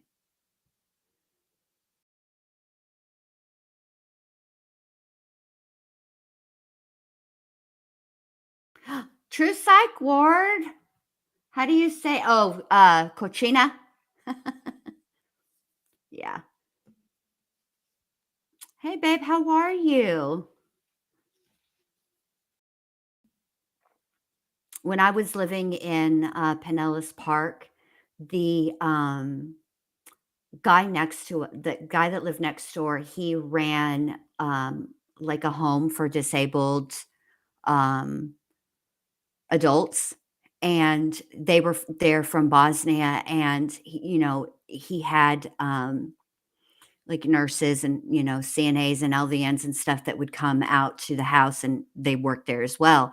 And every once in a while I would hear one of the nurses, and she would be outside like talking on her phone, and I knew immediately that she was that she's Bosnian. And I would say to Dr. B, she always sounds like she's mad all the time whenever she's talking on the phone. And Dr. B said, it's just Bosnians.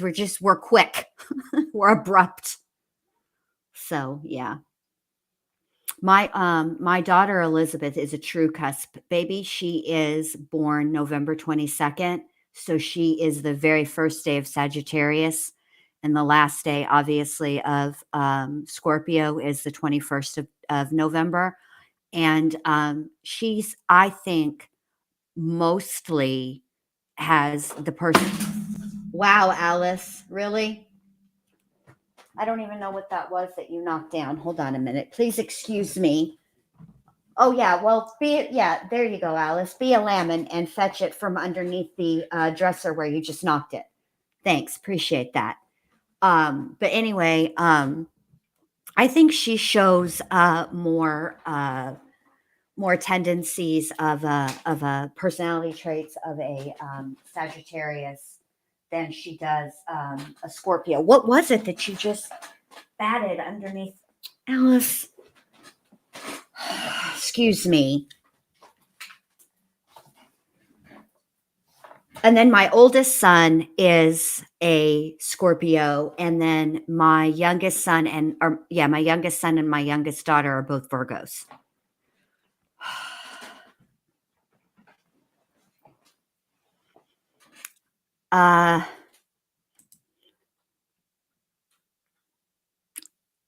Megan, I think what you're asking about is the picture of Evelyn that I showed. So the last witness that was on the stand, who's still on the stand currently, was handed some bags of evidence to look at.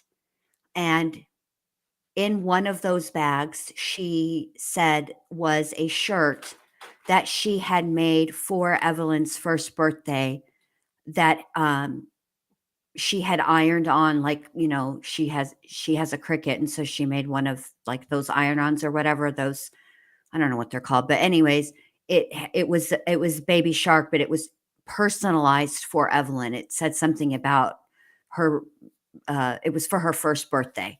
So that's what it was. I don't know what they're doing. I don't know what my moon sign is. How do you find that out? Ooh, I want pizza rolls. That sounds so yummy. I'm hungry. I didn't eat during lunch. I should have. I have regrets. How do you know what your moon sign is?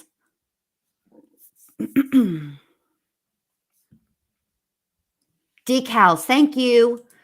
Thank you, preschool granny. I appreciate that. You guys always come in clutch when I can't think of a word.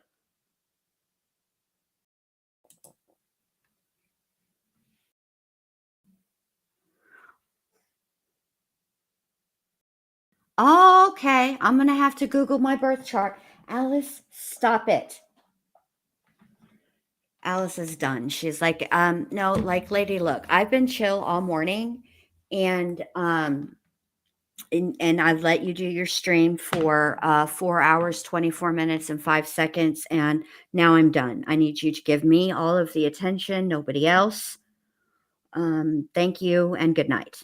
And if you don't, I'm going to straight act a fool, which is what she's currently doing. She's currently acting a fool while being encouraged by Mac, which is also no surprise. This is what I deal with on a pretty much everyday, regular basis.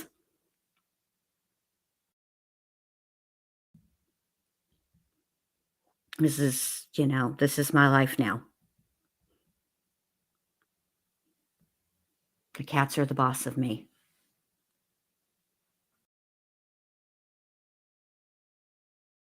I think that is your life path number where you add like your month and your day of birth, because I'm either a 4 or an 8, and my husband is also either a 4 or an 8. I just can't remember. We're like, one of us is a 4 and one of us is an 8, which I always thought was cool, because I always thought that meant we were meant to be together, because obviously half of 4 is 8. I mean, half of 8 is 4. And, So I always thought that that meant we were destined to be together. These are just little things I make up in my brain to justify odd coincidences that don't actually mean anything. Yeah, that's me. Oh, wow. Alice has a particularly judgy look on her face. She's about to get up to no good. Can hardly wait to see what shenanigan you pull, ma'am. So excited for it. What are they doing? They're 30 minutes late. Is one of the jurors stuck in the bathroom? What's happening? Yeah, I thought, yeah, okay, that's what it is. I always thought that was cool that we were, one of us is a 4 and one of us is an 8. I always thought that was cool.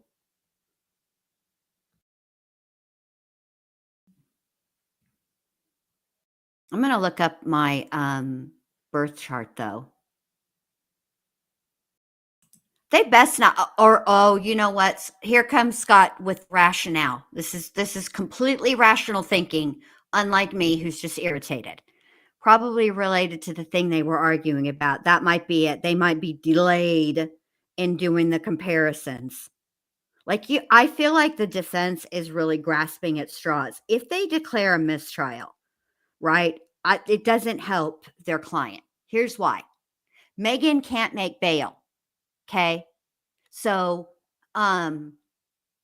she's still going to be sitting in the jail awaiting trial, and they're going to have to redo this whole entire thing. The only thing that is somewhat, wow. Hey, hold on a minute, you guys. Hold on. I can't let her have that. Hold on.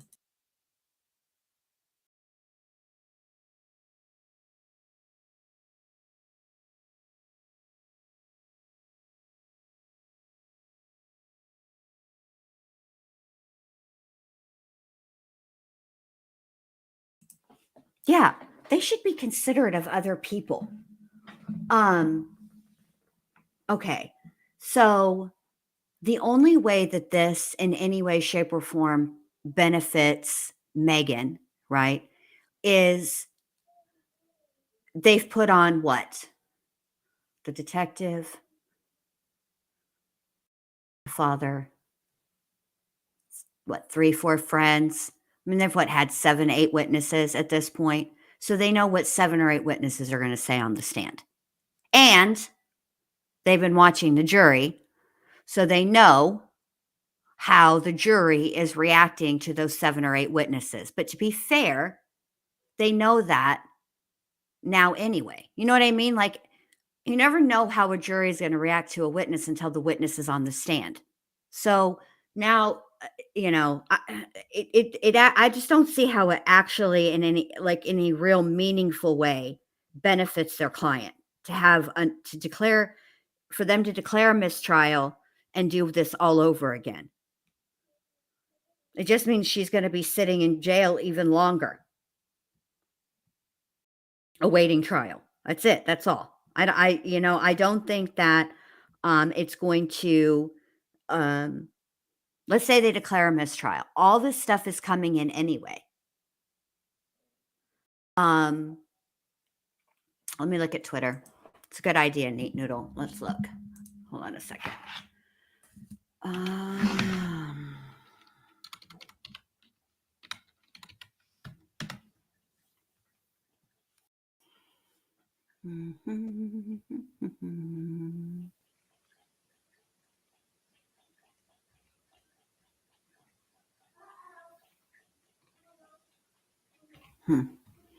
Let me just search.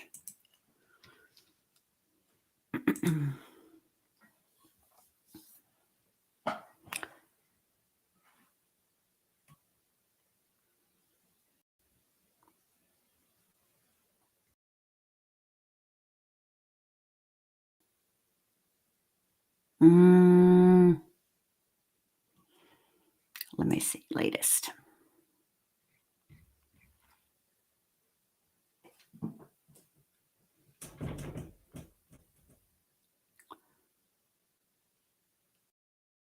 Nothing.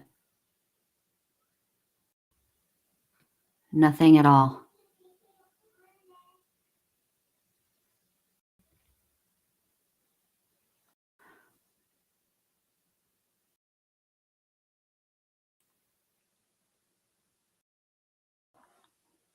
Mostly just Megan sucks comments and sharing.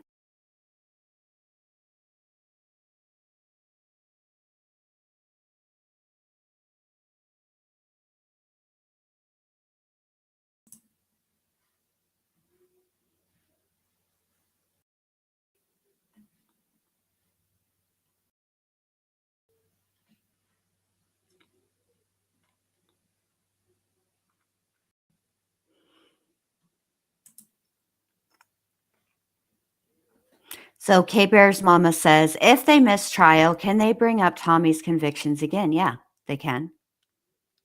They can.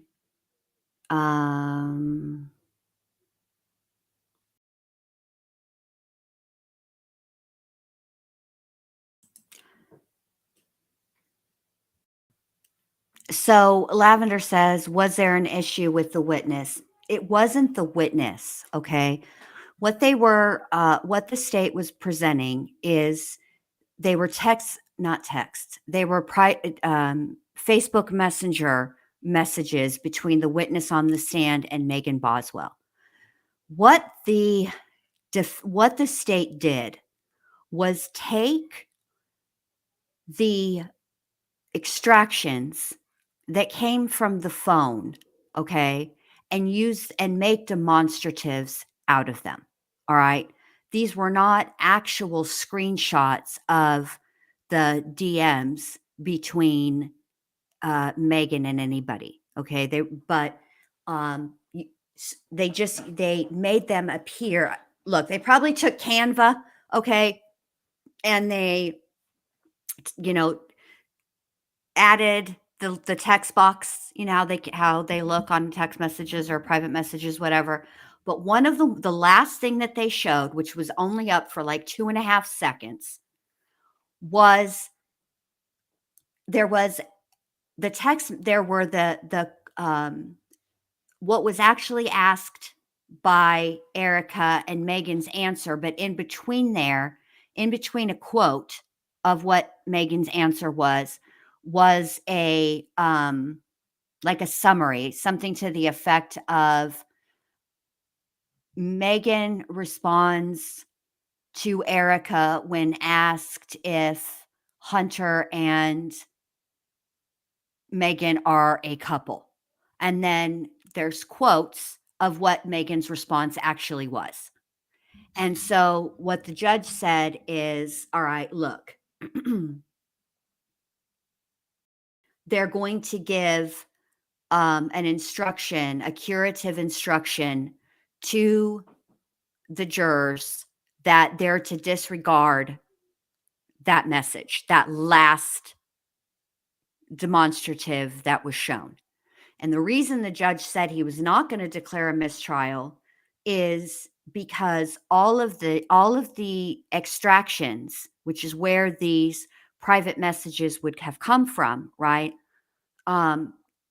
Were made available to the defense years ago through discovery, and they have them.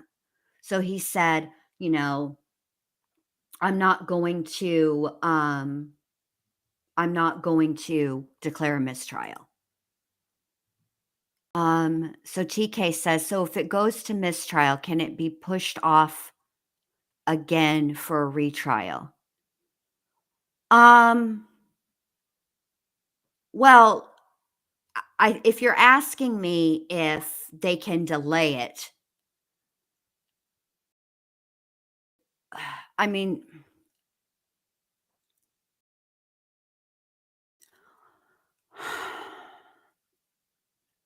I suppose the simple answer would be yes, but it's not like they can delay it for 5 years again.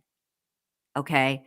Now I will say this, it's possible that if there had been there's not going to be a mistrial granted, not based on this anyway. I can't say what's going to happen further on down the line. The judge already made his ruling. They're not going to declare a mistrial.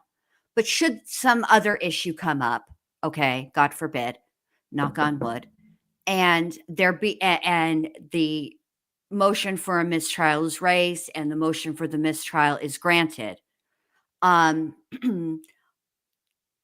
can see them more than likely granting a change of venue. That is possible because, once you've been called for jury duty and you show up, whether you're I know for a fact when you're chosen for jury duty, you don't have to do it for another 2 years, right? But they just sent out, I believe the number was 1,600 jury summons, okay? And that's a lot, okay? And they whittled that jury select that 1,600 down to like what, 14 people. So think of all of the reasons. Okay, so like initially, right, they all get a questionnaire. They all fill out the questionnaire. And some of them, based on their answers in that questionnaire, are going to be dismissed immediately. Okay, quite a few of them actually. Right. So then after that, they start, asking different, more questions, more specific questions. The questionnaire is kind of general, right? But they've already, like, there's at least 1,600 people that have already been called and were dismissed for whatever reason. And I think what they would, now let me say something. Let me clarify what I just said. I don't know that they would get an entire change. I don't know they would grant an entire change of venue. Okay. But there is, and I forget what it's called. And one of these days, even because I talk about it a lot, I'm going to look it up. But what they can do is they can get a jury from another county in. And that is most likely what they will end up. If there were a mistrial, and that means that they have to try Megan again, and the state is going to try Megan again. They're not going to walk away. I think that likely what they would do is try to get a jury from another county rather than try to get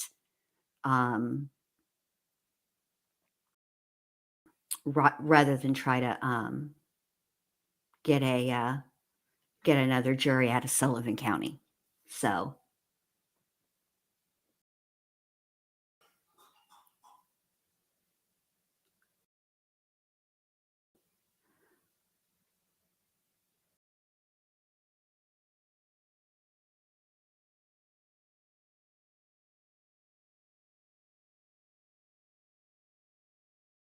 Well, they did go through, okay.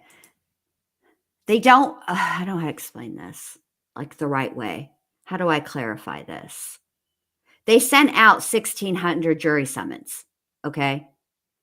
And some people respond back, right? And for like, okay, for me, for example, like when I was younger, and most of you guys that are in the chat right now who have littles at home, right? You guys are full-time stay-at-home moms, which is a job. You would write back saying that you cannot show up for jury duty because you have a child under 4 who you are the sole care provider for, right? So that dismisses a ton of people right there. Then there are other scenarios under which they would that would make them excused from showing up. Out of those people who were excused for valid reasons, then they bring in the rest of the people actually show up. Is that how, am I explaining it right?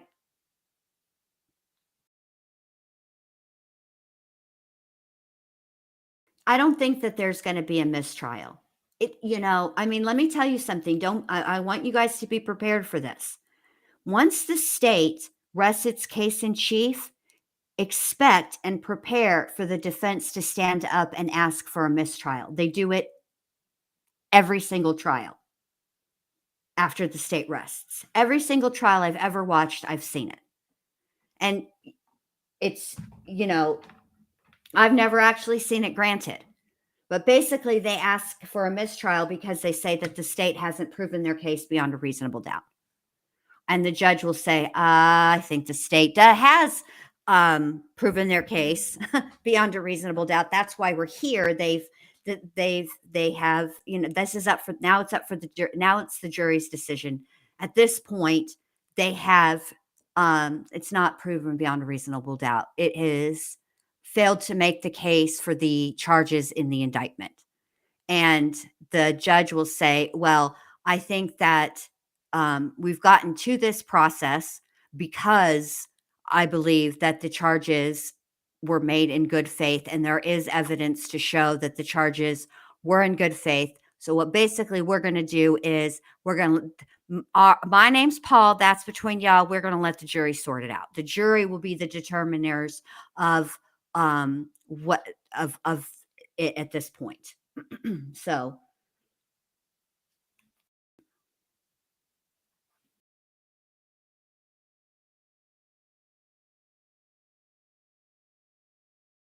yes, it is lunchtime where they are, but it's okay. So they were supposed to be back at 1:00 Eastern time.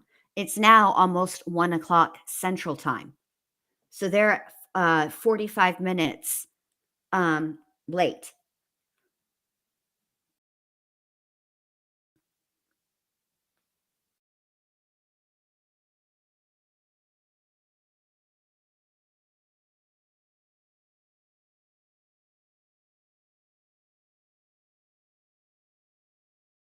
Yes, grand jury summonses are different than regular jury duty.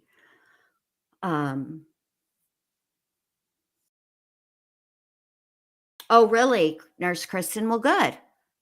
Good. But I mean, it's kind of, like I don't think it's going to be an issue. I don't think there's going to be, I think, let me tell you something. I think what's going to happen after this is the prosecution team is going to get together and they are going to go through things and they are going to make sure that every I is dotted and every T is crossed so that there's not a situation like this again. No attorney, be it a prosecutor or a defense attorney, ever wants to open the door for something like this again. And I feel like they probably are like, no, you're okay, Harley. I think that came out a little harsher than I intended. I'm hungry and I'm sorry. I'm waiting for them to come back so that I can make something to eat. I feel like I'm running the stream and I should be here and I should be talking to you guys. And that came out a little harsh and I didn't mean to. So I'm sorry, babe. I'm sorry. I didn't mean for it to come out that harsh. I'm hungry. I need a snack. But yeah, I feel like they're going to go back and they're going to go through their list of things that they intend to use as evidence. Because I would imagine, there's the judge, I would imagine that there are other text messages, other private messages between some of the witnesses and Megan, and I think they're going to double check those. I think that they're going to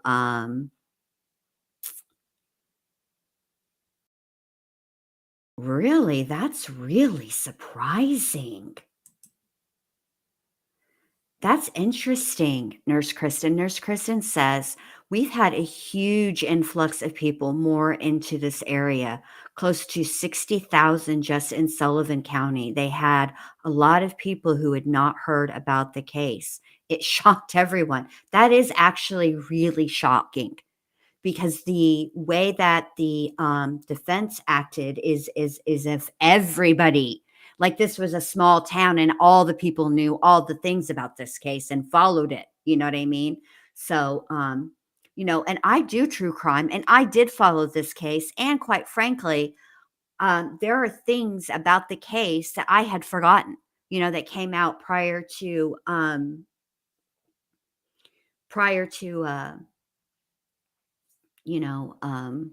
to trial. I had forgotten some things. And even prior to like once I did like the trial, like I listened to Allie and she reminded me of things, like things that I had forgotten. And then when I did the recap, the trial prep, just like a little quickie one, before the trial started, there were things that I had forgotten that my memory was refreshed on. So I can honestly say, like, if I'd have been called for jury duty for this case, I knew, I'd forgotten more than I remembered.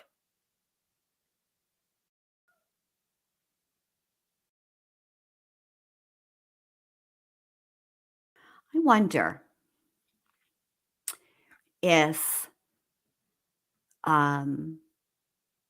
her attorneys advised her when she's picking out the outfits of clothes to wear for court, if they advised her to wear clothing that is a little bit larger on her. Message, it was an error, everything else matches up. There are gaps in the conversations, which is concerning to me that they are not God, here we go. sequential. So the jury could be, I think the jury is left with a impression that these are screenshots. I think that's what several of us in the room thought when they were coming in. So without waiving my earlier motion for a mistrial, my suggestion would be, if the court, since the court has denied that the court craft a curative instruction to explain to the jury that these are not screenshots.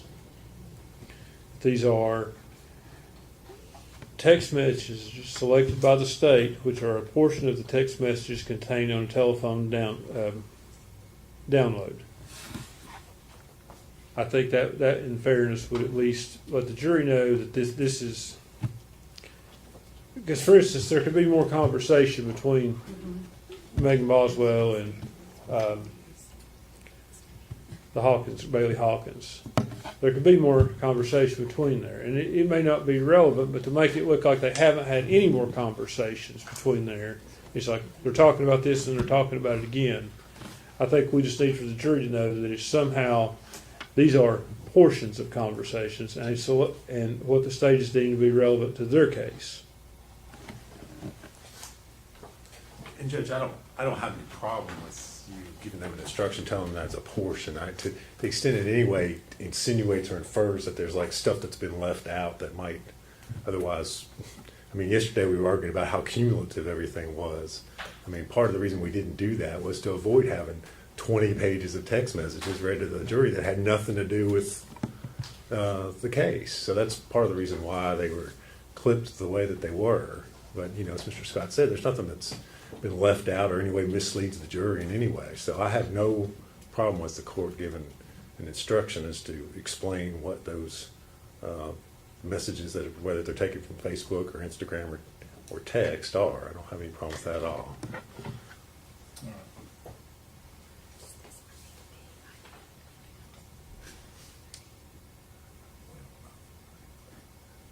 I'll do that when we bring the jury back in.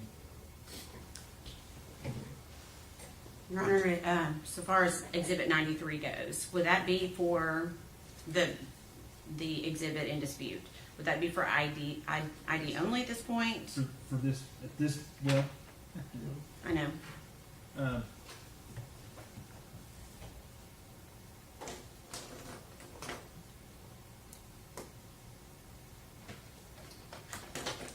can't actually make it ID only at this point because it's been partially shown to the jury.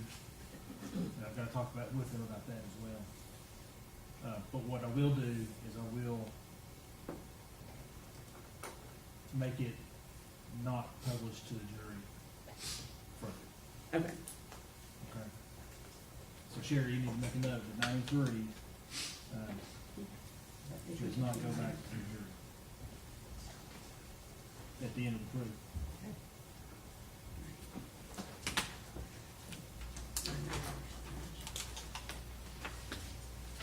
Check to make sure I'm clear.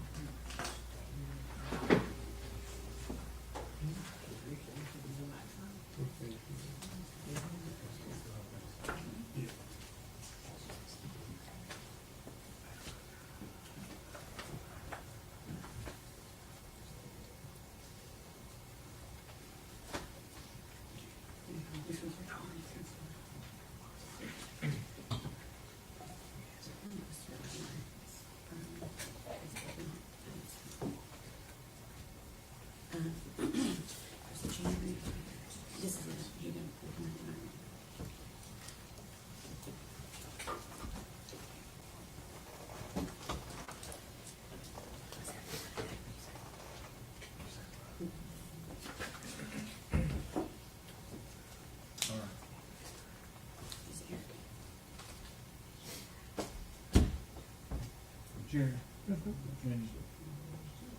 And I don't remember where it was done. Was the motion for mistrial, did we make that at sidebar, or did you make that? It was made for the lectern, it's in the record. It's in, I just want to make sure. Okay. State ready to proceed? We are, Your Honor. Yes, sir. And I believe you were you were still on your direct of this, Stacy. Miss Erica Stacy. Yep. We'll go ahead and have her, if the jury's ready, we'll bring it in.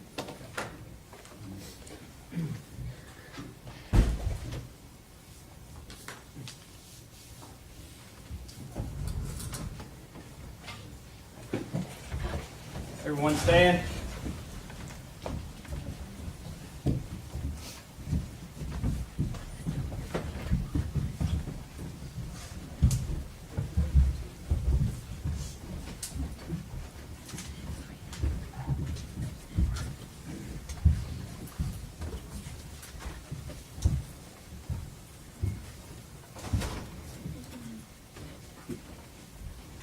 Be seated. Ladies and gentlemen, I apologize for the delay. We had an issue that we had to get sorted.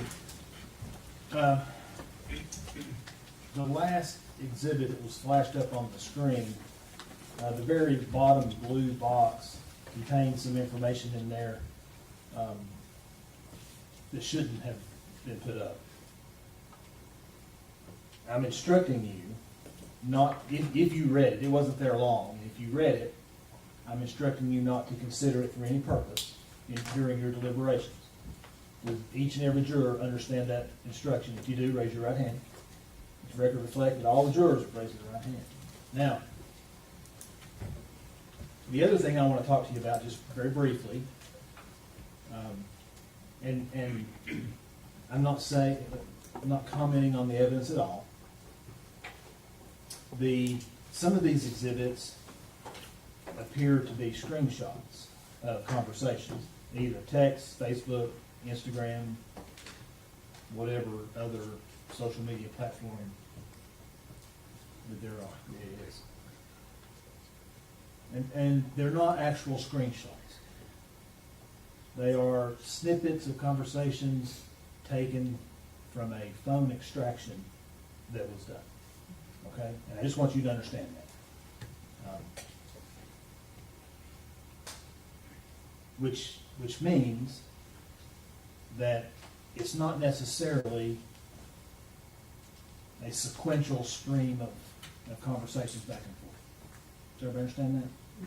No? All right. I think that's it. I believe Miss Stacy was on the witness stand. You will come up, Miss Stacy?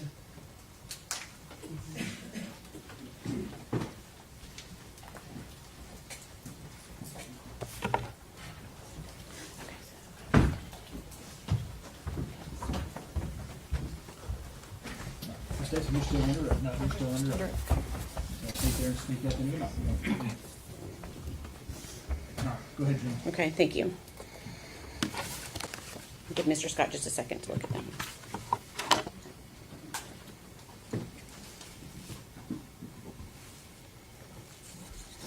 Okay, I'm going to pass you a document to see if you recognize it. Okay.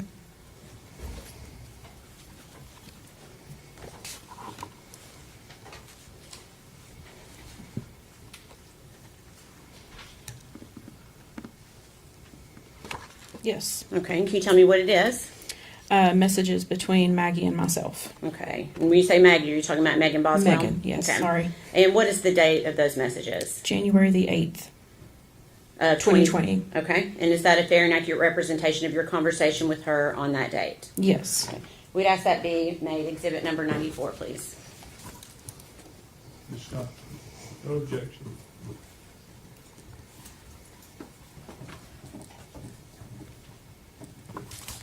Permission to publish? Go ahead.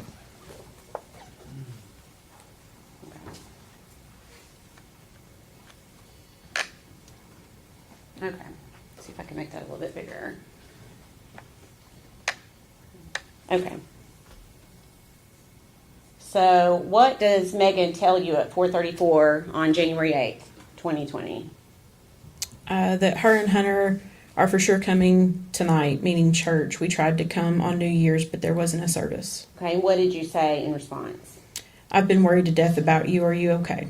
Okay, and then what did you say after that?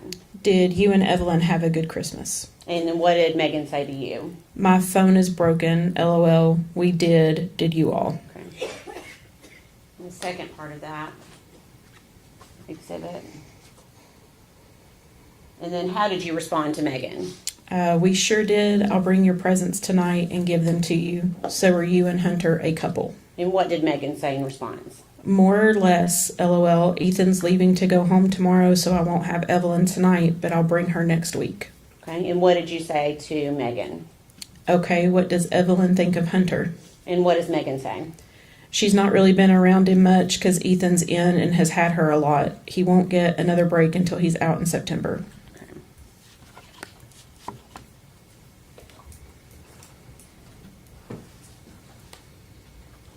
I'm going to give you this one, Gifford. I'm going to pass another document to you. Okay.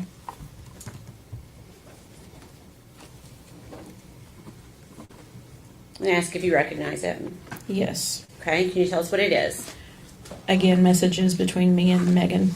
Okay, what's the date of those messages? February 24th of 2020. Okay, is that a fair and accurate representation of the conversation on that date? Yes. Okay, but ask that be made exhibit number 95.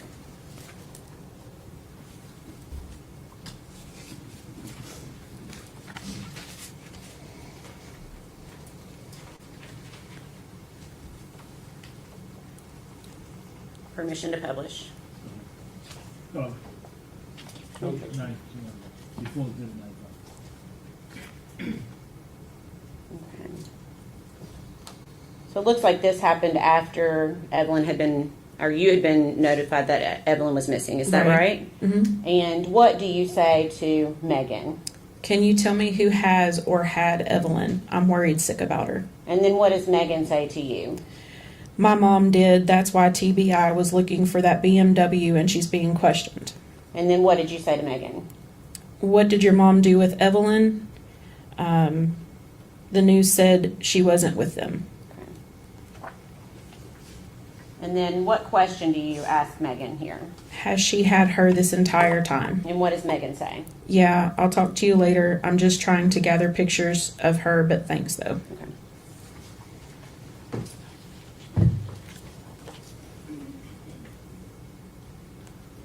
Is that the first time she told you something different than Ethan? Yes. Having Evelyn? Okay. Please answer any questions the defense has for you. Okay.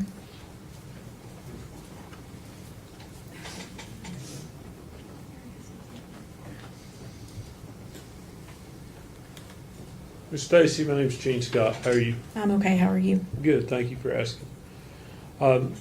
It's my understanding you knew Megan through her dating your son, Caleb. Yes, sir. When did they date?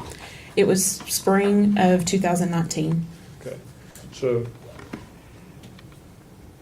how old was Evelyn the first time you met her? Oh, goodness. I honestly do not remember. It was early spring. Okay, so sometime around March. Was that a fair estimate? March or April, yeah. Okay. So she'd have been somewhere 4 to 5 months old? Yeah, I was going to say 5 or 6, maybe. I don't know. Because she was born in November, so if it Right. were 6, that would put the relationship into May. Was it that Okay. late? I want to say they started dating somewhere around April. Okay. So, how often would you see Evelyn with Megan? Anytime I saw Megan, Evelyn was with her. Okay. And I'm assuming when you saw Evelyn with her, you never saw any signs of abuse or neglect. Is that fair I to did say?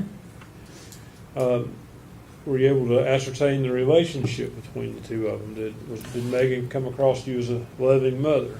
It seemed perfectly normal. Most babies that age tend to cling to mom, and Evelyn did that. Okay. What was Megan's personality like back then? She was usually kind of quiet till she got to know us a little bit better, and then she would come in and she would just have normal conversations with us. Okay. At that point, she wasn't unfriendly. No. You described her earlier as being unemotional. The one time that we were in the car together, yes. That was different than her normal personality. Yes. You think you described her as unemotional? She could have been withdrawn.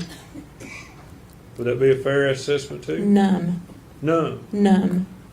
Just Would be a good description. okay.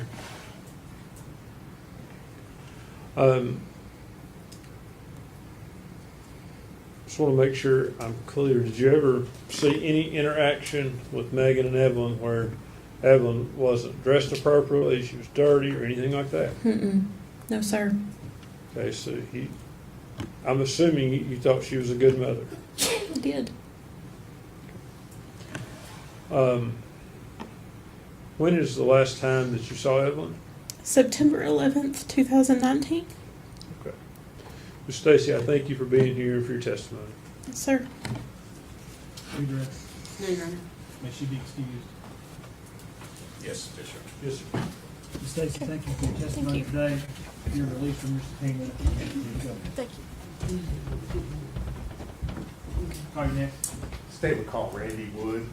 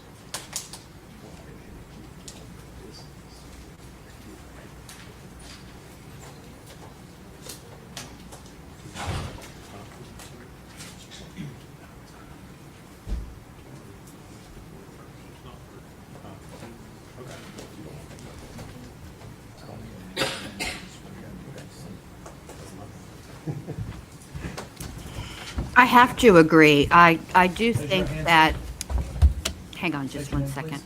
I do think that truancy was probably the straw that broke the camel's back, as it were. I think there must have been something else going on. I can only tell you what Tommy Boswell testified to. I'm sure, as most situations involving human beings typically are, I think there's more to it. It's probably layers. But I will say this. Megan was only in foster care for 4 months. So there's that as well. All right, here we go. Let's see what Mr. Randy Wood has to say. Randy Wood. You solemnly swear or affirm the testimony you're about to give the truth, the whole truth, and nothing but the truth. Yes. See.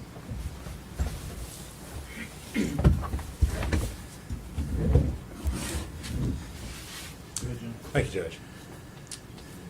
You're Randy Wood, is that correct? That's correct. All right. And Mr. Wood, where were you living back in 2019? Let's see, 217 Sandy Point Drive in Blumpville, All right. You said Blumpville. Was that in Sullivan County? Sullivan County. Okay. And just for context, kind of tell us where that's located. Where is It's that? located in Barefoot Landing on the lake. Okay. How by the lake out there? Yes. Behind Behind the airport. Airport. Okay. All right. Now, we've heard some mention earlier in the trial about Preston Hunter Wood. Is he your son? Yes, he is. All right.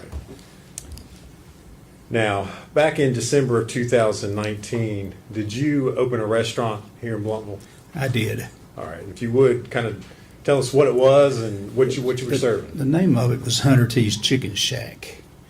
I was the only owner of the place. It was right there on Highway 75. All right. Where? I sold chicken, roasted chicken. Okay. Was it a sit-down restaurant? No, or it was a drive-through, just like Pal's. All right. And it's over there, right across, kind of from Northeast State. Yes. Okay. Now, you mentioned you were the only owner. Did you have employees, people that worked for you? Yes. Yes. Okay. How many people? How many Well, employees? let's see. We interviewed. We hired everybody that filled the application out because Usually there are only about a half shows up the day you open up. So I probably had about 12 employees. Okay. And who made the decision as far as who was being hired or not? I did. Okay. And one of those employees that showed up to apply for a job and work there, did you know Megan Boswell? I didn't know her till she filled the application out. That's the first time I met her. Okay. And did she apply for a job with you? Yes. And did you hire her? Yes. And do you see Miss Boswell sitting in the courtroom here today? Yes. If you would, point her out and describe what she's She's wearing. sitting right over there with the glasses on. Judge, for the record, he's identified the Is that good? Records of the All right. Mr. Wood, what do you remember what day you opened? It was the first Monday in December, and it was the second. Okay. Second day of December, is that 2019? Yes. All right. Was Miss Boswell working that day? Yes. Okay. And you mentioned you didn't have a whole lot of employees. Who was in charge of making the schedule and deciding? Jason Facette made the schedule and everything. Okay. Was your son Hunter an employee there? Yes. All right. What did Hunter do? He was mainly just an employee. Okay. Because Jason sort of run the place when I wasn't there. All right. So Hunter and Megan worked there as co-workers. Yes. Did you work there at the restaurant? Were you there on a regular basis, or? Pretty much so, you know. Yes. Okay. So you saw Hunter and you saw Megan together at the restaurant. That's Yes. fair statement. Yes. All right. Where was your son Hunter living at that time? He was living with me at that time. Okay. At your house out that lake. Yes. Okay. Out there. Did he have a vehicle that he drove then? Yes, he had a Ford truck what he drove. All right. At some point in time, did you realize that your son Hunter was in a dating relationship with Megan Boswell? Well, you know, it is a weird situation, to be honest with you, because she got her car repoed one day at the chicken shack, and I made Hunter take her to the doctor that day. And, you know, because she didn't have a ride. Okay. All right. So that's how they started running around together, because she didn't have a car. Okay. So at some point. Wait. Espera. Now, didn't Mr. Tommy Boswell get up on that stand and testify that he had bought her a $20,000 car in cash, paid for it outright? How's your car getting repoed if your car's paid for outright? Can y'all explain that to me? Point in time you realize they're dating? Well, they was together a lot, yes. Okay. You can say dating if you want to, or All together a lot, yes. Okay. And at some point in time, did she come to live at your house? Well, she didn't have anywhere to go when they repoed the car. And apparently her father, what she said, kicked her out. So I let her come stay, she stayed about 3 nights there. That's all she stayed. Okay. Were you aware that she had a small child? Yes. Okay. Did you ever see Evelyn? No, never saw the baby. Okay. She never brought Evelyn to work there with her at the chicken shack? When I hired her, because one of the questions is, do you have any kids? Because we work around schedules. Because you got a child, you can't work a lot of hours. So I asked her, she said, yes, I have a baby girl. I said, well, do we need to work around your schedule? She said, no, the baby daddy had the child. She said, I can work as many hours as you want. Okay. And I said, okay. Did she work a lot of hours? She did work a lot of hours. Okay. Now, you said she had stayed at your house. Did you ever bring Evelyn over? The baby never was in my house. Okay. Did she ever bring any high chairs or playpens? Or No, nothing. Diapers, baby bottles? Nothing. Okay. Did you ever see your son Hunter around? Evelyn? No. Okay. How often did you see Hunter at that time? Every day. Okay.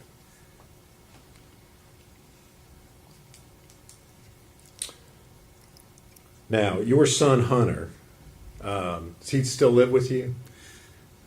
No, he started living with his mother, but he's at hospital at the moment. Okay. He's at a hospital. Where is he in a hospital? Marion, Virginia. All right. Is that a mental hospital? Yes. How long has he been there? 2 months. Okay.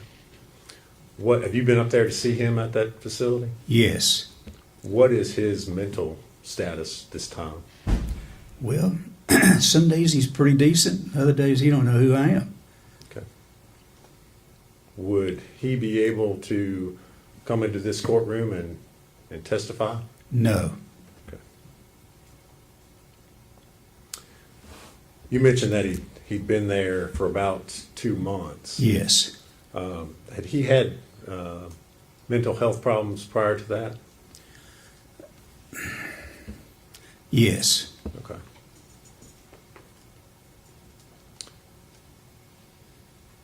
When did he, when did he start having mental health problems?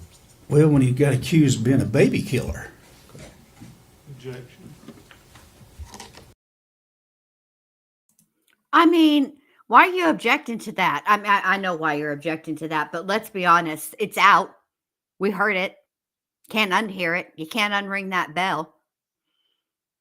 So everybody knows now, this puts this to rest. We're not going to be hearing from Hunter.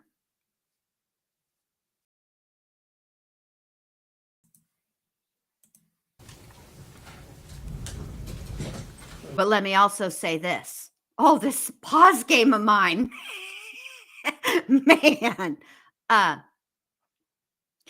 think if I were accused of a crime like that, especially if I didn't commit it, I think it might make me have some issues as well. And I will say this. One of the things that we're learning from this testimony is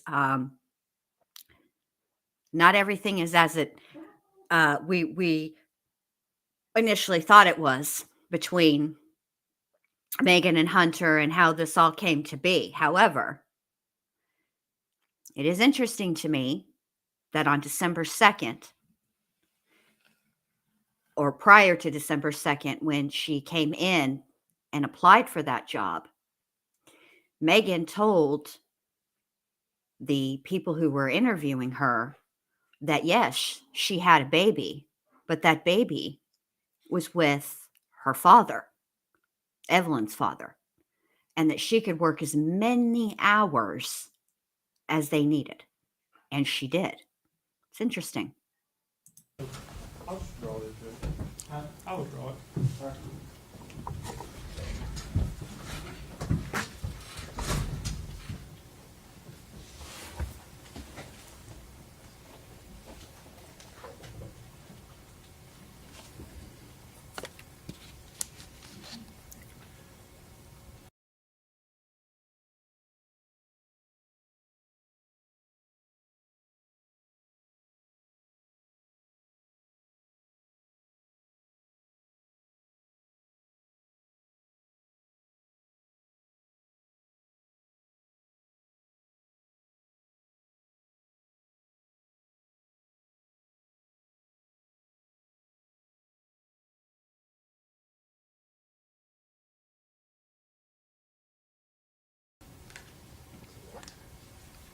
Oh my God, did I just say that whole thing without muting? Oh my, on mute. Look, let me highlight this again. Let's start again. I'm so sorry. So Riley says, I personally am just not buying it. I think his parents, Stop Mac, are a little overprotective and have gotten him out of testifying. I have to say that when the testimony came out from his father that he's only been in this mental health place for a couple of months, that was one of the first thoughts that went across that went through my head as well. Absolutely, yes.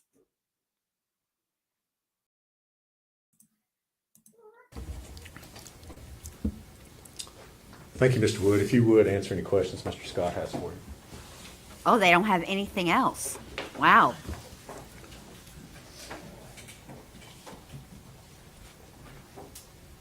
Mr. Mr. Wood, my name is Gene Scott. How are you? I'm doing good. How you doing, Tess? I'm doing good. Take my reading glasses off. Let's talk about your son. It's Preston Hunter Wood, is that correct? That's correct. All right. And you said he hadn't had any mental problems until people accused him of being a baby killer. That's true. Okay. Since then, he has had quite a few mental problems. Is that True. okay? He has been diagnosed as being schizophrenic, suffered hallucinations. That's probably true. Yes.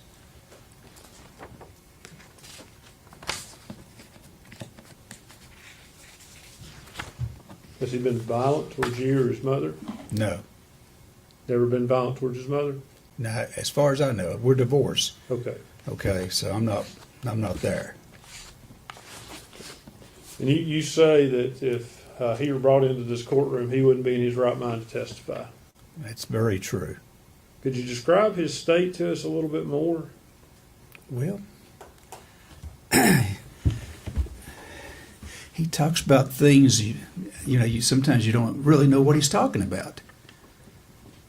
I mean, I don't know how to put it. It's just, it's sad. I mean, this young man was a 4.0 student in school. Now he's, I don't know if he's ever going to function in his life again. Mm-hmm. Does he hallucinate? I don't know if he hallucinates, where you call it. I don't know, what the definition of hallucinate. I mean, Well,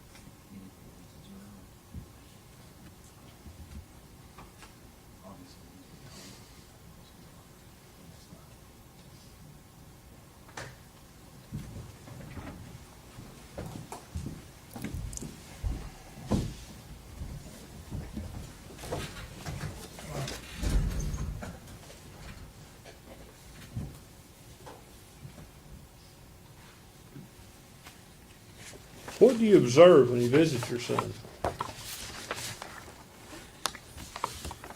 well, mainly I just talk about anything that's pleasant.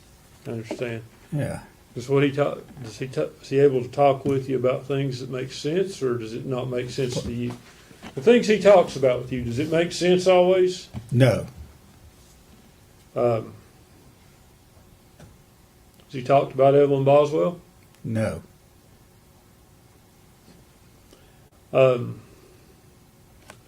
Are you aware that he has in the past been diagnosed with violent threats, hallucinations,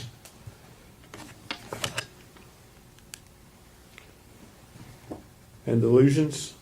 No. Okay. Would that surprise you if I told you that's the case? It'd give me a little shocker, yes. Because I'd never seen it. So you don't know about that? I've never seen that before. Okay, I'll move on. Have you ever seen him be aggressive? No.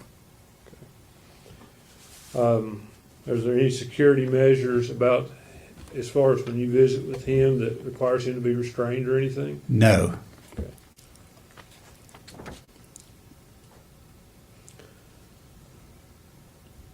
When you talk to him, does he talk about things that are not real, things that are not there? Well, he talks about the future sometimes, like maybe taking a cruise or things of that nature. Just good stuff. Never bad stuff. We don't talk about bad stuff, no. Okay.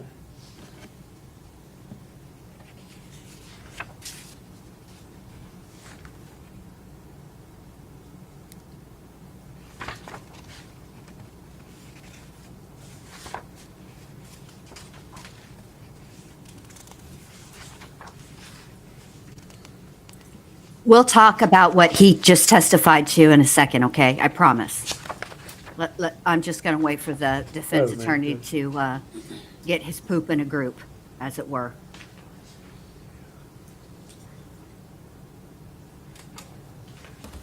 She started her job December 2nd.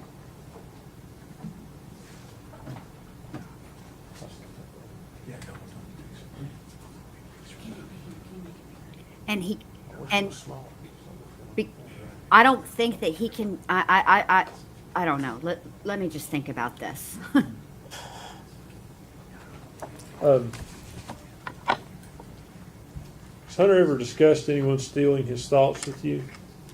Pardon me? Has Hunter ever discussed anyone stealing his thoughts with you? One more time, okay? Has Hunter ever told you that someone or something steals his thoughts? He usually informed me with everything, yes, talked to me about everything. So he's told you that some. Judge, I object. It's hearsay. It is hearsay, but I mean, it's kind of a unique situation. I'm sorry. All right, so obviously the judge doesn't want speaking objections. That's why they're over there at the sidebar. This time I don't think there's a charcuterie platter over there. I think that the prosecution called this witness to establish this timeline, okay? This would prove that if the jury finds this witness credible, this would prove that Megan told people that she was, that Evelyn was with her, with Ethan before Mr. Wood, can she you hear started me working. okay? Sometimes I can hear you, but at the very beginning you go real low and then you get higher. Sorry about that. That's okay. Let me ask you this. Has Hunter ever talked to you about someone or something stealing his thoughts?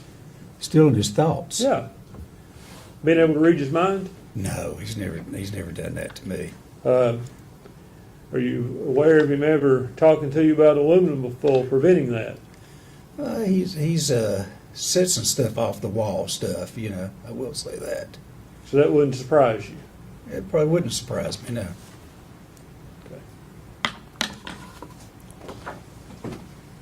No, Margie, please don't apologize. I love it when people stop lurking and begin Sir, I've to... handed you a Hold on. photograph. Could you identify that? I'll say this. Okay, so for Allie who's driving, let me just say this. This is Hunter's father on the stand, okay? They're talking about Hunter. And Margie, I love that you stopped being a lurker and came out and decided to chat. I love it. So please do not apologize. Okay. Now, this is important, and I want to highlight this from True Psych Ward, who says, very interesting. People typically don't develop schizophrenia in response to stress or trauma. I smell some funny business. Yes. And now with the foil, we can all see where this is going. Photograph? That is my son standing in front of the Hunter T's Chicken Shack. You say your son, Hunter Preston Hunter Wood. Preston Hunter. Yes. Judge, we would offer that as the next exhibit, and I don't think it will fit on the projector to publish to the jury. I'll just ask that it, okay, we'll give it a try. Sorry. It would be, general any objection. No objection, Judge. Full exhibit 96.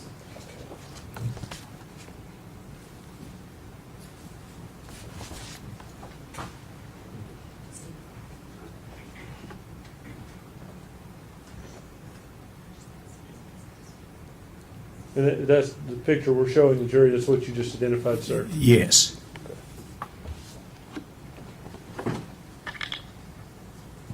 If I could have just one moment, Judge.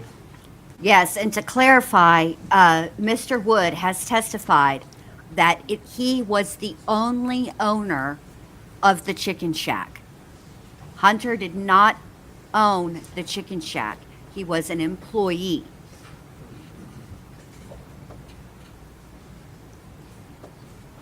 Judge, I made it just a minute.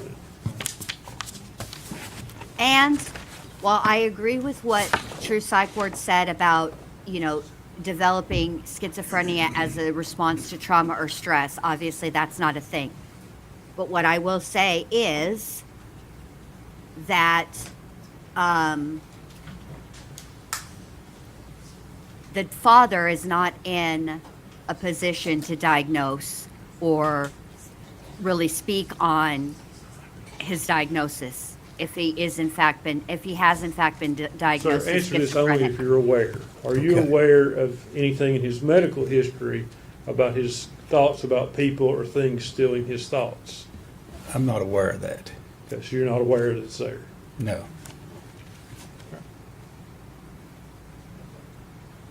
Judge, that's all the questions I have. Mr. Wood, thank you for being here. You agree? No, Your Honor. May he be excused? Yes. Mr. Wood, thank you for your testimony. Thank you. You're released from your subpoena, sir. You're free to go. Okay, thank you.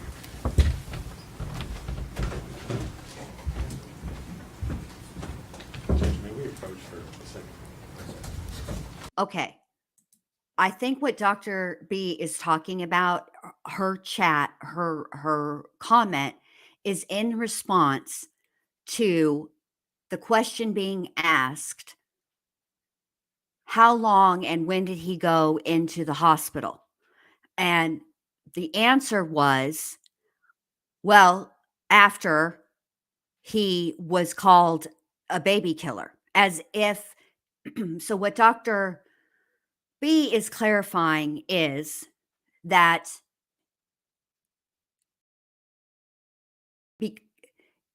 getting schizophrenia is not something that is brought on by trauma or stress. Okay, that's what she's saying. And I think that I understand what you guys are saying in the chat, which is that he does fit in the category of the age where mental health illness is typically, the signs start to become apparent, and people are frequently diagnosed in their 20s, their early to mid 20s. So I understand what you guys are saying. Okay. I think that really what the intention for the state calling this particular witness was because they're establishing a timeline. It's important for the jury to understand when all of these events occurred. Okay. And she was telling Mr. Wood here that it's not a big deal that she has a child. She can work all the hours that he needs her to work because her child is with her baby's father. Okay. Now, why that's very important, because Megan's story, and the jury has already heard this when they played that interrogation video yesterday at the beginning of the day. Megan said Hunter rolled over on Evelyn, smothered her, killing her. And he's the one that disposed of her body. The reason the defense asked what they asked is about the stealing of the thoughts is because apparently they're in possession of some document, probably some medical record, that says that Hunter said that people are stealing his thoughts, and that the only way to keep them from stealing their thoughts or his thoughts is for him to wrap aluminum foil around his head. Evelyn was found with aluminum foil wrapped around her head. That's what they're trying to connect dots. I don't think, listen, what I'm saying, her story of Hunter rolling over on her child makes no sense, because if that happened, she would have called the police. That's facts. This is a BS story that she came up with. Okay. Megan is a prolific liar. She lies about things that she doesn't even need to lie about. So what I don't agree with at all what the theory of the defense is. I think it's a big fat lie, because at the end of the day, it's been testified to over and over and over that Evelyn and Hunter never even met. Never even met. All right, let's see what else they got.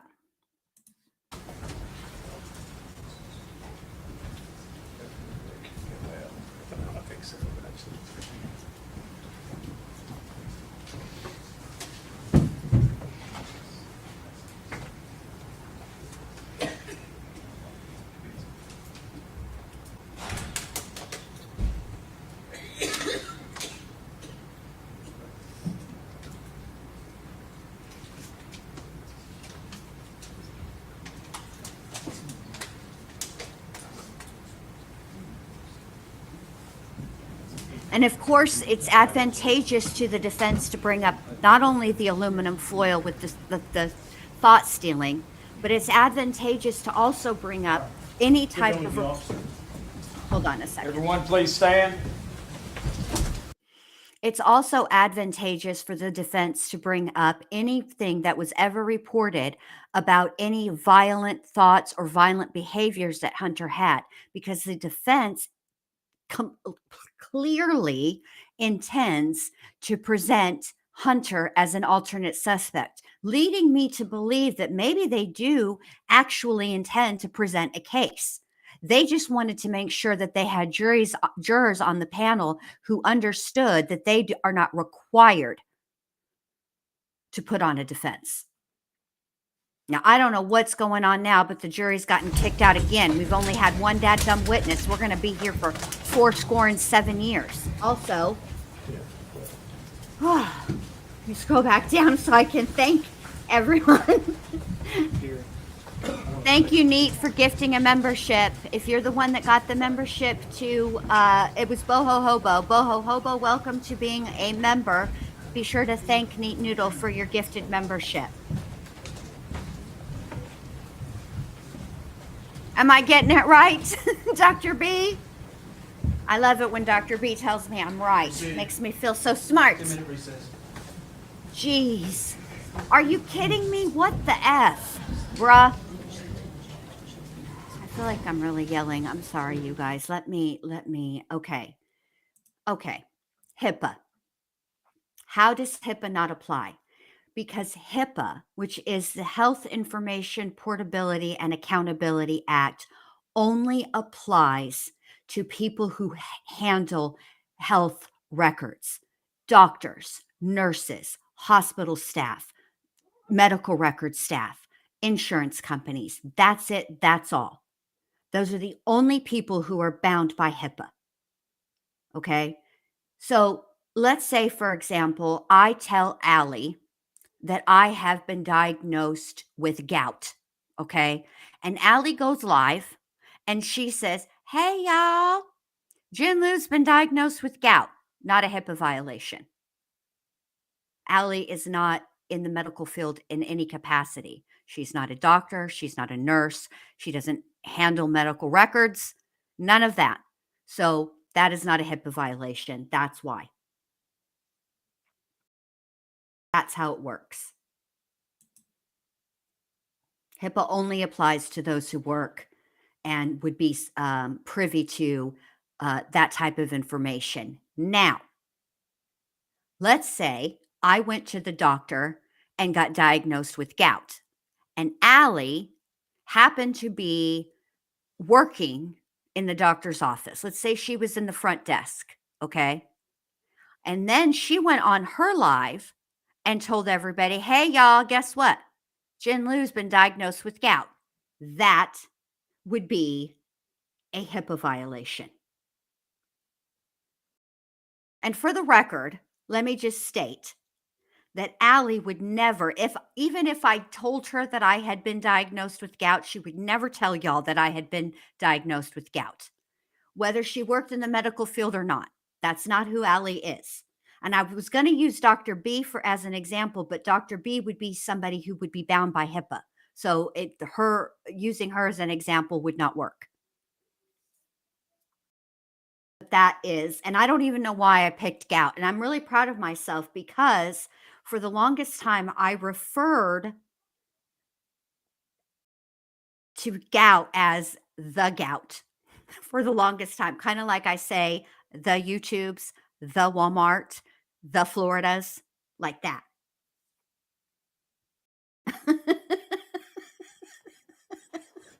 You like my country accent? Hey, y'all, it's me, Allie. Jim Lou's got the gout.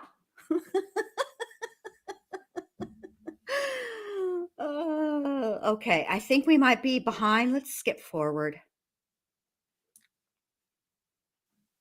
Oh, for Pete's sake. Why are we on a dadgum break? We came back late from lunch. Now we're on a dang break. This is ridiculous. I would be happy to come and explain this. Oh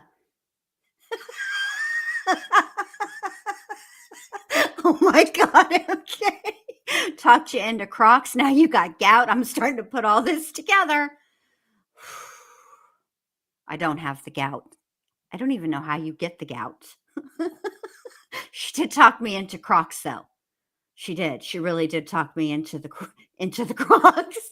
Yeah, Hallie out here trying to use my gout as clickbait. Can you imagine? Oh my gosh.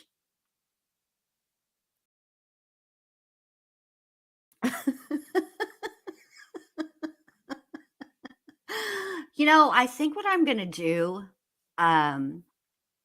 this weekend, I think I'm going to listen to the testimony. And then on Sunday before, or Sunday night, I'm going to work on it. And then Monday, I'm going to come live a little early and I'm going to put together a timeline for you guys so that,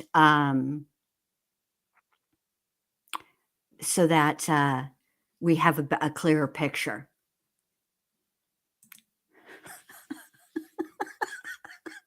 I'm done with you already, True Psych Ward. They are moving super freaking slow. This beats even Adam Lowley and the sidebar.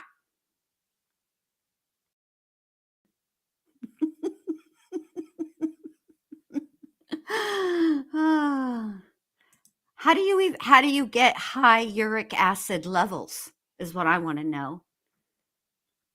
And yes, Scott, I thank you for being outraged. It's very rude that Allie told everyone you have gout. I expect better of her.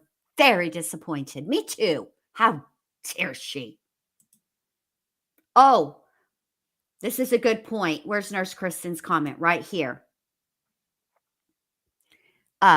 It wasn't Alex, it was Amy. That is something that Amy would do. You can't trust Amy. Oh, that's sad. I shouldn't be making a joke. I'm sorry, Cat's Eye. I'm sorry that he has gout. I'm sorry.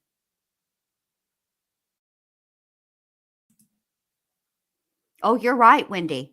Wendy says, but many people have said Hunter never met Evelyn, and Megan Boswell herself in text said that Evelyn has been with her dad. This jury ain't dumb. No, they're not dumb. Listen, they might have got a few gasps from us and ooh from us, but the jury is like, oh, I agree. I think the jury is over there like, and I mean, they might feel that perhaps it might be convenient timing that Hunter isn't there to testify. They might feel that way, but at the end of the day,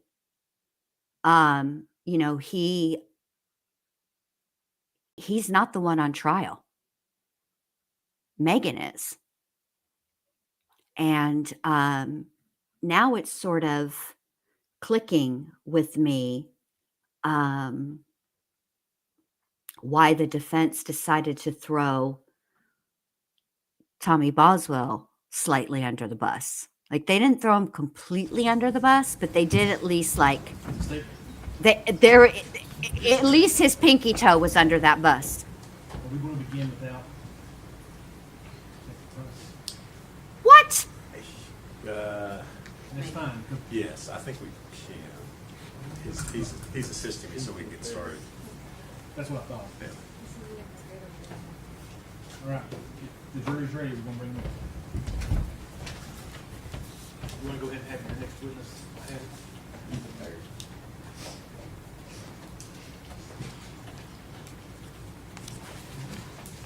Ooh, Desiree.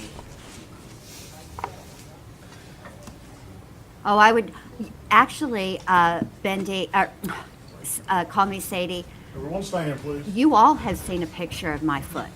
It's on my community tab. When we painted our nails for Blue for Gannon during Letitia's trial, my feet and my hands are in that picture. Allie's seen my feet though. I've shown her pictures of my feet before when I show her, like when I do my toes. If I like the color a whole lot, I'll send her a picture. Dr. B's seen my feet too. In person. Okay, Jim. Call your name. State would call Ethan Perry. Bruh. Be right back. I need to change the title.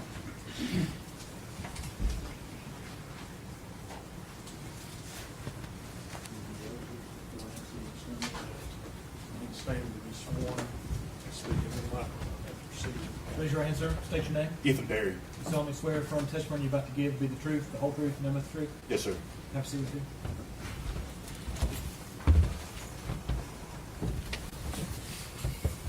Good afternoon, Mr. Perry. Good afternoon. If you would scoot up close to that mic there so we can hear you good. Better? That's great. That's great. You are Ethan Perry, is that correct? Yes, sir. And Mr. Perry, how old are you? I'm 25. All right. And where do you live? Kingsport. All right. Do you know the defendant, Megan Boswell? I do. And how do you know Miss Boswell? We dated in high school. All right. Do you see Miss Boswell seated in the courtroom here today? I do. If you would point her out and describe what she's wearing. A white top and glasses. All right. Black hair. All right. Judge, let the record reflect he's identified the defendant. Record so reflect. All right. So you indicated you all dated while you were in high school. Is that correct? Yes. All right. If y'all have friends, y'all have neighbors, y'all have countrymen that have been following this case, following this trial, please go get them. Invite them in. We need to sit down and watch this together as a family the way that God intended. And let me just say, for the record, let the record reflect, this is not at all what I expected Ethan to look like. That is all. Yes, sir. And when would that have been? I was about 15, and she was about 13, so I'd say about 2014, 2015. And where were you all in high school? Sullivan Central High School. All right. That here in Blountville? Yes, sir. Okay. How long did you all have a dating relationship? I'd say at least until I got out of high school, whenever I joined the Army. Okay. Now, when you were in high school, where did you live? In Blountville. Okay. And who did you live with? With my grandfather and my step-grandmother. And who were they? Carl and Sherry Perry. All right. Did you also, as you were growing up, for a period of time, live with Paul Miller? Yes, sir. And who is Mr. Miller to you? He is my step-grandfather. All right. And when did you live with him? Since birth until about 2010. Okay. And how old were you at that time? Oh, about 10 or 11. Okay. All right. So at that point in time, did you go to live with Carl and Sherry? Yes, sir. Okay. Now, you mentioned you had a dating relationship with Miss Boswell until you graduated from high school. When was it that you graduated? 2017. Okay. And would that have been, what month did you graduate? May, and I believe it was May 21st. Okay. So end of May? Yeah. All right. What did you do after you graduated from high school? Joined the Army. Okay. And how soon after you graduated from high school did you join the Army? 10 days on May 31st. Did you go straight into basic training at that time, or? Not straight in. There were some hiccups along the way. I had some medical issues, but it was relatively quick. Yes. All right. Where were you stationed? I went to basic at Fort Benning, Georgia, and then I was sent to my unit in Fort Polk, Louisiana. Did you continue to keep in contact with Megan Boswell while you were at basic training? Yes. Okay. Would you say you were still in a dating relationship at that time? I'd say so, yeah. Okay. How were you keeping in contact with her? In basic training, mostly through letters. But by the time it was over, text. Okay. Yeah. You didn't have a phone while you were... It was like once a month we got our phone, but it was only for like 30 minutes. I can't really remember any conversations that we had specifically. Okay. But you were still continuing to communicate with her the old-fashioned way by writing letters? Correct. Okay. So as your time in the Army continued, did you continue to have a relationship with Miss Boswell? Yes. Okay. And at some point in time, did you come back home to Tennessee? Yes. And when was that? Probably the first time would have been in probably the winter of 2017. Okay. For Christmas. Okay, that's what I was going to ask. Yeah. All right. So you had leave. You came home at Christmas time. Is that right? Correct. All right. Where did you stay when you came back? With Carl and Sherry Perry. All right. Did you have contact with Miss Boswell while you were here? Can't remember for sure, but I'm sure. Yeah. Okay. Y'all were still in a relationship. Is that fair statement? Sure. Okay. Well, if it's not, tell me. I mean, I wouldn't call it a healthy relationship, Okay. but a relationship, yeah. All right. You saw her while you were here in Tennessee? Yeah. Okay. Now, at some time in 2018, did you learn that she was pregnant? Yes. And when was that?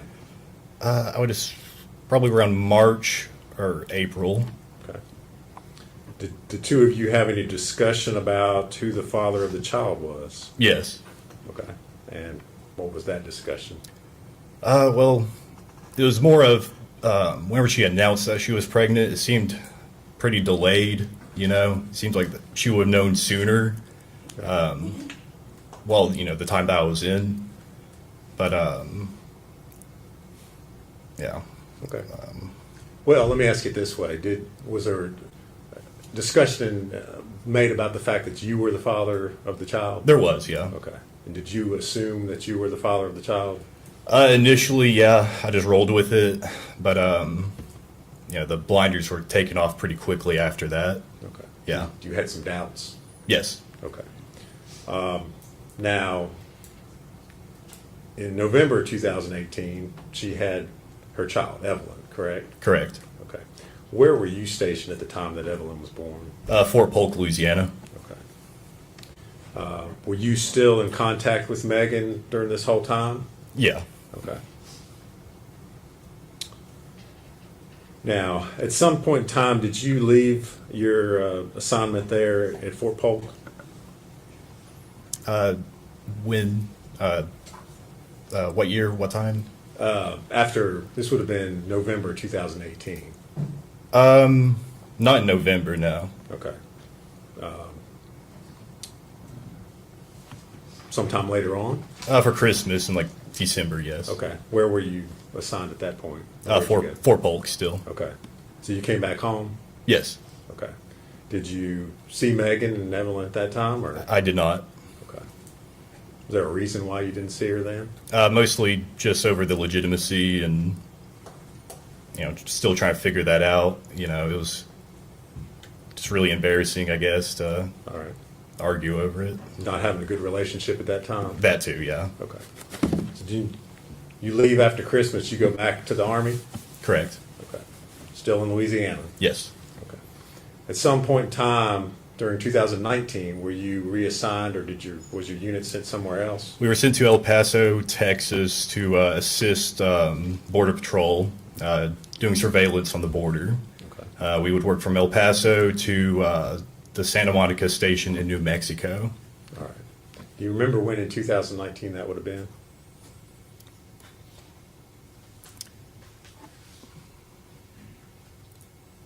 I'd guess March through September. Okay. That's my guess. All right. Now, at some time later on in 2019, did Miss Boswell show up to visit you while you were stationed in El Paso, Texas? She did. Okay. Was this a planned visit? Did you know she was coming? No, it was hasty. It's a hasty visit. Okay. Well, if you would kind of tell us how that happened, or how it was that she ended up showing up down there. Well, the conversation started with her wanting me to take leave to go up to come back up here to Bluntville. And I told her, no, we have a mission here in El Paso. I can't just get up and leave, And so she decided to, on her own, to drive from here all the way to El Paso. And it took her I'd say about 2 days to get there. And all of a sudden, one morning while because we were staying in hotels, we weren't on a base or anything. I just get a picture from her. She was parked outside of the hotel and just took a picture of the hotel. So, yeah. You knew at that point she was in Texas? Yeah, it was pretty obvious at that point. Okay. So, what did you do? Well, part of me just wanted to turn them away, but the other half was like, well, came all the way out here, may as well just stay. So I advised them to stay on the eastern end of El Paso because the western end is a little dangerous. And so, and then from there, we spent about 3 or 4 days together. Okay. So did you take some time off of your work assignment there and go spend time with Megan and Evelyn? Not officially, but yeah. Okay. What did you all do? I think the first day we just hanged out in the hotel room, just meeting Evelyn, playing patty cake, stuff like that, watching her walk around. And it was mostly that. We went to the El Paso Zoo. That was I think the second to last day. And then on the last day, we mostly just hanged out in the hotel. The last thing we did was we went to an IHOP. All right. And that was the last time I physically saw Evelyn. Okay.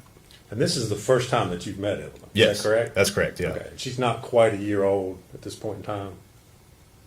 I'm not sure. Okay. Was she walking or toddling or anything? She was, toddling, just, stumbling over herself. And okay. Yeah. All right. So at the end of the 3 days, you go back to doing your Army thing. Is that right? Okay. Where did Megan go?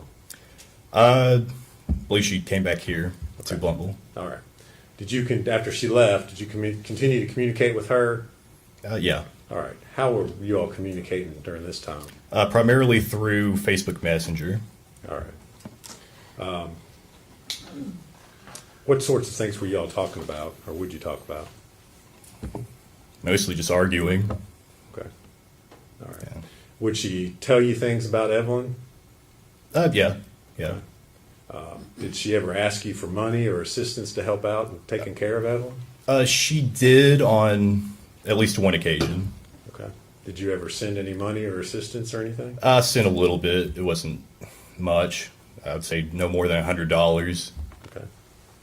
Now, at this point in time, you're still assuming that you're the father of Evelyn Boswell. Is that correct? At this point, I'm still just rolling with it. No, I don't. At that point, no, I didn't assume.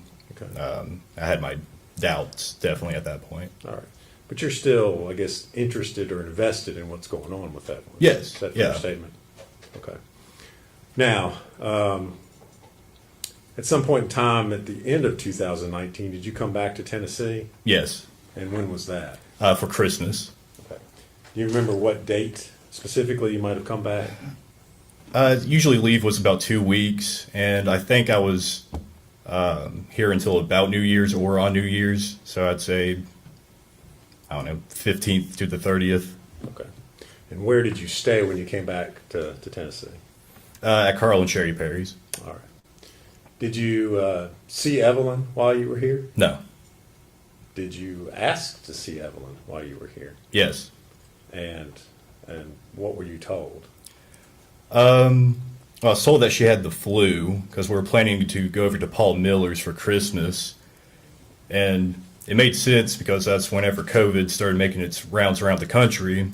And so it seemed like a good excuse, made sense. Okay. And did you, in fact, go over to Paul Miller's? Yes. And did you go by yourself, or did you go with Megan, or how did that happen? I went with Megan. We met up at the Northeast State Community College parking lot. Okay. All right. That's what you said. Yeah. Mr. Perry, I'm going to show you two documents, ask you if you can if you recognize those.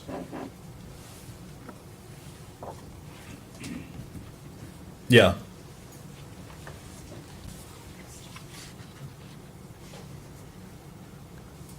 Yeah. And what are they?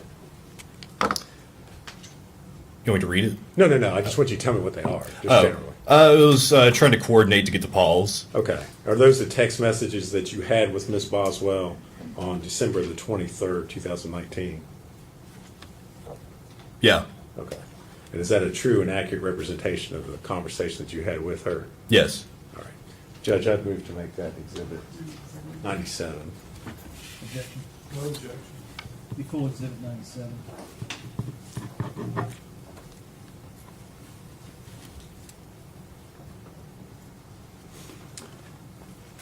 Asked to publish those to the jury.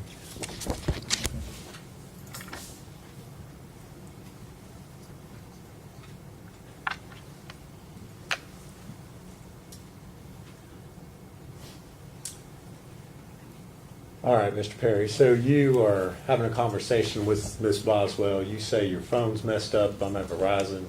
You tell her, yes, I'm still going to Paul's. What's her response to that? Evelyn is sick, so I'm not bringing her around everyone. If you want to see her tomorrow, just you can. But she has the flu, and I don't think, being around a ton of people is such a good idea.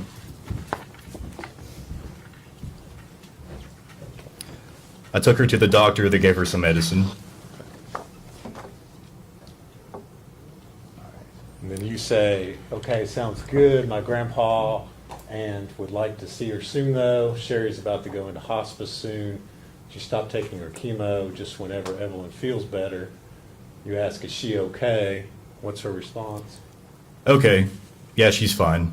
All right. And you say, everyone has the damn flu around here. And then She's just sick, and I don't want her around everyone. You want to meet me, and we can ride together?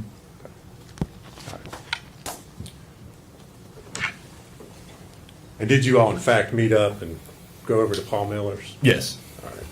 And did Megan have Evelyn with her? No. Okay. Did you all talk about, while you were at Paul Miller's, Evelyn at all? About Evelyn? Yeah. Yeah. Okay. Did you, and what did you all do while you were at Paul Miller's? Just mostly just sat around. I believe we ate dinner, opened some presents, and it was relatively quick. I'd say we were there for no longer than 2 or 3 hours. Okay. All right. After you left the Millers, where'd you go? I went to take Megan back to her car at the Northeast State Community College parking lot. Okay. Did you all have further conversations while you were here on leave? I believe so, yeah. Okay. And again, were you trying to see Evelyn while you were here? Yes. Okay. Were you, in fact, able to see Evelyn? Able to see Evelyn? No. Okay.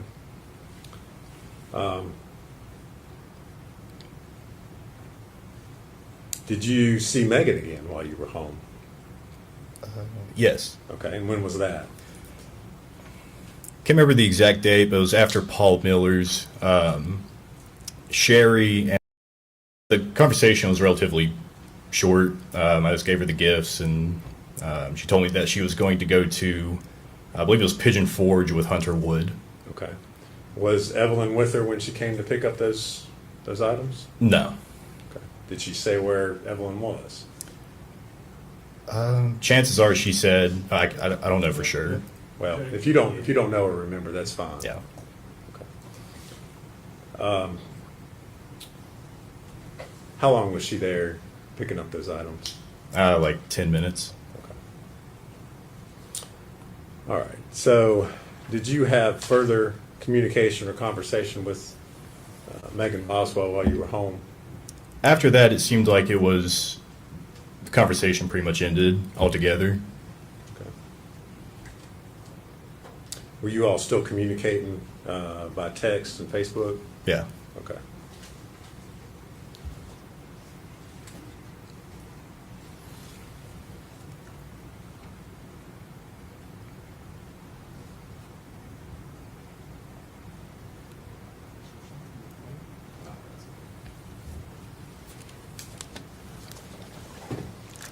Mr. Perry, I'm going to hand you another document, ask you if you recognize that.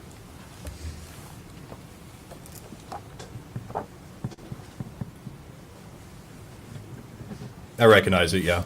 And what is it? It's Megan stating to me that her father just kicked her out of the house again, and that she won't have Evelyn back until she gets a place to stay. Okay. And then she said, "Never mind, I'm sorry." All right. The next day. Those text messages you received from her? Yes. All right. And is that a true and accurate copy of text messages you received from her on December 26th and 27th? Yes. All right. Judge, I'd move to make that Exhibit 98. 12/26. I'm sorry. 2019. No objection. Be full exhibit 98. And I move to publish that. Good.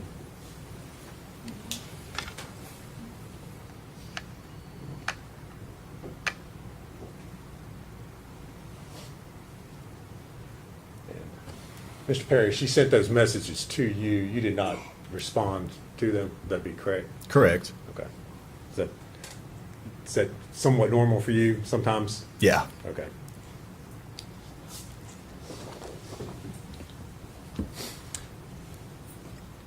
Now, you said you were on leave from the Army over Christmas there in 2019. First part of January, did you return to your duties with the U.S. Army? Correct. And where were you all stationed at that time? Fort Polk, Louisiana. All right. Did you continue to communicate and receive communications from Ms. Boswell after you returned to Fort Polk?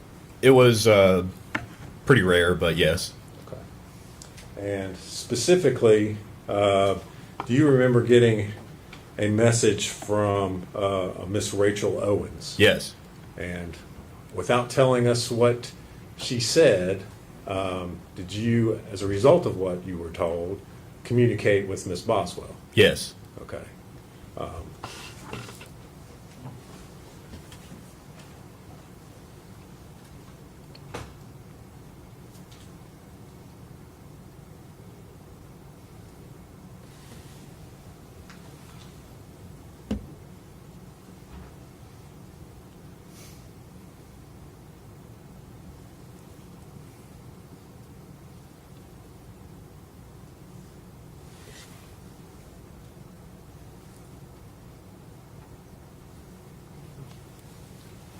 And again, we're not get into the exact conversation, but the nature of what Ms. Owens had asked you was the fact that there were concerns about Evelyn. Is that correct? Correct. Okay. And so then would it be fair to say you asked Ms. Boswell what was going on with Evelyn? Correct. Did you have communications with her about that? Correct. All right. I'm going to hand you a document and ask if you can identify that.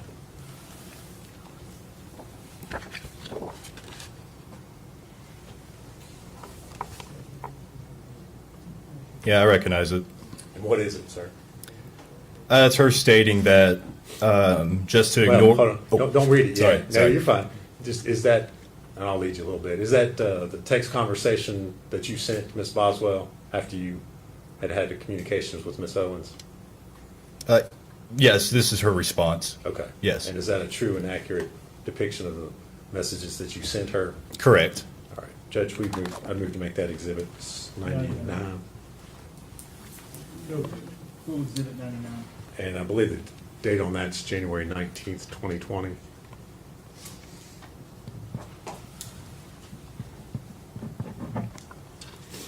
I move to publish that this time, Judge. Okay.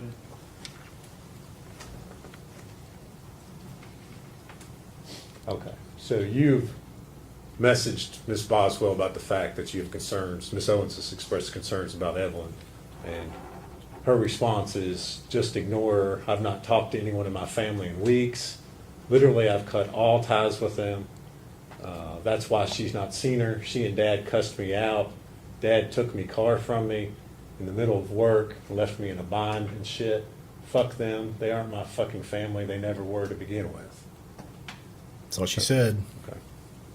All right. Did she ever tell you anything else about Evelyn or where Evelyn was? I can't remember. Okay. All right. So that was January 19th of 2020. In February of 2020, did you receive some phone calls? Well, let me ask you this. Were you still in the Army, still at Fort Polk at that time? Correct. Okay. Did you receive some phone calls from family members?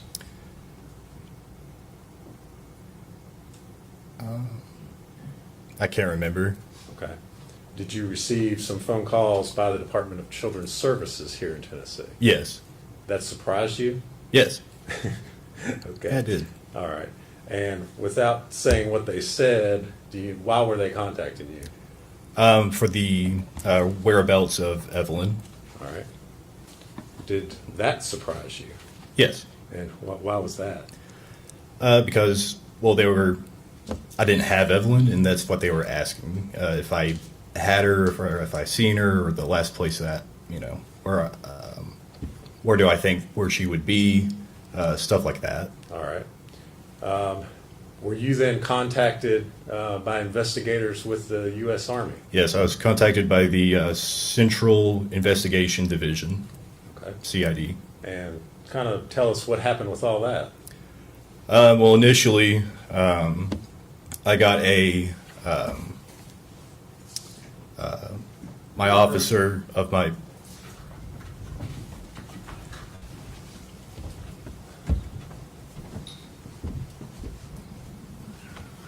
Okay, so now we've learned that Tommy is the one that repossessed the car.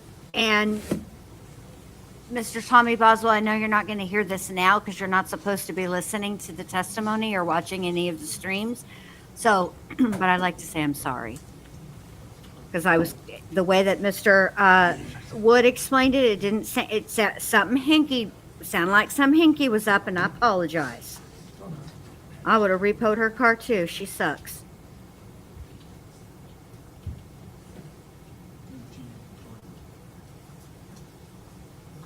Ooh, fried pickles. Where'd you get them from? Be real.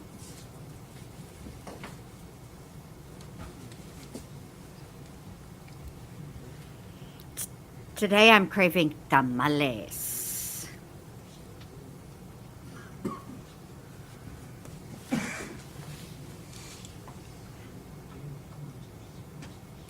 You really do, TK, in Texas. You have to stay on top of these cases to understand how all of it, like, we will get during open investigations, right?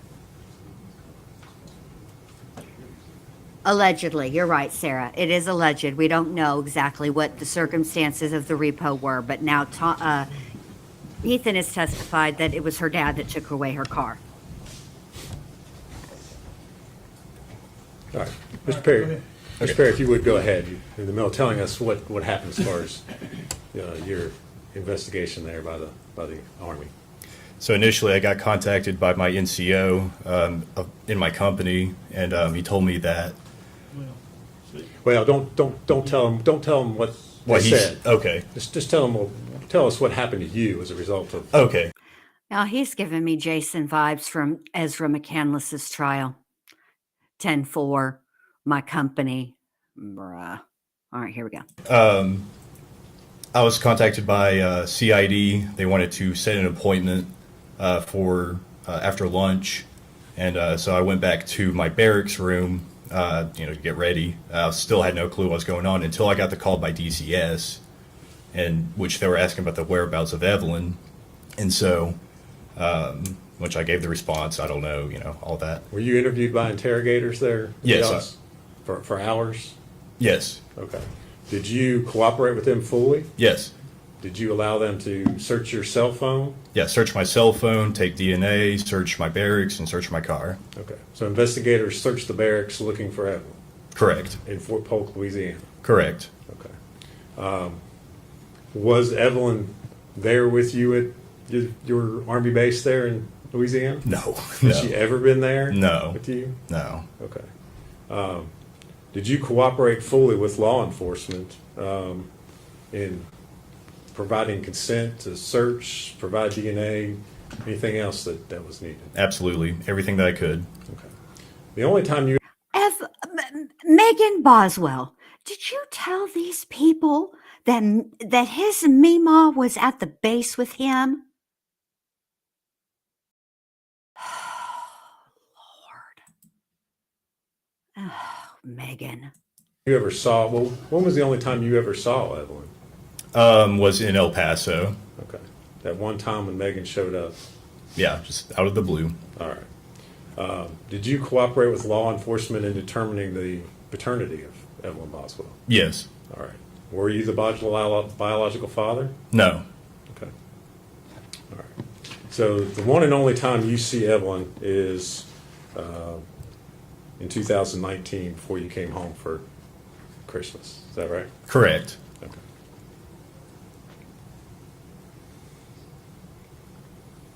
Thank you very much, Mr. Perry. If you would answer any questions Mr. Scott has for you.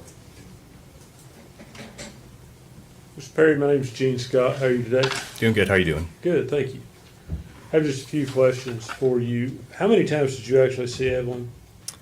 Well, I saw her in El Paso through a span of 3 or 4 days. Okay. Was that it? Yes. Okay.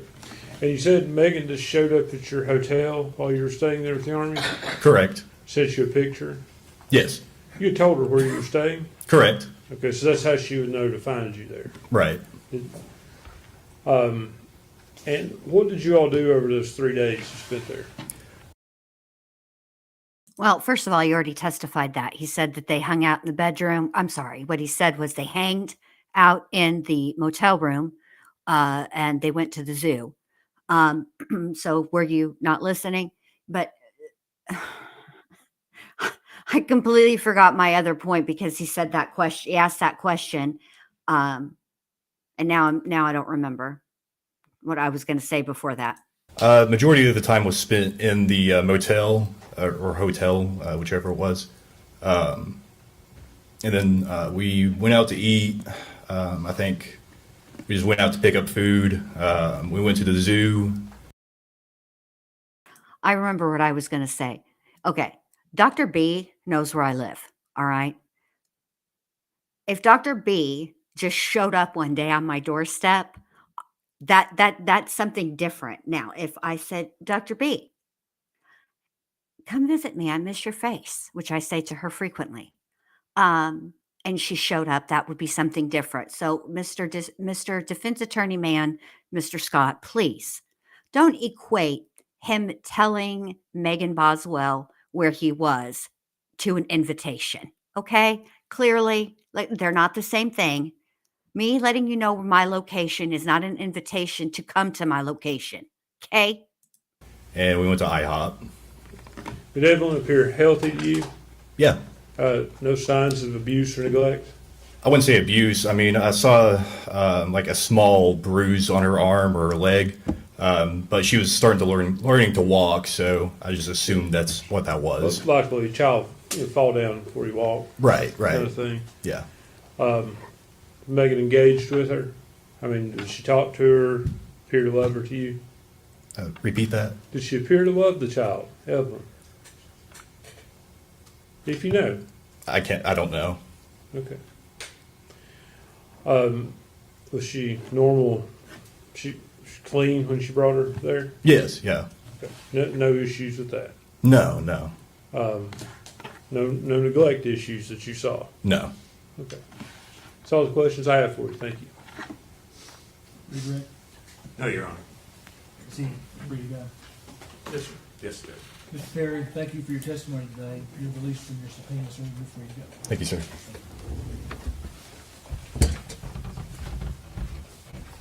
All right, next. So it would call Carl Perry.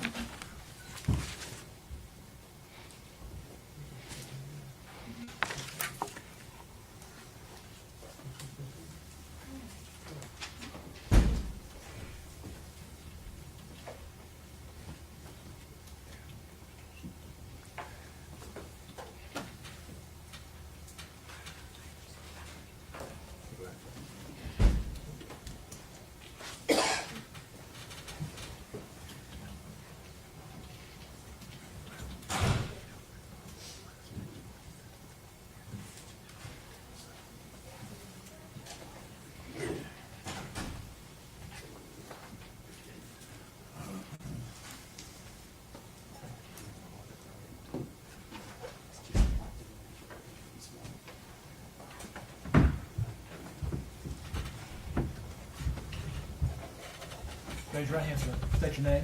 Carl Perry. Mr. Perry, do you solemnly swear or affirm that your testimony you're about to give will be the truth, the whole truth, and nothing but the truth? I do. Have a seat right there and speak up into the microphone. Good afternoon. Your name is Carl Perry, is that correct? Correct. What city do you live in? Elizabethton. Okay. And do you know Ethan Perry? Yes, that's Who? Okay, go ahead. My Who is he to you? grandson. He is your grandson. Okay. And at some point, did Ethan live with you in your home? yes. Okay. And was that also in Elizabethton? No, at that time, it was at 280 Lester Road, Blumpville. Okay. Okay. And how old was Ethan when he lived there with you?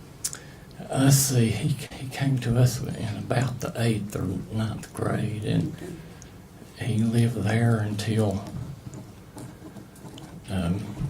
he spent 3.5 years in the military up until he went in the military. And then when he came back another year or so, then he went out on his own. Okay. So he came to live with you in about the 8th grade? Yes, Okay. Did anyone else live there with you? yes. Okay. And who was that? My wife, Sherry. Okay. And was Ethan living with you when he graduated from high school? Yes. And do you recall when that was? No. Okay. Did he have a career plan after high school? We encouraged him to go in the military. Okay. That was about it. Okay. Did he do that? He did. I took him to the recruiter's office. You took him to the recruiters? Mhm. Okay. Now, dadgummit, Megan Boswell, you got people's pawpaws being drug into court. If they drag a Mima in here, I'm gonna lose it. Which branch did he enlist in? In the Army. Okay. And how long after he graduated from high school did he then go into the Army? Pretty immediately. Okay. He had a buddy, and that was their plans. And Okay. he run in. Okay. And where did do you know where he went for basic training? Yes, Fort Benning, Georgia. Okay. And was Ethan still in the Army in 2019? Yes, Okay.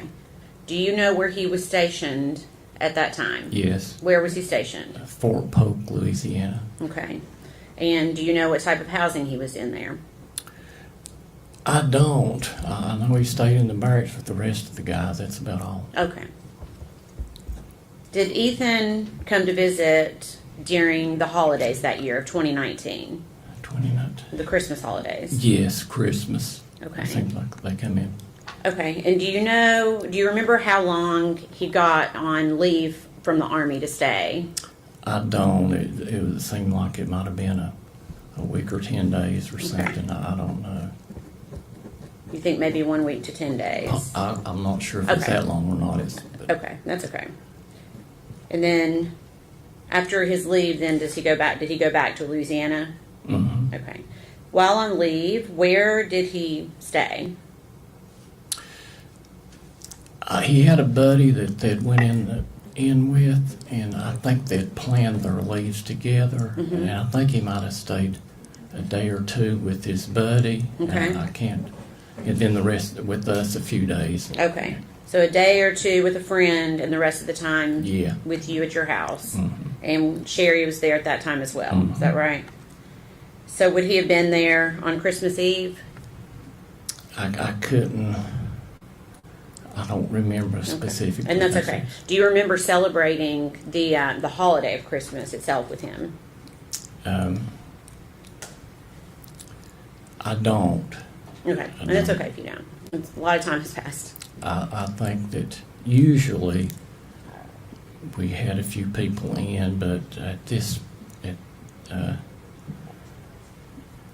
I can't remember. It seemed like that when they just wasn't a lot there. They were in and out. But Okay. During that 2019 holiday, do you remember seeing the defendant, Megan Boswell? no, Okay. Did Megan Boswell come to your house during that Christmas holiday? no, Okay. Do you know who Evelyn Boswell is? yes. Okay. Can you tell me who she is with regards to Ethan?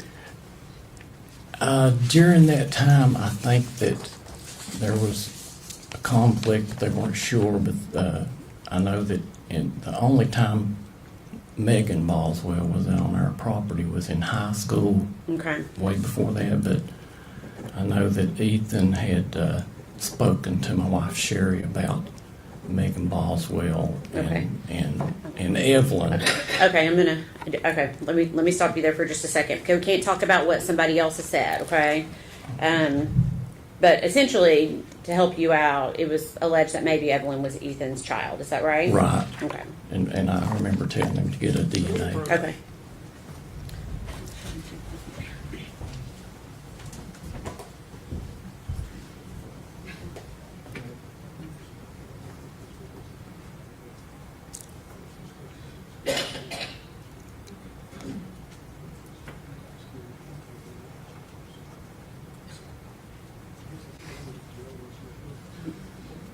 Ethan went to Christmas at his grandparents' house. Megan was invited, but she said that Evelyn had the flu.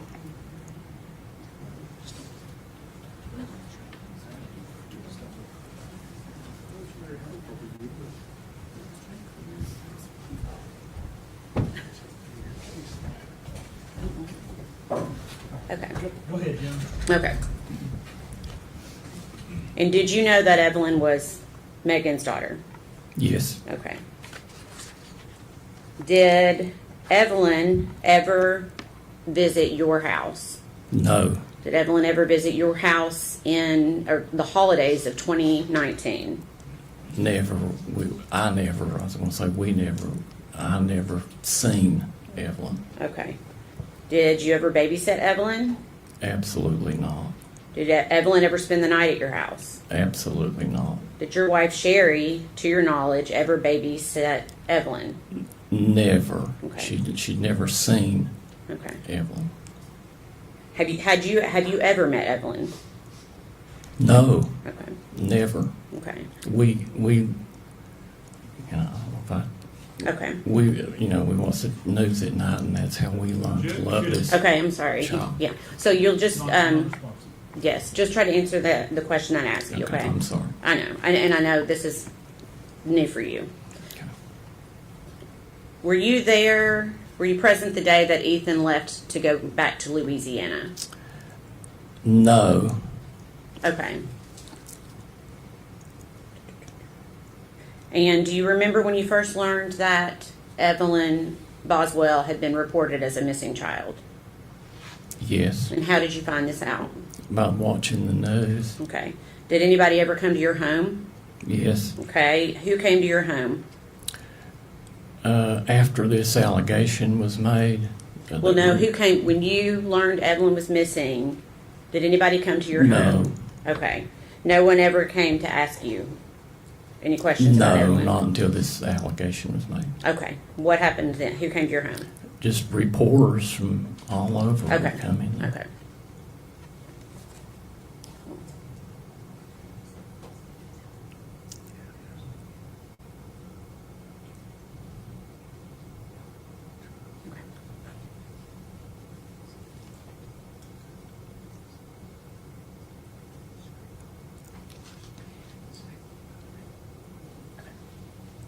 Did the police ever come to your house? Yes. Okay. And that's what I'm asking you about. Okay. When did the police come to your house? I really don't. I don't know that date, but they did come. Okay. And were they kind when they came? There were in the first two police officers that came, it was a lady and a man. Is late at night and not late. It's Well, why- dark. It was dark. Why were they there? They were, as he said when I let him in, he said, You can't say what he said. "Oh." You can't say what they said, but Well, why you were asked they me there? If he was kind, and I wanted to tell Why you were what they? They. Okay. Just try to. I'm going to rephrase it a different way. Okay. Okay. Why were they at your house that day? They were there for to see what we knew about Megan. Okay. Not Megan. I'm sorry, Evelyn. Okay. Were they looking for Evelyn? I'm sure they were, but they didn't. Okay. Once they seen my wife, they. Okay. What do you mean once they saw your wife? Her physical condition. Okay. What do you mean by that? Why would that? She had cancer with metastasis to her left arm, Okay. her left scapula, both lungs, brain, and voice box. Okay. And what did that have to do with the police coming? I think when they glanced at her, they knew that That Evelyn was she not at your house? wasn't no babysitter. Okay. Okay. All right. Please answer any questions the defense has for you. No questions. Siegfried? Yes, ma'am. Mr. Perry, thank you for your testimony. You're released from your subpoena, sir, and you're free to go. Sir, may I ask? I thought that since she might have made that allegation that I could. Sir.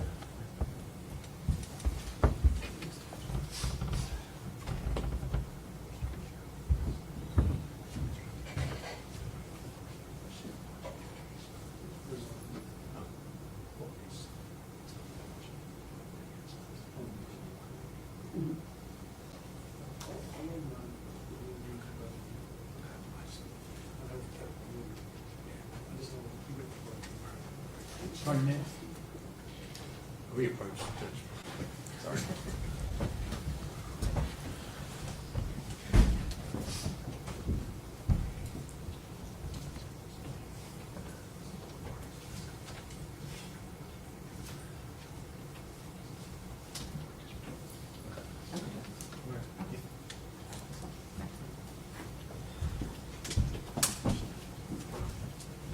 The next witness may take a little time. Does anybody need a break before we start? Anybody at all? All right. Call your next gentleman. They would call Michelle Gillum.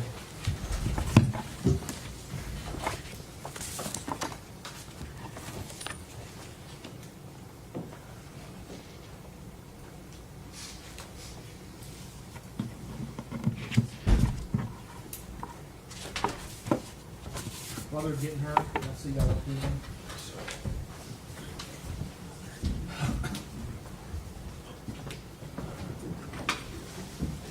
Yeah, it's just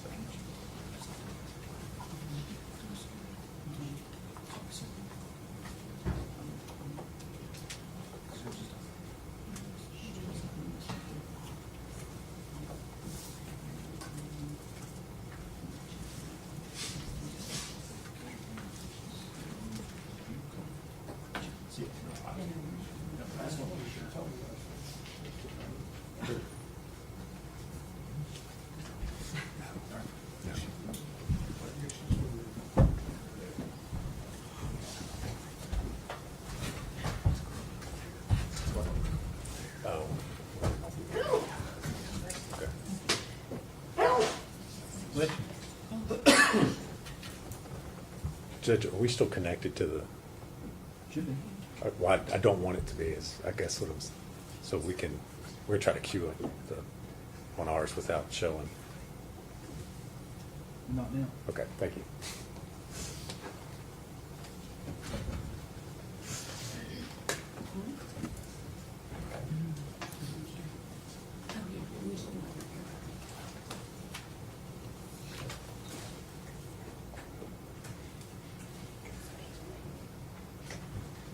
We ready? Yeah. Okay. Oh, I thought Michelle Gillum.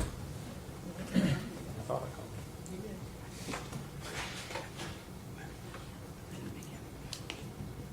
I'll pick it up.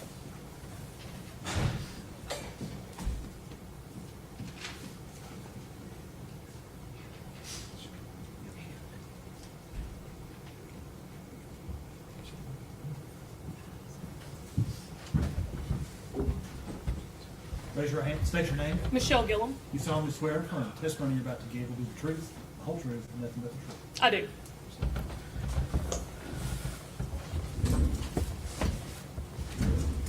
All right. Good afternoon. Hello.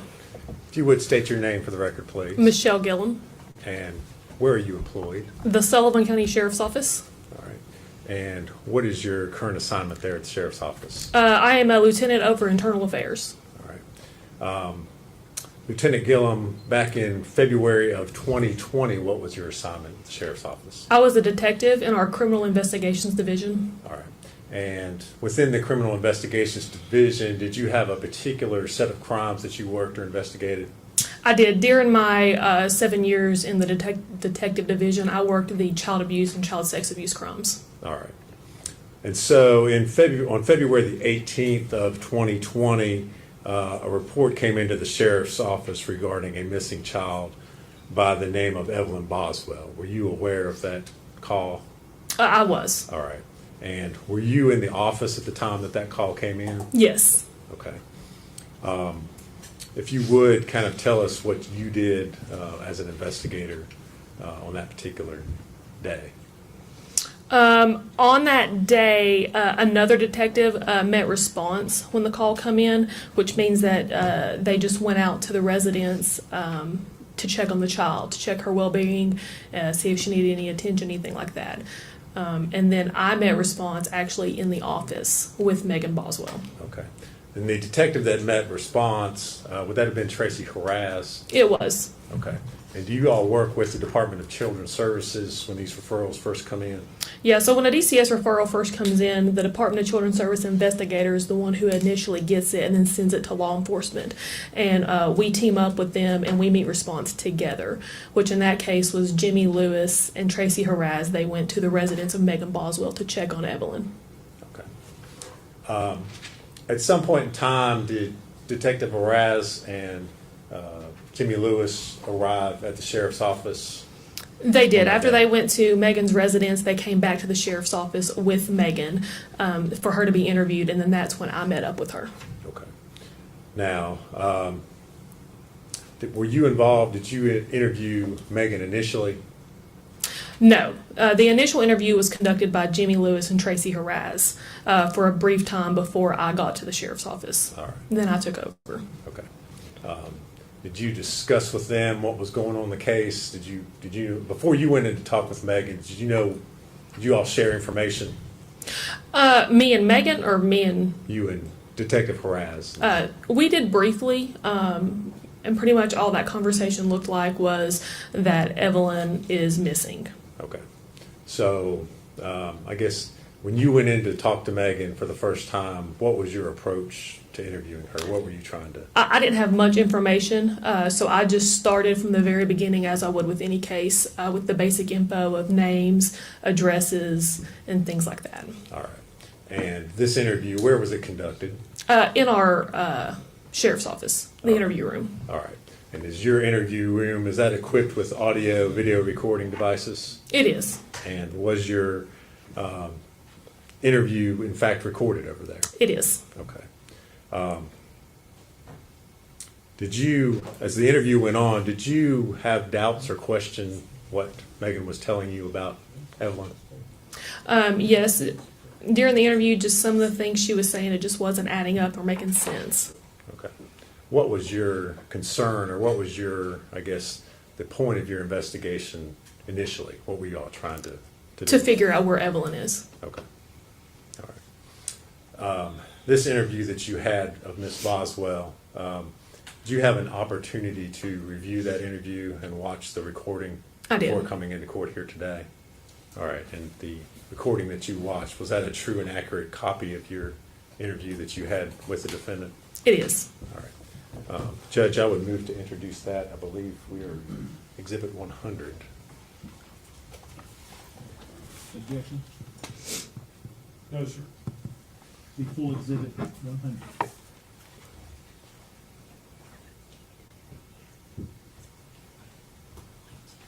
Well, okay. If I could, Judge, I would ask to play that video at this time.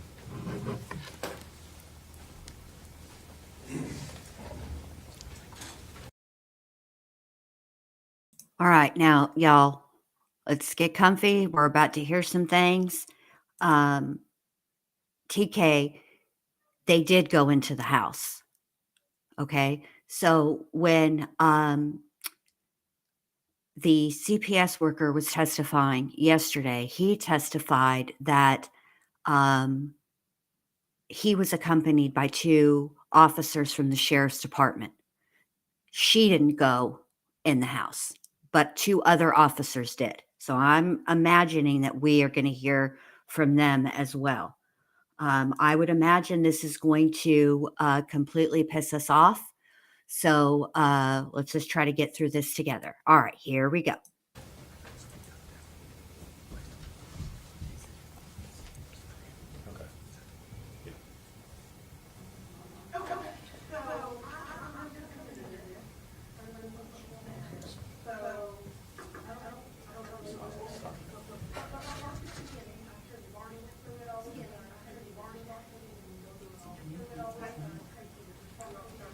Hold on a second. Hold on.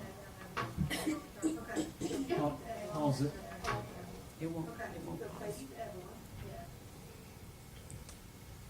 Hold on. Now try it again. We've already got audio issues.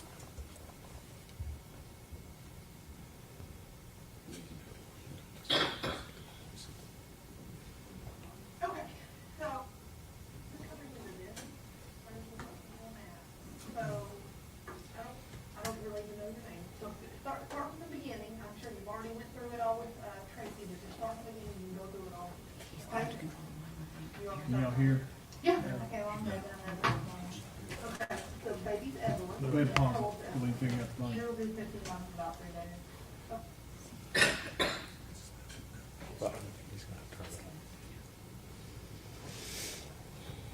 That's the only volume control that I have.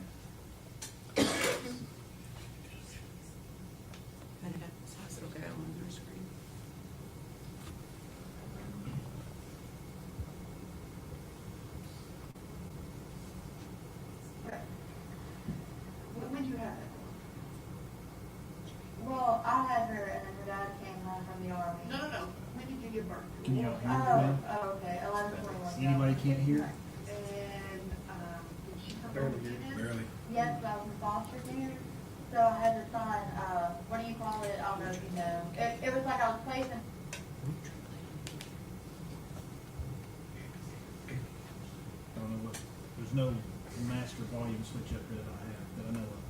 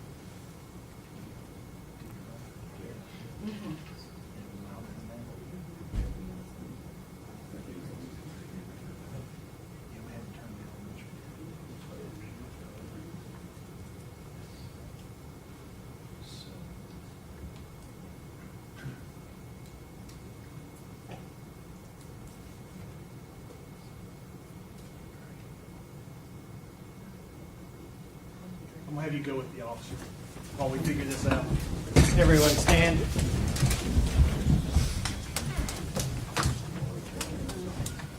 Oh, for the love of Pete.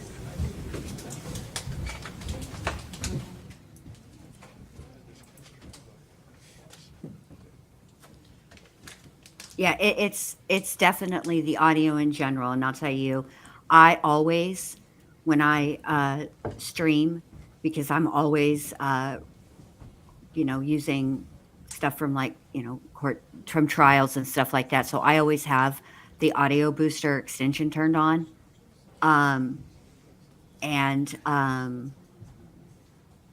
it's they have there is a way for them to fix this because they've played audio from some of the interrogation before other interrogations before, and so there's got to be a way to fix this. This is just boo boo. We can't this is 2025. There is no reason for yucky audio at this point. We have come too far as a society.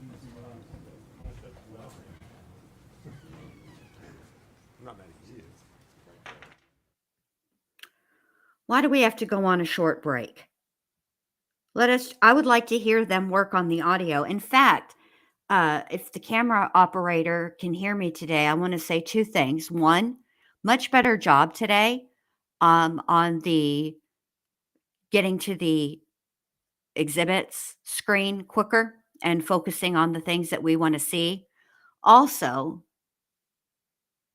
you obviously are in media. Why don't you offer some assistance?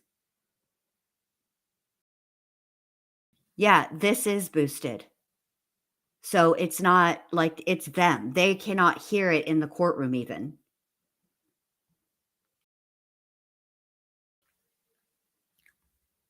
I can't, that I can't fix. I wonder where they're taking Megan. Maybe she needs to go potty.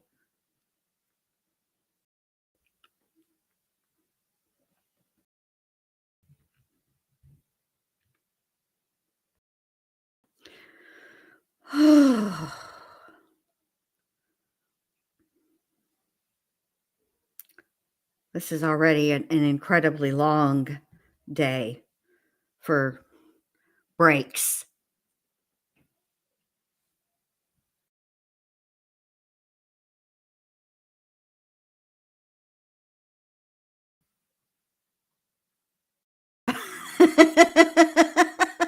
Book cards. Yeah, like, come on. Now, Mick Knock Mac, I was thinking the same thing. Like, don't let her go. As soon as it came out of my mouth, as soon as I said the word potty, I realized, you know what? Put her in a diaper and let her sit in it. I mean, I know we're supposed to be more civilized than that, but not when it comes to children. I'm sorry. I'm not going to be civilized. It's just not going to happen. Sorry, not sorry.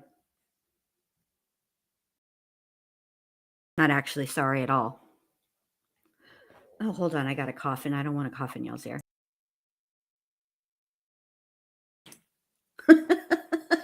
TK says, now, Benda, he can only fix one thing a day. He's got his angles and placement down somewhat today. Tomorrow, maybe we can work on the audio. Yes, tomorrow is just Saturday. Oh, Lord, bless it.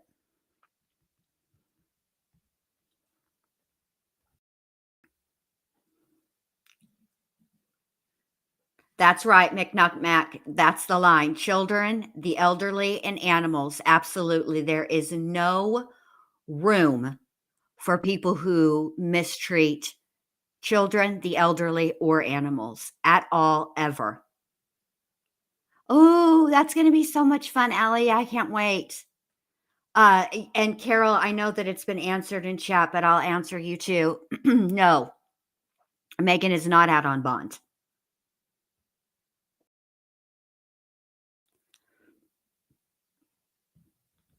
Allie, listen, let me tell you something about Allie. Allie misses nothing.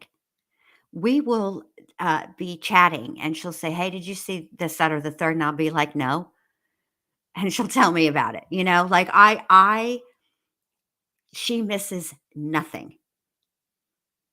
Nothing, nothing, nothing. She is sharp as a whip. No, sharp as a tack. Yeah. That's how that goes. Sharp as a tack, that Allie. You're not going to ever get anything past her. Don't let that sweet voice fool you. Allie pays very close attention to all of the things. All of the time. She's really good at that. I'm over here like, no, what are you talking about? And she'll be like, Jen.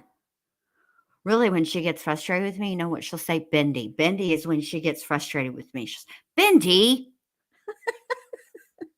Come on. She's very observant. The only thing that I have over Allie is that I can do a good Ain't B impression. That's it. That's all.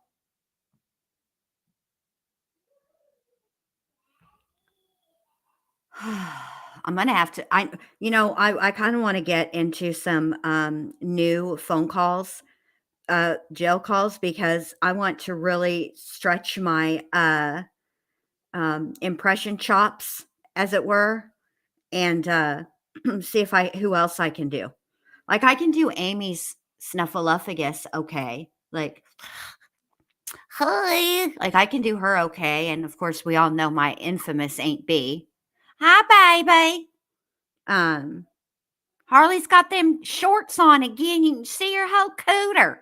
She left her bra in the car. That I can do. But I want to see who else I can do.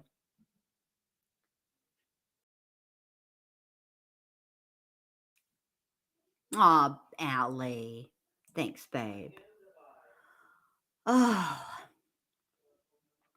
I did eat lunch, but I didn't eat like a big lunch because I was a little hungry, but I didn't want to just, I knew if I ate, I was going to be sleepy. And here we are. It's 2:52 p.m. Now, I want y'all to know, for everybody in the chat now, anybody who might listen on the replay, this is Bindy's normal nap time. From 2 to 4 p.m. is nap time for Bindy. And I have not had a nap all week. I'm actually kind of proud of myself for not taking a nap. Because normally, I do love a nap. I'm not going to lie. Naps are my favorite. Naps and snacks. I'm basically a toddler. But I have not been taking a nap this week. And as a result, I will say that I have been getting up early and going to bed earlier. Like, it's not as hard. I know, Mrs. O. I know. Thank you, Amelia. Listen, I appreciate y'all being here with me because I would have watched this trial anyway. And you guys letting me sit here and vent and talk smack is so cathartic for me, because otherwise, let me tell you who has to listen to it. Alice and Mac. There have been many trials that I have watched, okay, on my own. And I will be outraged at something somebody says, usually it's one of the attorneys or maybe even a judge's ruling. I'll be like, I'll have an audible response. And Alice will just look at me like, they're not, that's on the TV, right, Mom? Like, that's not in the now. Even I'm a cat and I know that's not in the now. Why are you having this reaction? This is too much, Mom. You're doing too much again. But I do love a nap. Oh, Scott, thank you so much. I have offered my services. Scott says, you have such great character voices. Why don't you ever do the email readings on MJ's channel? You'd kill it. I have offered my services to MJ at any time, at any point. If she ever needs me to step in and read those emails, I would absolutely do it. I would. Oh, thank you, Neat Noodle. I appreciate you you taking a 10-minute snooze for me. I appreciate that. Oh, well, thank you so much. I did not watch that one. Riley Boho, thank you very much. I appreciate that so much. I try. I should have. There's a lot of trials that I want to watch that I haven't like had an opportunity to watch. Like I'm behind on some trials. And what I intend to do is there are trials that have happened that there's already a verdict in, but you know how sometimes there's like a lull in true crime. They looks like y'all. They called him. Oh, that's the bailiff. Never mind. I got excited. I thought maybe they brought in IT. But there's sometimes there's like a lull, and I've been thinking that I would start just covering trials again. Just that might just be my thing that I do. Because I really do enjoy watching a trial, and I really do. I enjoy the process. You know what, Allie? I'm in there quite frequently, but sometimes I don't feel like peopling. And so I just want to watch. And so I just watch. So, but I do watch. I do watch.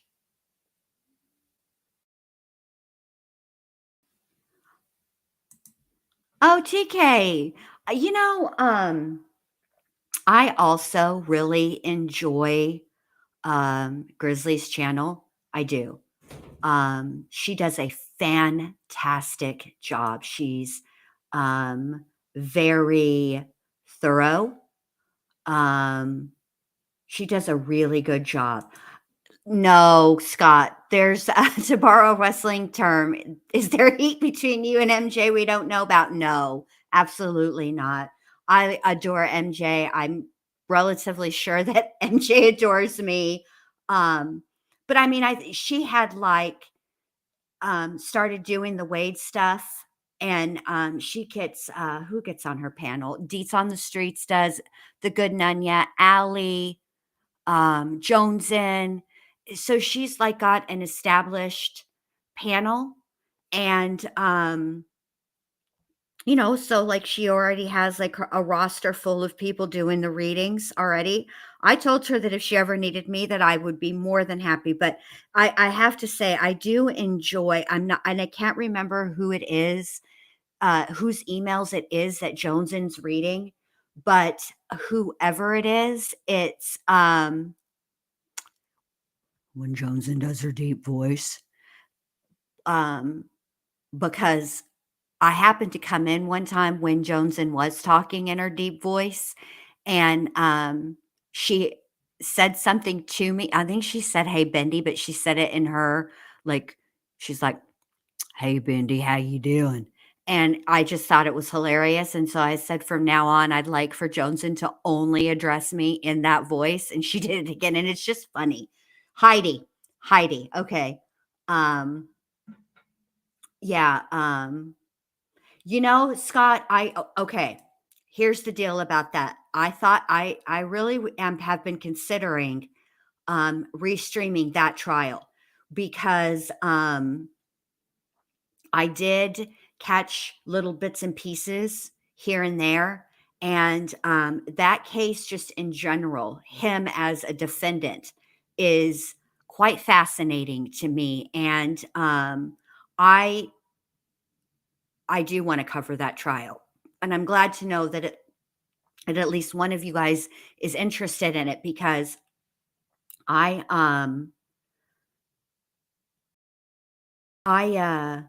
I really that I'm not 100% sure how he got acquitted, but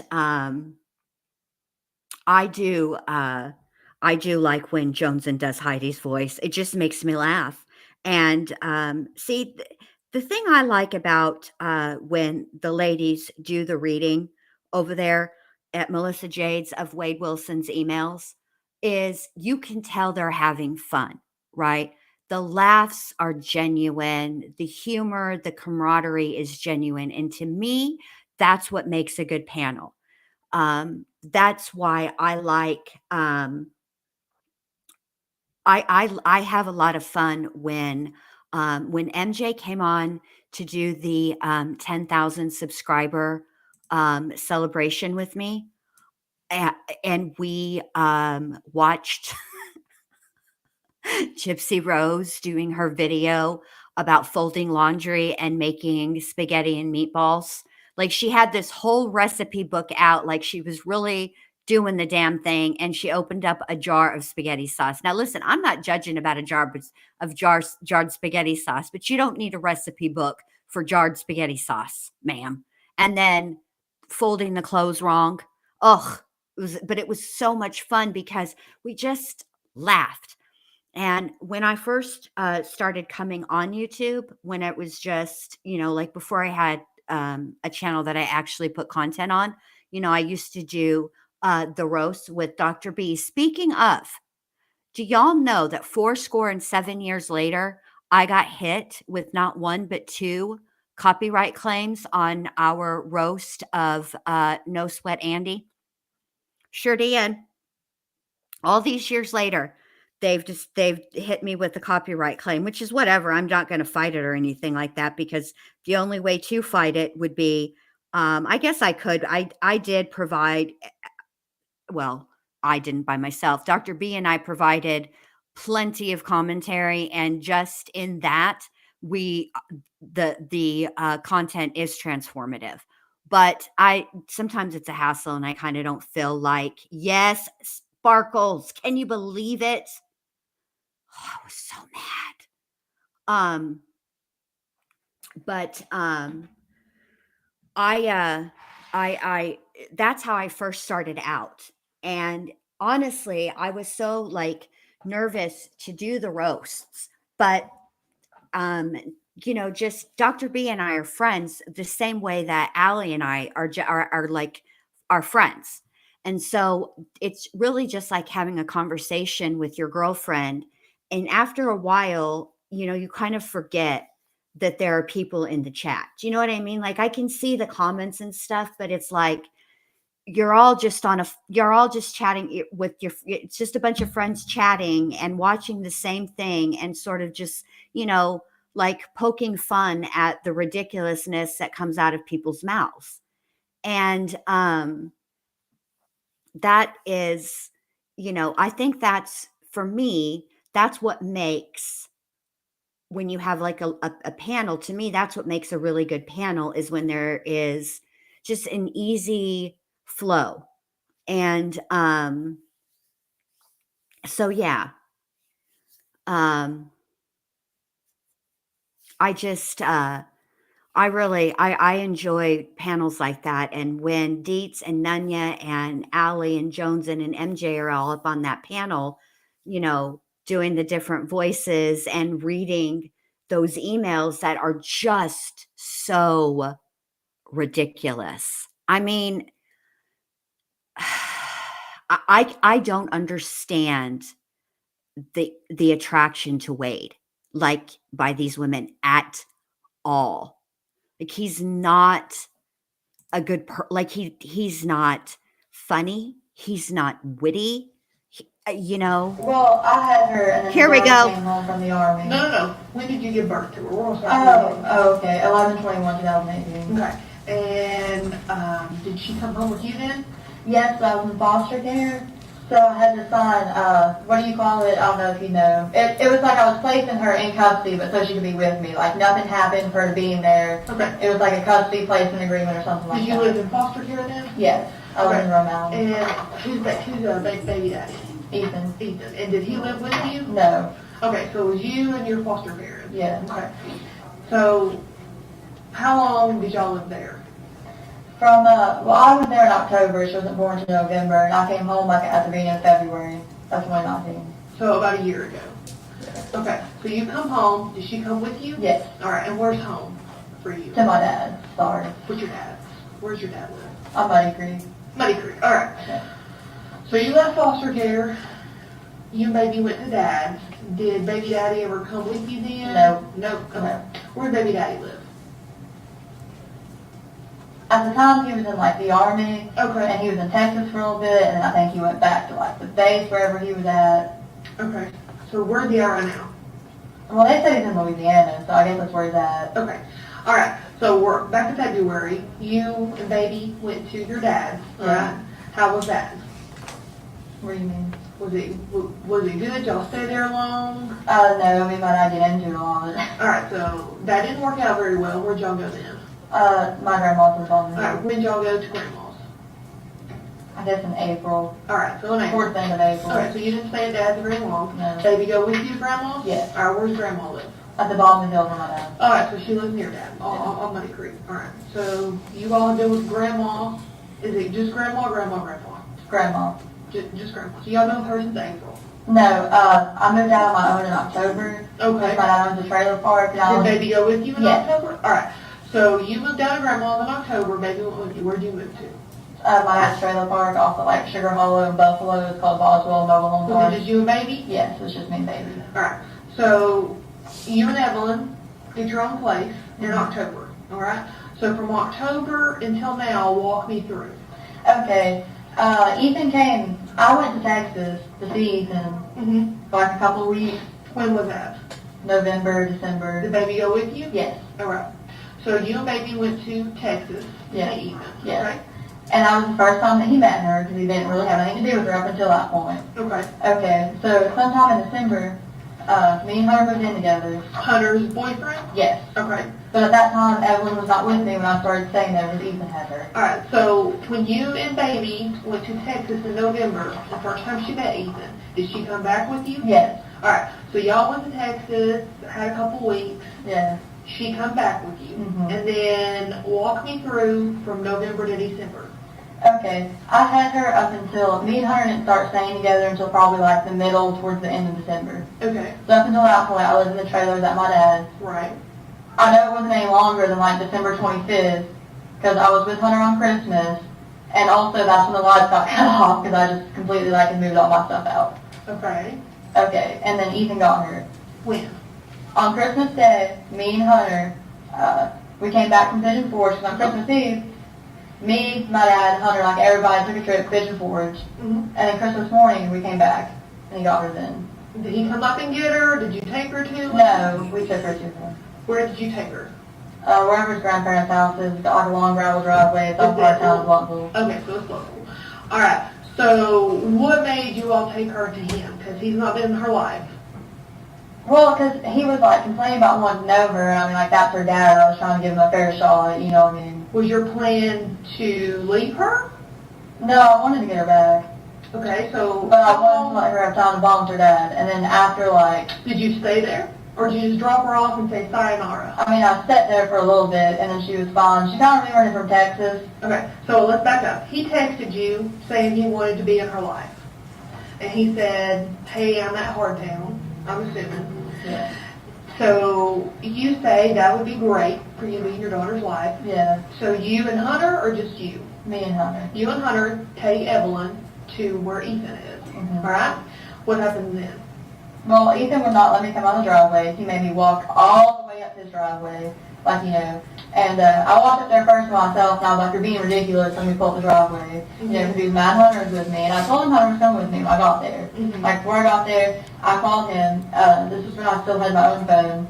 I called him, and I was like, hey, like, I'm gonna come up there. You know, he got her some stuff for Christmas. And I was like, okay, that's fine. I went to my brother's and got what he had gotten her for Christmas and stuff, you know. And I was like, I'll send it with you. I'll get her clothes and stuff, and we'll go up there. You know, I was like, that's fine. I was like, Hunter's gonna come with me. And he's like, okay, that's fine. I get there, and he's like, no, I don't want to come up my driveway. Okay. So at first I walked up there by myself, you know, I tried to talk to him to let me pull up the driveway. So I really didn't walk her up there, you know what I'm saying. Walked myself back down, got her out of the car, and went back up there. Okay. And then I sat there for maybe like 20, 30 minutes. She was fine. I left. When you and Hunter took the baby there, did you and Ethan have a talk about how long she was going to be staying with him? So you took your baby, correct me if I'm wrong on any of this, Okay. you took your baby that you've cared for since the day she was born to her dad's house that she's had nothing to do with, and you stayed for 30 minutes, and he was being an ass, made you walk all the way up the driveway, was being difficult, and you left your baby with this man. Well, I mean, I trusted him, so I was like, it's her dad. So just because it's her dad, you trusted him, and he's not been in her life at all. Well, I mean, I tried to give him the benefit of the doubt. Because I don't think Ethan's a bad person. But this is your baby. Right, You see where I'm that's her coming dad. I see that, but like, you also have to understand that was like your dad. Okay, so I'll give you the benefit of the doubt. I'm sorry, I'm not trying to argue with you. No, I know no. it sounds like I am, but like, This story, I feel like you're being honest, but there's a big chunk that you're not telling us. And I'm just gonna call it like it is, okay? Something within this story has happened. There's a huge chunk that you're just not telling us. I think you took her to me, probably around that time. But there's something missing, and we've got to find that missing piece, okay? And just looking at you, I can tell something ain't making sense. Can you gather that? Okay. She gathers it too. All right, now I just want to pause for a second. Let me just say this. If this woman right here that's talking to Evelyn, or excuse me, that's talking to Megan right now about Evelyn, these are the questions I would be asking, and this is the tone that I would be using, and this is why your girl is not a detective. So you leave her with Ethan on Christmas, all right? Walk me through from Christmas till now. okay, he talked to me like the next day, and then he just kind of stopped like talking to me, not answering the phone, you know, and he got mad, and he got drunk, and he told me he was going to come kill me, because he does that. When was this? New Year's, I think. All right, so he had the baby. Did you try to get the baby back? I went by where I picked her up, and she wasn't there. Okay, so I'm trying to wrap my head around this again. You're a mom who's dropped your kid off with a dad that she don't know. Well, then I tried to... And now you can't find her, but you don't notify us. You just have a good New Year's and carry on with life? Well, I mean, he told me he was going to his friend's house. Okay, what friend? I don't know their names, but I kind of know around about where they live. So now this man that don't know your child is taking your child to someone's house that you don't even know their name? Well, it was his friend. Like, I understand where you're coming from, but also I was really trying to give him the benefit of the doubt, because he never... You don't give people the benefit of the doubt with your children, okay? That's not how this works. And she's asking the right questions, the important questions. I'm already irritated. I'm going to get away where I'm going to go outside where I cannot unmute, because otherwise we're going to be 72 hours behind. We're still going to be watching this interrogation video Sunday night because I am going to interrupt it too much. Let me get a hold of myself. Here we go. Help me with that. How many benefits of the doubt are we going to give him in the story before you start telling me the truth? Because there's two ways this can go, okay? In order to do our job, we got to have your cooperation, and you've got to be honest with us, okay? But if you sit here and you continue to lie, which I know you're doing, it's not going to end well, okay? Because at the end of the day, we're going to figure out what happened. We are. Okay? So, do we need to back up, Annie, and start over, and have you start telling us the truth? He got mad because he didn't want Evelyn to be around Hunter. Okay. And then he just stopped talking to me. Like, on New Year's, he got mad, and he used to get mad all the time at me and be like, well, I'm going to kill you, blah, blah, blah. And then me and him broke up because he was, like, threatening my little brother. So you have not talked to him since New Year's, is what you're telling me. And he's messaged me maybe one time. I've tried leaving him several voicemails. He won't answer me. You got your phone on you? Mm. I don't have a phone. Where is your phone? Me and my dad got into it, I'll be honest with you, probably like a couple days after Christmas, because that's the last time I've been around my dad, and I was kind of smashed because I wouldn't talk to him, and I just really not have the money to get another run. So within the messages you would send Ethan, how would you do that if you don't have a phone? From Hunter's phone. From Hunter's phone. Okay.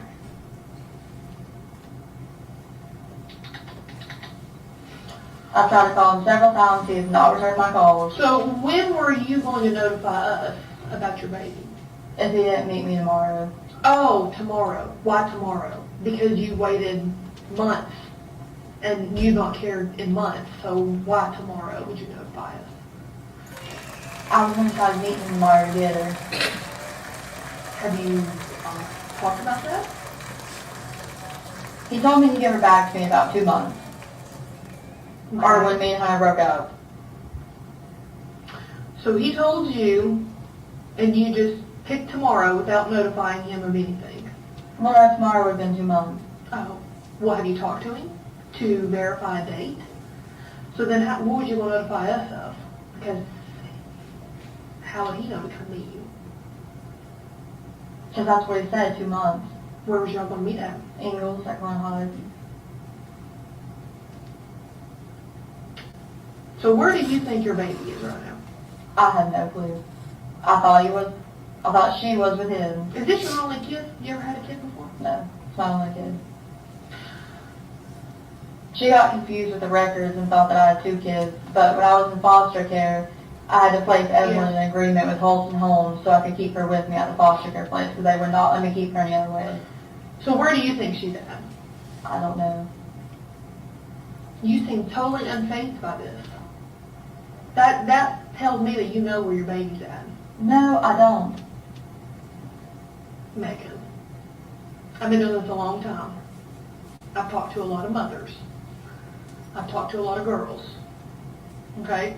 What you're telling me very well could be partial truth. But like I said, there's a piece that you're not telling me. We're going to figure out what happened. We always do. Okay? Are you connected in any way? No. I'm going to straight up ask you, did you have anything to do with you not knowing where your daughter's at? I mean, I dropped her off at Ethan, so I mean, in a way, yes, but as far as like anything else, no.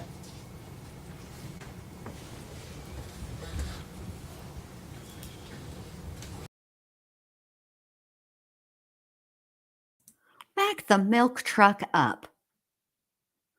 Did this heifer just try to create her own loophole by saying, well, yeah, in a way I do, but then also I don't? Get out of here, Megan. Let me go clip that. I need to go clip that part where Peter says, shut up, Meg.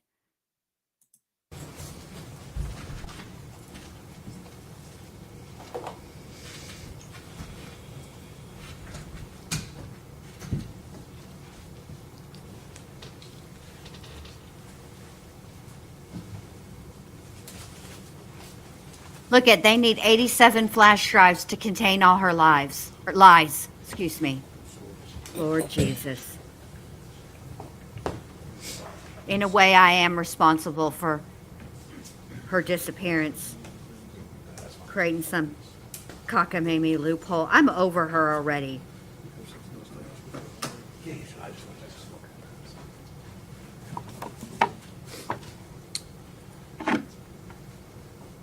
You're ready to continue, Judge. Lieutenant Gillum, in addition to interviewing the defendant on February 18th, 2020, did you continue to work on the investigation into the missing child? Yes. Okay. And on March the 6th of 2020, were you present when investigators learned that there was evidence that had been located at the residence of Tommy Boswell? Yes, I was on scene. Okay. And so did you go to his residence? I did. Okay. Where was that located? Off Muddy Creek. Okay. And what was it that you did once you arrived there at Tommy's property? We received consent from Tommy to search a storage shed and connecting dollhouse type structure. Okay. And were there other officers that assisted you in searching that property? Yes, there was 3 others. Okay. And did you in fact search that shed area? We did. All right. And what types of things did you find that were of evidentiary value there? Within the storage shed type structure, it was just various baby items, some medicines, clothing, bottles, just car seats. I mean, anything you could imagine that you would need to care for a child was inside that storage shed. Okay. How did it look or appear? I mean, how were they placed in there, or how were they in there? No, it was very disorganized, just not in any sort of organizational structure. It was just kind of thrown in there. Things were upside down, boxes turned over, clothes just appeared to be thrown in there. No sort of structure at all inside. All right. And did you photograph what the condition of the shed, that outbuilding, before you searched it? Yes. Okay. Okay. And did you all remove anything or any items from that shed? I believe most of the baby items got removed that night, yes. Okay. And did you take photos or someone there take photos of the evidence and the items that you removed from the shed? Yes. All right.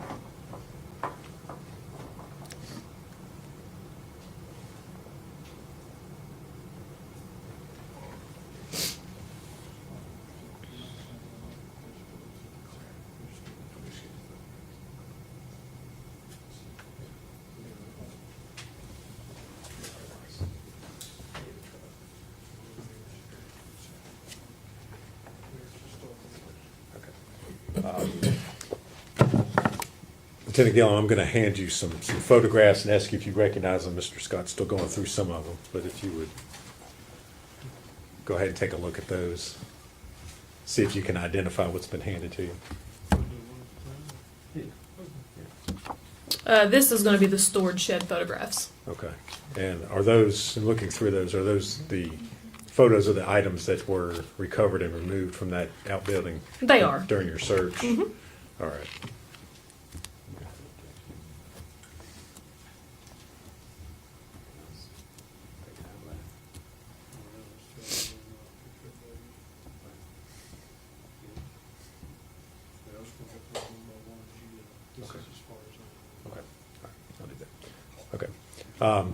If you would, okay.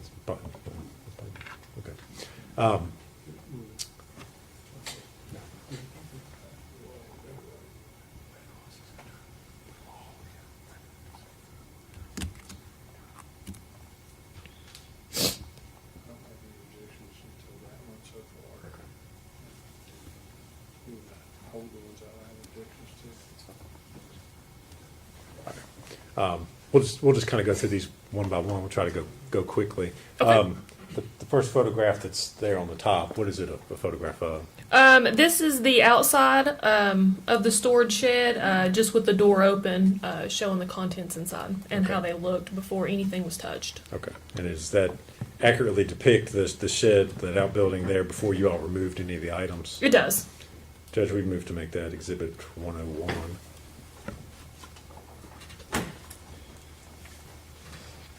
Objection. No, full exhibit 101.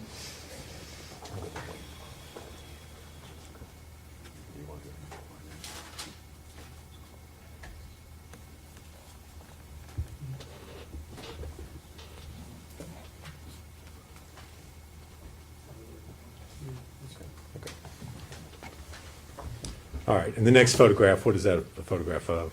This is inside the shed. Again, just showing the various items. There's a swing type thing and looks like a bag of clothes and some more baby items. All right, and again, is that a true and accurate photograph of the? It is. Judge, we'd move to make that Exhibit 102. Exhibit 102. And the next photograph?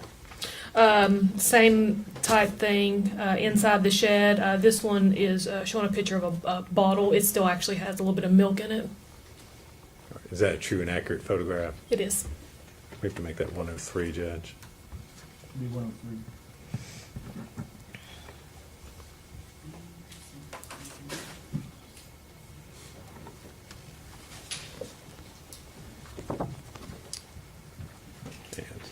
Next photograph. Inside the shed, there's a box. It's got clothing, a ripped bag, a drink that looks like it's half drank. Okay. Is that a true and accurate photograph? It is. Move to make that 104. Full 104.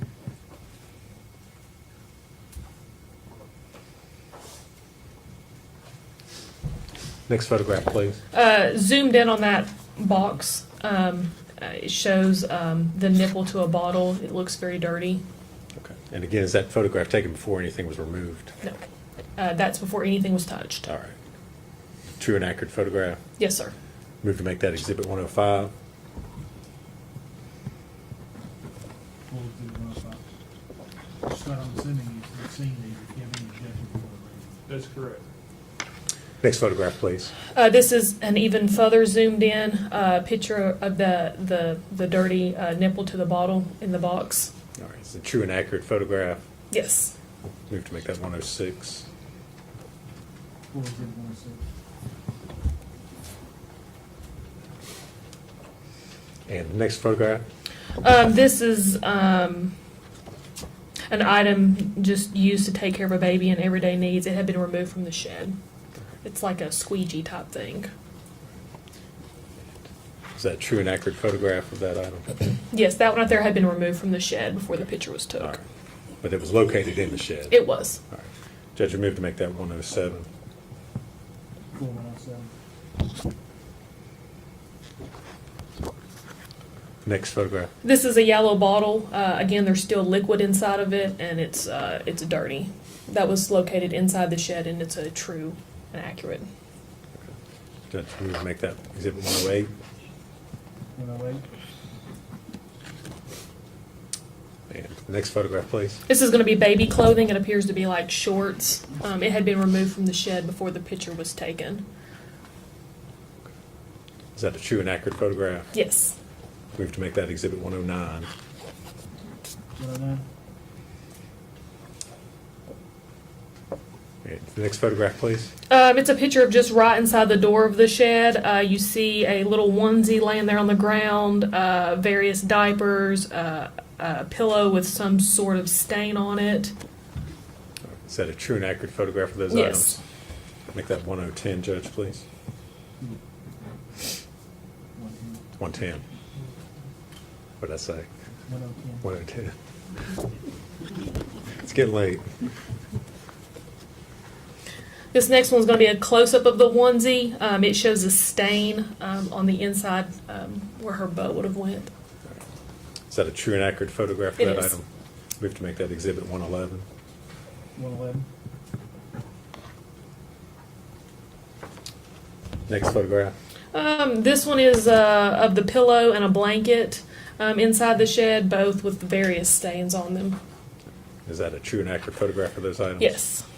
Move to make that exhibit 112. Full exhibit 112.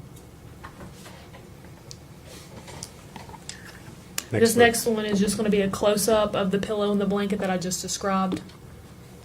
Is that a true and accurate photograph? It is. Move to make that exhibit 113. Full exhibit 113. Next photo. This one's going to be of a cloth bib, again with various stains on it. That been located inside the shed? Yes, All right. inside the shed. Judge will move to make that exhibit 114. Full exhibit 114. Next photograph. This is going to be inside the shed as well. It's just showing kind of what all was thrown in there. Looks like a cat carrier, some bibs, cloth bibs, diapers, and I believe that's going to be one of them diaper dispenser things there in the corner. Is that a true and accurate photograph? It is. We move to make that exhibit 115. Full exhibit. Next photograph, please. This is as well going to be inside the shed before anything was touched, and it's just showing various things that was thrown around in there. Looks like this is going to be a smart pump, some more clothes, and diapers. Judge will move to make that exhibit 116. Full exhibit 116.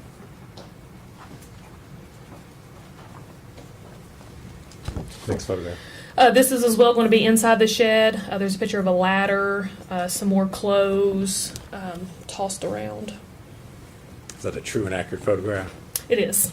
Move to make that 118. 118. I'm sorry, 117. Was it 117? I'm sorry. 117, sorry. I hit myself. Next photograph. It's going to be a close-up of a dirty sock and like a medicine syringe. And were they located inside the shed They as were, well? yes. They were within the ladder. Make that 118, Judge. 118. Next photo. It's going to be a close-up of the medicine syringe that was inside the shed. Is that a true and accurate photo? It is. Move to make that 119. 119.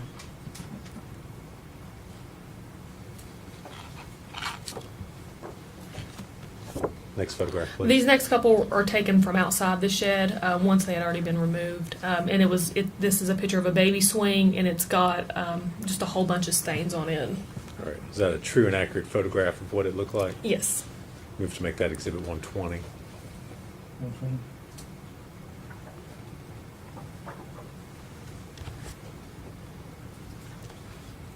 Next photo. This next one is just a close-up of the swing where the stains were on the outside, just showing that the stains went all the way through the swing. That photo accurately reflect the condition of it? It does. Move to make that Exhibit 121.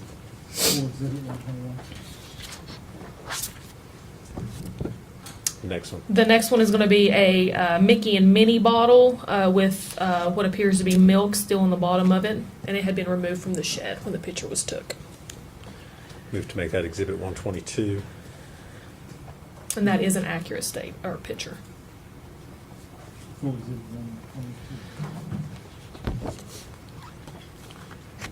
Next photo. It's just a close-up of the exact same bottle, just showing you about how much liquid was in the bottom of it when we took it out of the shed. Okay. And you all did not in any way empty it, manipulate it, do anything No. else before you? All right. Move to make that Exhibit 123.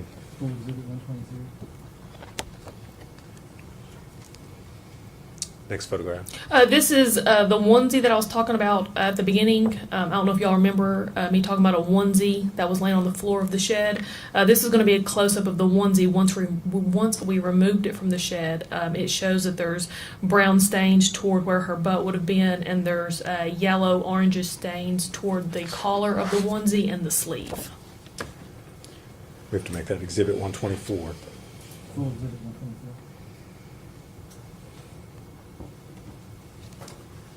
Next photo, please. And this is just going to be a close-up of the stain where her butt would have been on the onesie, where it's brownish green. Is that the same onesie that was from It's the same prior? onesie, yeah. It's just a close-up.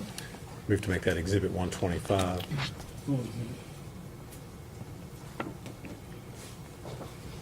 Next photograph. Just various baby toys that was found from inside the shed that we removed. Is that a true and accurate photograph? Yes. We have to make that Exhibit 126.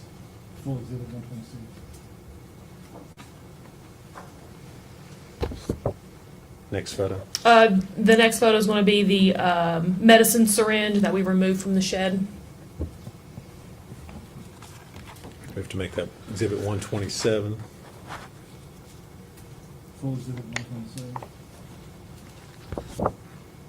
Next photo. It's going to be a bottle that we removed from the shed, and it's discolored with some sort of brown substance. All right. Is that a true and accurate photograph? It is. We have to make that Exhibit 128.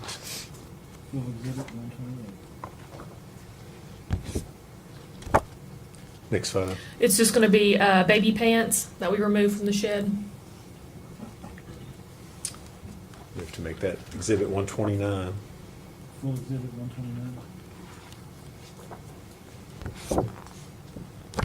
Next one. It's going to be the cloth bib that I talked about in a prior picture that we removed from the shed. Is that a true and accurate photograph? It is. We have to make that Exhibit 130. Next photo. It's going to be a little baby sweater with various brownish, yellowish stains on it. Is that also removed from the shed? It was. We have to make that Exhibit 131.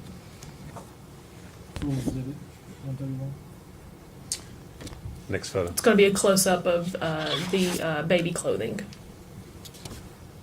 Same item as in the previous. Yes, same item. We have to make that Exhibit 132.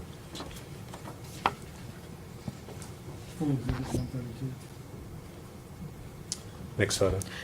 Little baby shorts. It says 6 months old for the size. They're dark blue. And again, were those found in the shed? They all were, yes. Okay. We have to make that Exhibit 133. Next photo. It's just going to be the top of a baby bottle. Is that a true and accurate photo? It is. Make that Exhibit 134.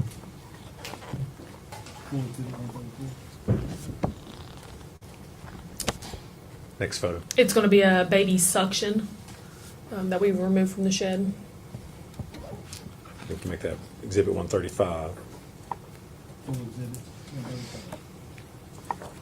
Next Now- photo, please. A baby blanket that we removed from the shed with yellow stains on it. Now, y'all, let me just say this. I've been sitting here so quiet, not interrupting, because I'm so outraged. But y'all fixing to get the meme. I can't do It's a this true no and more. I accurate can't be photograph quiet. of that item. We have to make that Exhibit 136. 136. Next photo. This is a white trash bag that we removed from inside the shed. It appears to have various blankets inside. We have to make that Exhibit 137.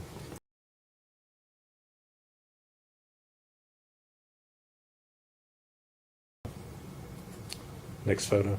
It's going to be the contents inside that white trash bag, and it looks like it's going to be a couple blankets and a cloth bib. And have those items been removed from the bag that they were originally in? Yes, they were removed from the bag. Move to make that Exhibit 138. 138. Next photo. It's going to be a child's toy. It's a little pink bear we removed from the shed. Move to make that Exhibit 139. Full exhibit 139.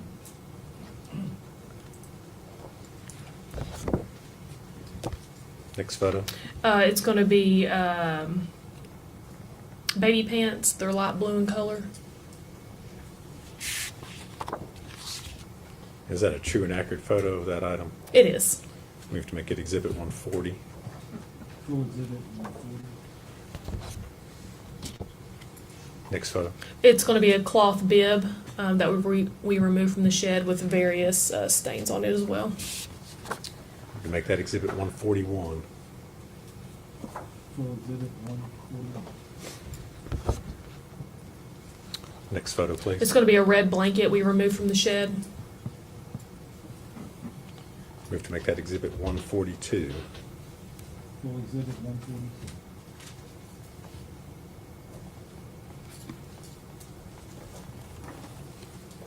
Next photo. That's it. That's it. Okay.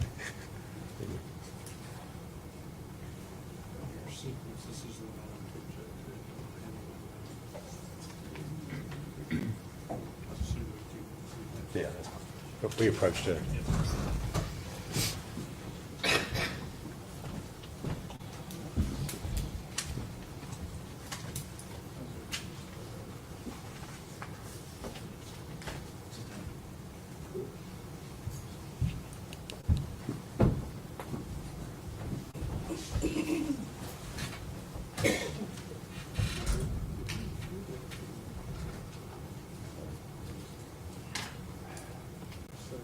Okay, I'll try to think how many more there are.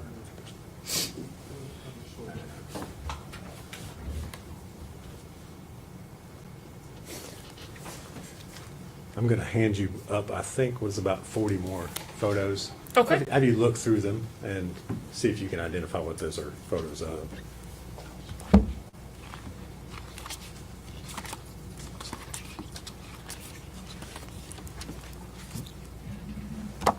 Yeah. You know, there's something about the timeline of all this These that's not all making appear sense to to me. come from inside that storage shed. Okay. Are they true and accurate photos of the items that you all removed and took from the shed out at the Boswell property that night? Yes. Okay. Judge, introduce them individually. I think that will take us numbers 143 through 181.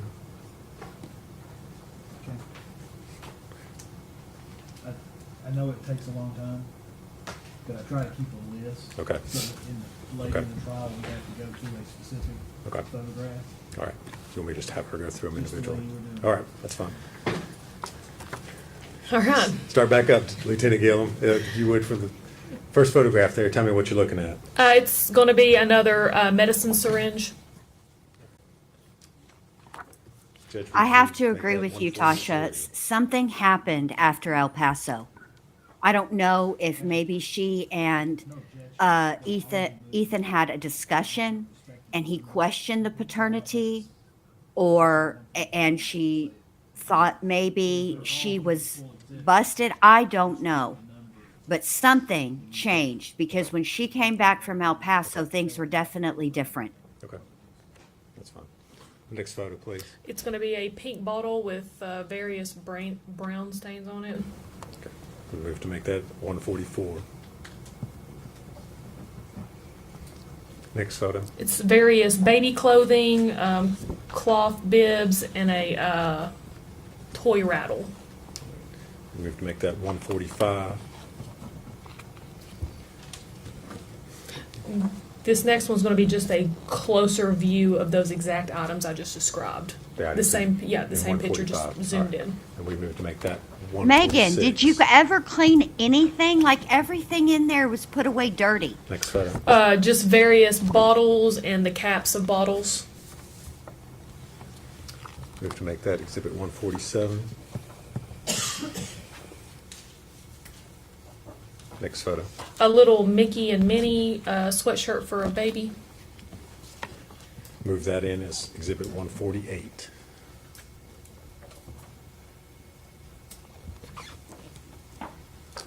Next photo, please. I'm not really sure exactly the proper name for this, but it's like a measuring cup for like medicine liquid. Is that a true and accurate photo? It is. Make I that believe the exhibit formal 149. name is called a dosing cup.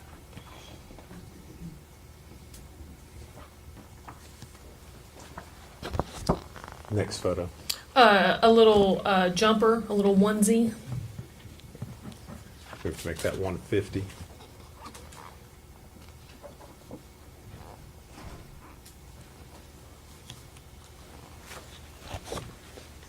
Next photo. The pillow that I described in the first set of photos with the brownish stain on it, that's going to be that pillow removed from the shed. A picture of it. Move to make that 151.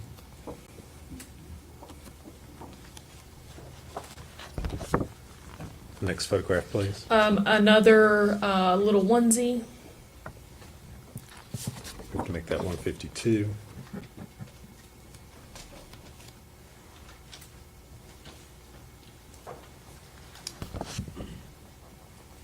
Next photo. This is another onesie covered in what appears to be dirt. Move to make that 153.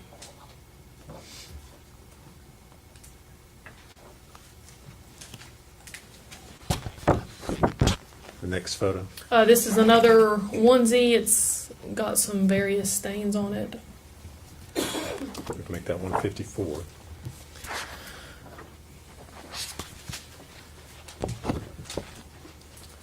Next photograph, please. Another medicine syringe. Make that 155.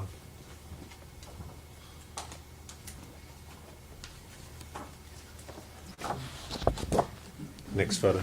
This one's going to be another onesie. It's black in color with Gypsy Princess on it. Be 156.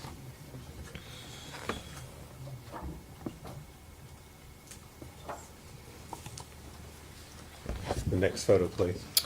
This is going to be medicine. It looks like it's prescribed to Evelyn Boswell, and it's some sort of ointment. I can't pronounce the name of the ointment. All right, is that a true and accurate photograph which It you is. collected? Be exhibit 157.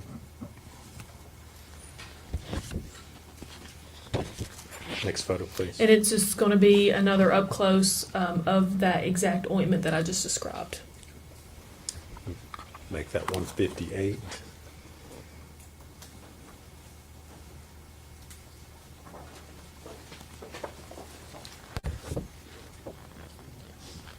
Next photograph, please. The tube of the ointment was brought out of the packaging, and that's what this is going to be a picture of. It looks like it's supposed to go in the eye. We have to make that exhibit 159.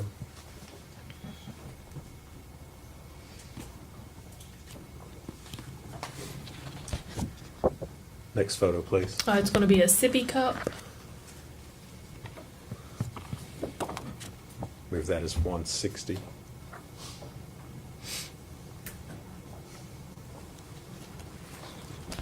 Next photo. Another sippy cup. This one's pink in color. that 161.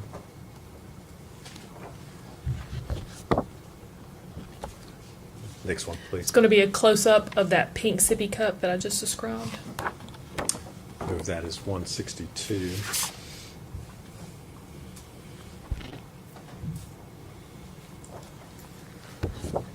Next photo, please. This is going to be the cap of a bottle, and it's got brown stuff all over it. We have to make that 163.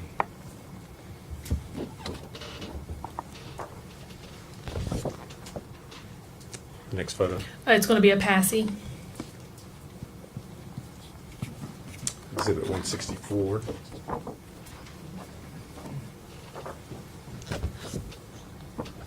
Next photograph, please. 2 baby spoons. Move to make that 165.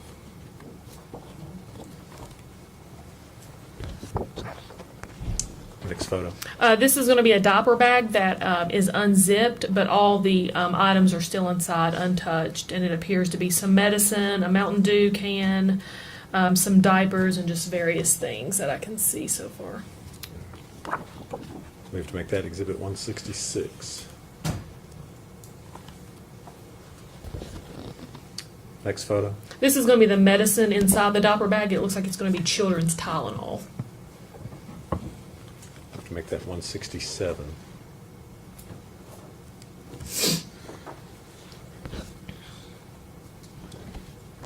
Next photo. It's going to be close up of the children's Tylenol in the diaper bag, and it looks like it's got some food and a cloth towel around it with some stains on it. We have to make that 168. Was there a washer and dryer photographed at any time for the love of Pete? Next photo. This is going to be another picture of the inside of the diaper bag showing the same thing, the Mountain Dew can with the cloth towel. We have to make that 169.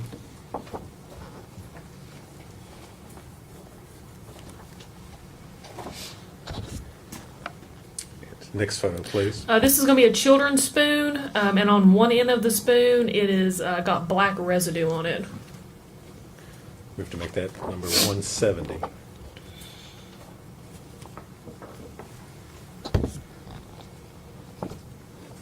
Next photo. Mac and cheese baby food. Move that as exhibit 171.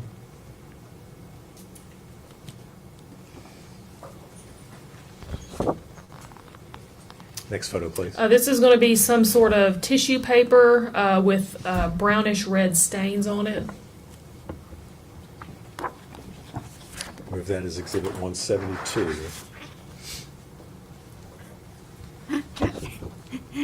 Next photo. It's just going to be another angle of the tissue paper with the brownish red stain.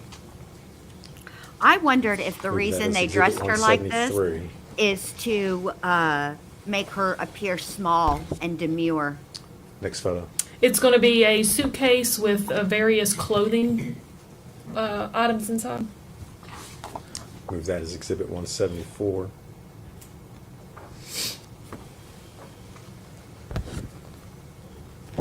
Next photo. It's going to be a red wagon, and inside the wagon there's a baby doll, some baby shampoo, wipes, and a suction.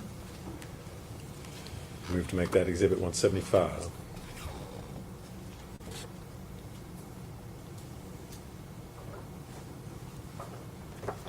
And I'll tell you, y'all, Next photo. This is going to be a picture of the items beside the one wagon. of the things that I'm thinking about is this whole situation with her telling Mr. Wood that she did have a child, but the child was with her father, and that she could work a number of hours, and that was way back before, she would have started working December 2nd. So I am almost wondering if this might be why the charges changed from 2 felony counts of murder to premeditated murder, to first-degree murder. Because it almost sounds like she was planning this. I don't... Box is several white bags. Move that as Exhibit 178.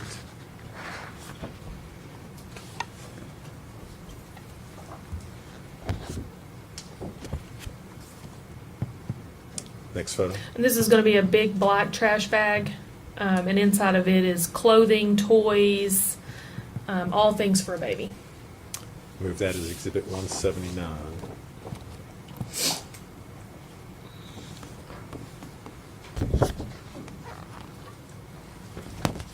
Next photo. It's going to be 5 tubes of diaper rash cream. Move to make that Exhibit 180.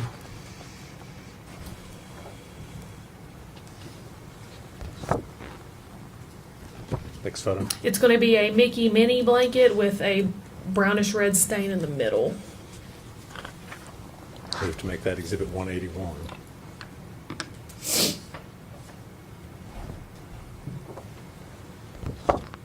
That's it. All right.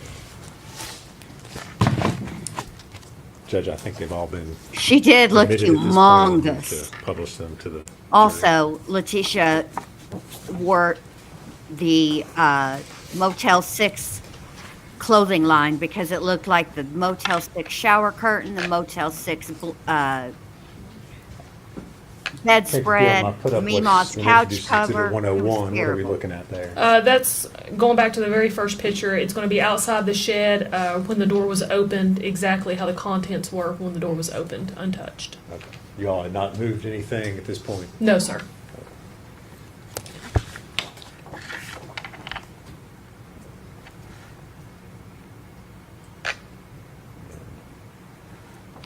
.102. Contents inside the shed. No, the interview was not on the 2nd. The chicken shack opened on December 2nd. So even my point to saying that about the what she said during her interview, the hiring process for the chicken shack suggests a level of like long-term premeditation. Because I mean, under the law, premeditated is an an undetermined amount of time. It can be a minute, it can be a second, it can be a week, a month, a year, 10 years. But what I'm thinking is that she planned to do this, even though Evelyn was seen December 6th. I believe that's a swing top thing and some various clothing items.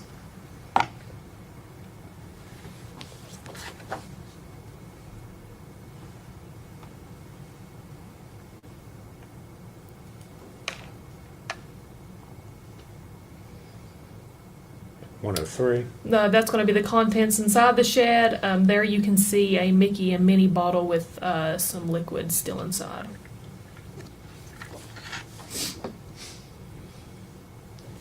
.104. And that's going to be a cardboard box with clothes and a bag on top.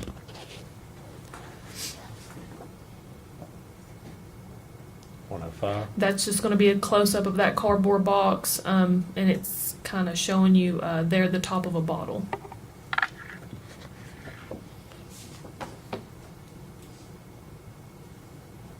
.106. Again, it's zoomed in on the top of the bottle.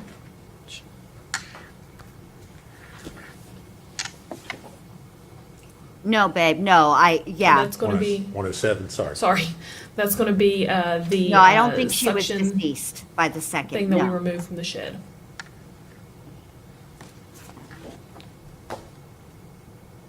.108. That's going to be a bottle that we located inside the shed.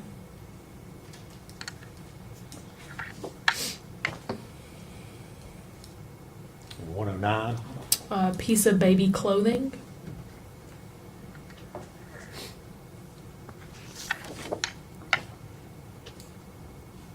That sounds delicious. That's going to be a Fried onesie pickles. on the floor of the shed, along with a pillow there on the left-hand side. Are those the items that are sitting below the pillow? Can you tell what those are there? Looks like diapers. Or are you talking about right below the pillow? Yes. Yeah, those are diapers. And I think you have a laser pointer sitting beside you there on the stand. Looks like a. Oh, yes. Sorry. If you could, on the screen up there, point out where we're talking about. Oh, right here, diapers. All right. And then it's going to be the pillow, and then there's the onesie. All right. Thank you. And Exhibit 111. That's the onesie I described, and these are the stains that I talked about. $112. It's going to be the pillow with the brownish stain, and then a blanket.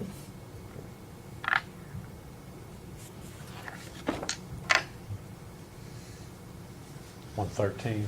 Again, it's the same picture, just a little bit closer up to show you that pillow and blanket.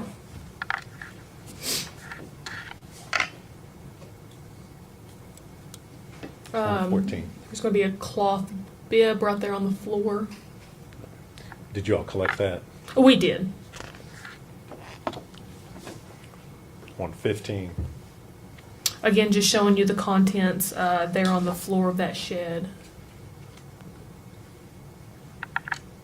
And for the items that you collected, did you collect all the items that were identified as, or how did you make decisions as far as what you collected? No, we collected the cloth bib and then this little article of child's clothing.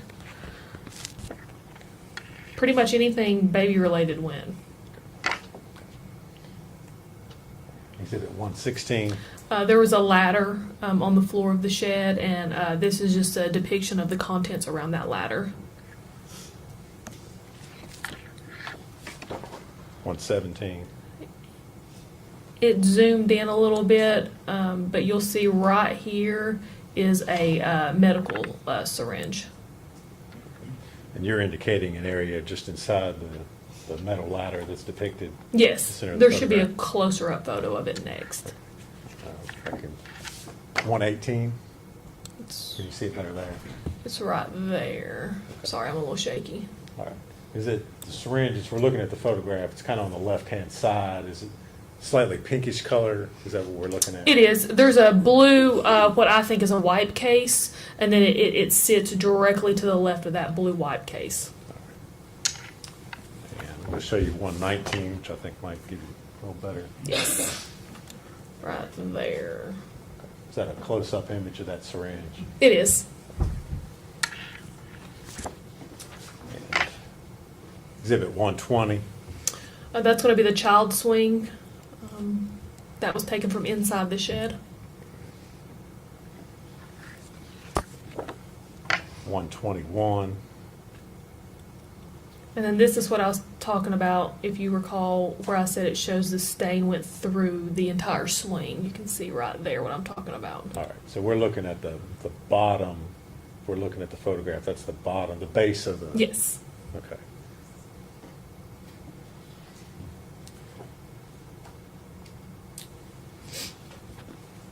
Exhibit 122. It's going to be a Mickey Minnie bottle. Did there appear to be any sort of substance inside the bottle? There appears to be some milky, whitish looking liquid just shy of the bottom of the cup. Exhibit 123. That depicts a little bit better where the liquid is inside the cup. Exhibit 124. This is going to be the onesie that was on the floor of the shed. I see a stain on the cuff there of the arm, the collar up here, and then of course right toward the bottom. And looking at that same item, I believe, Exhibit 125. Yes, that's going to be a close-up of the stain. And is that, you lifted the flap there on the bottom of the outfit, is that what we're looking at? Yes, that's exactly what it is. Exhibit 126. Just various baby toys. Number 127. A medicine syringe.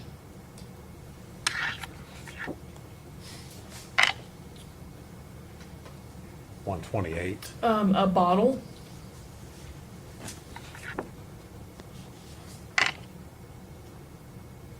129. Child pants.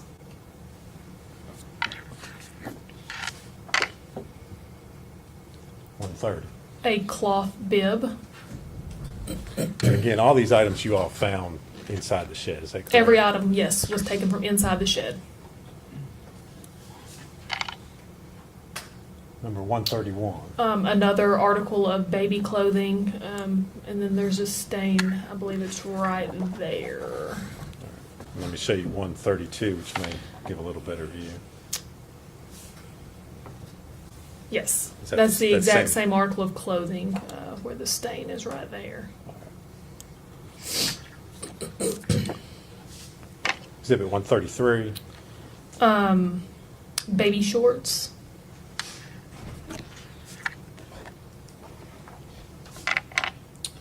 Number 134. The top of a bottle.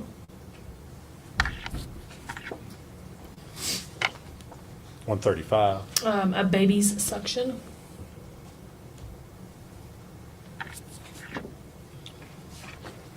Number 136. A blanket. And these photos that are taken of these individual items, you all have removed them from the shed. Is that correct? Yes, that is correct. And took them back over to, it looks like, to the sheriff's office to photograph them. Yes, they were in our evidence. Number 137. That's going to be a white trash bag with various blankets inside. All right. And showing you 138. Is that the same bag of blankets there? That's going to be the contents inside the bag, yes. All right. So you've removed them from the Correct. bag at that point. Number 139. Just a child's toy, little bear.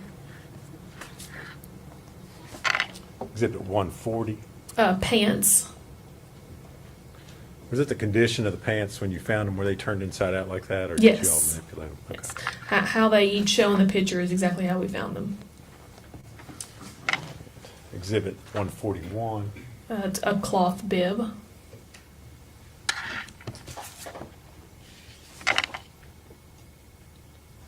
Number 142. A red blanket.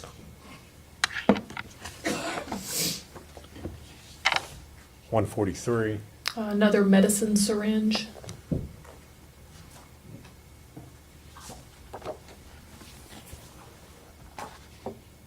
$144. A baby's bottle.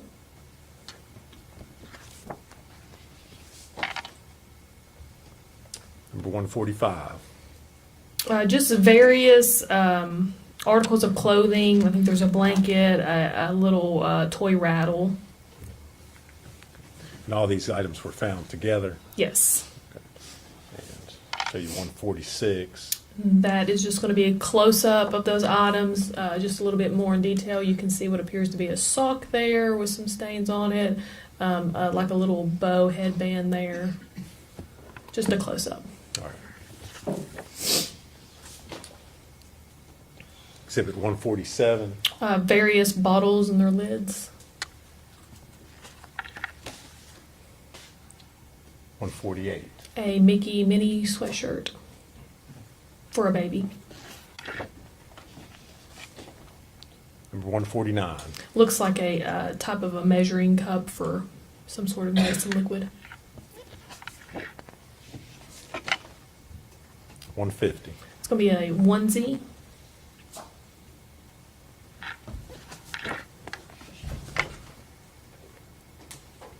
$151. That is going to be the pillow from inside the shed once it was removed.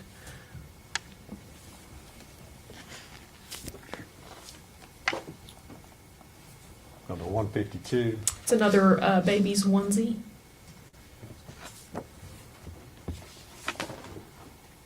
And 153. Another onesie.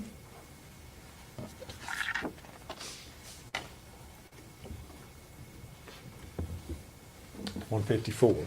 And that's going to be another onesie with various stains. You can see it toward the collar here and then more toward the bottom.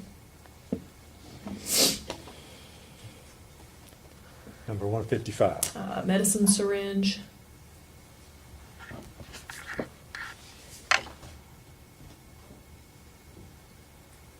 156 Another onesie. appears to still be on a hanger. Is that correct? Yes, yes.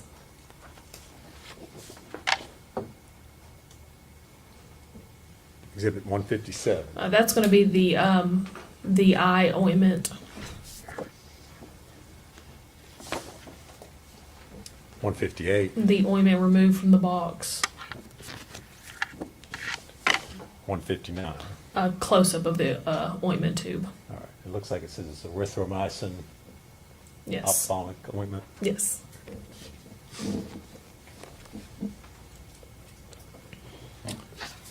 160. A sippy cup. 161. Another sippy cup. 162. And that's just going to be a close-up of the previous sippy cup.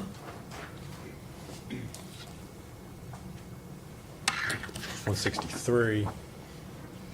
That's going to be the lid of a sippy cup. It just shows the various stains on it, the blackish brownish stains. 164. A passy.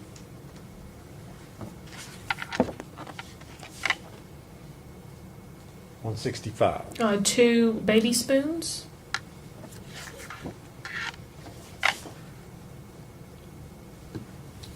166. It looks to be a diaper bag, and that's the contents inside the diaper bag. Is that before you removed any of the items from the diaper bag? Yes, sir. 167. That's going to be the bottle of children's Tylenol that was inside the diaper bag. So that was found in the diaper bag that was shown in the previous Yes, sir. exhibit. 168.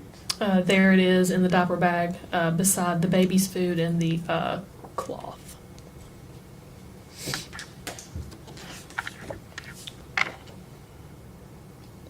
169. Just another angle of inside the diaper bag.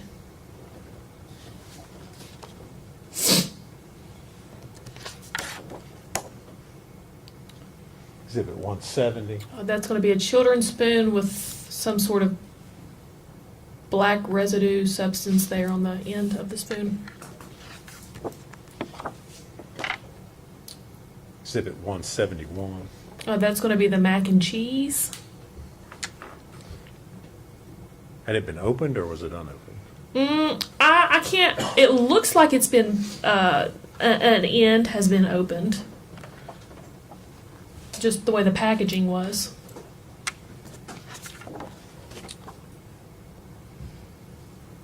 Exhibit 172. That is going to be the piece of tissue paper with the brownish red substance on it. 173. And that's just another angle of the exact same tissue paper with the brownish red substance.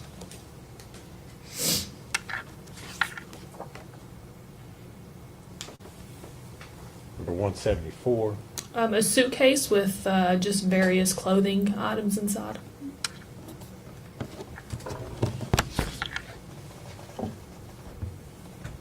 175. That's going to be the red wagon. As you can see, there's baby shampoo here, a suction, some wipes, a baby doll.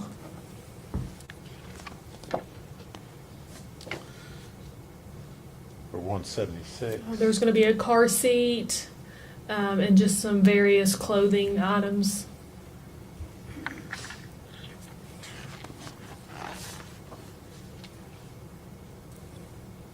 Number 177. The inside of another bag that we found from inside the shed with some stains there on the side.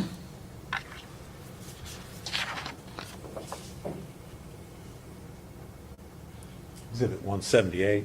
It's going to be a cardboard box with several white bags.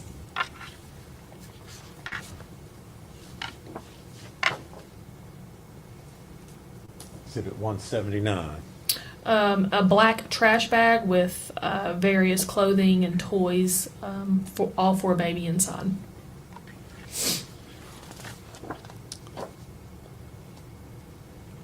Number 180. The 5 tubes of diaper rash cream.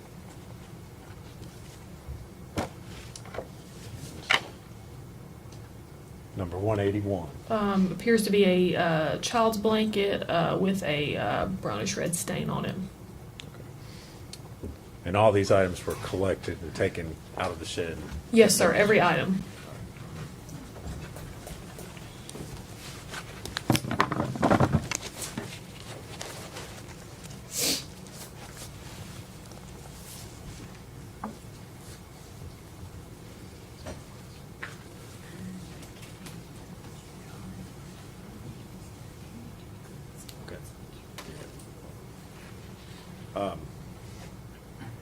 Detective Gillum, you testified earlier about the interview that you did with Ms. Boswell over the sheriff's office.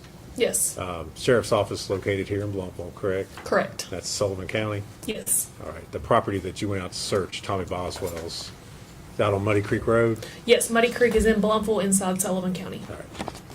If you would answer any questions that you still have for you. Y'all come up here a minute.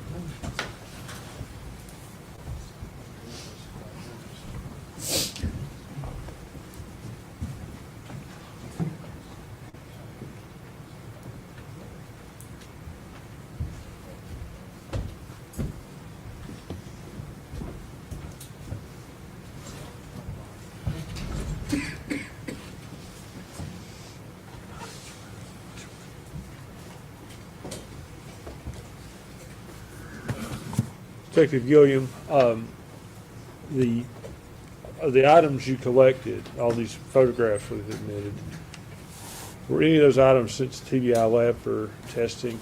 I'm not sure if they were or not. You weren't involved in that? No, I was not. You just collected them? Correct. Okay. Let's go back an hour and a half or so to the interview we watched. Uh-huh. You talked to Megan on February the 18th, is that correct? Yes, sir. What time of day was that? It was in the evening. It was after working hours.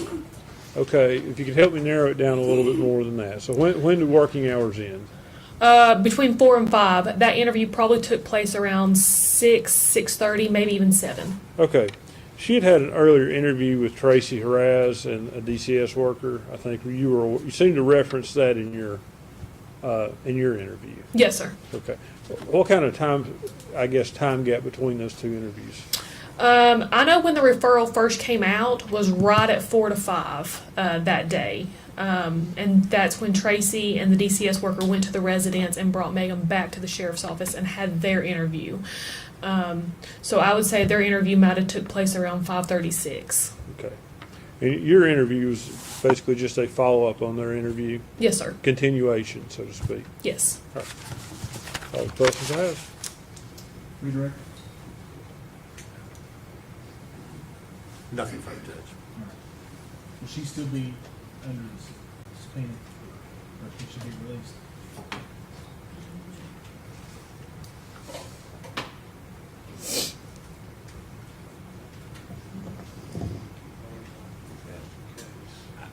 We'll keep her under subpoena, Judge, but I just think she can be released at this time. You'll still be subject to subpoena, so don't, you can leave the courthouse, but make sure you're available. Do not discuss your testimony with any other witness or allow any other witness to discuss their testimony with you. All right? Thank you. All right, ladies and gentlemen, we're going to stop right there for today. You're going to get tired of hearing these admonitions. I'm just going to tell you that now. You're not to communicate with other jurors or anyone else regarding any subject connected with this trial. You're not to form or express any opinion about the case until it is finally submitted to you. You're to report promptly to the court any incident involving an attempt by any person to improperly influence any jury member or a juror's violation of the court's admonitions. You're not to read, watch, or listen to any news reports concerning this case. You're to decide this case solely on the evidence introduced in this trial. You can go with the officer. Everyone please stand.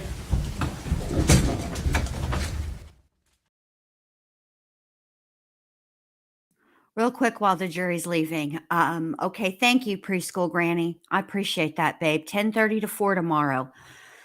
My grandbaby's birthday party is tomorrow. So what I'm going to do, it's about 6 hours of court, give or take.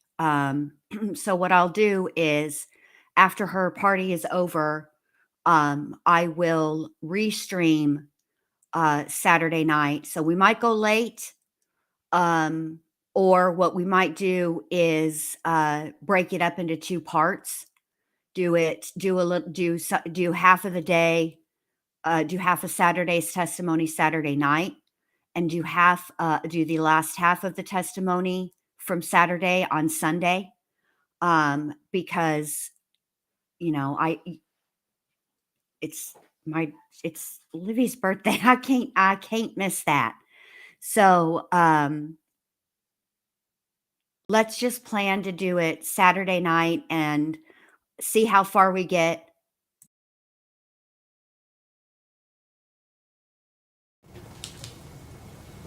I don't know how many times I said, leading up to this trial and the first day of this trial, that you're not to zoom in close.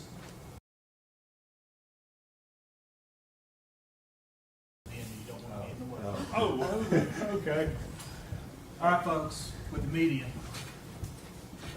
Now, I don't know how many times I said, don't put the camera somewhere and then listen to me. Your freedom depends on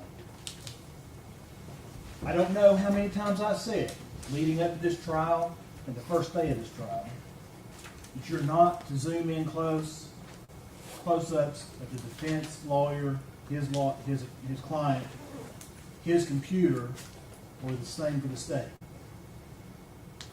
Now, I get a note from my assistant just a moment ago that you're zooming in on Mr. Scott's laptop to the point that you can see exactly what he was doing. That's an absolute violation of Rule 30. It's an absolute violation of this court's order. And I'm going to tell you right now, I'm going to give you one warning. If it happens again, the media will be excluded from the rest of the trial, and you'll find yourself in jail. Now, I know that there was another person in here running the camera earlier today. At least I thought there was another person in here, not you. No, sir, I don't think that would be the case. Okay. You talk to whoever else is going to be operating that camera. And you had better heed my warning. Okay? Yes, sir. And if I did do that, it was inadvertent. I wasn't trying to shoot anything on the computer screen. Well, I'm going to tell you right now, People. my assistant came in here and she wouldn't have done it. And I told her to have the feed up in there and be monitoring it because I'm worried about the jury. But now I'm worried about attorney-client privilege. Okay? Don't let it happen again.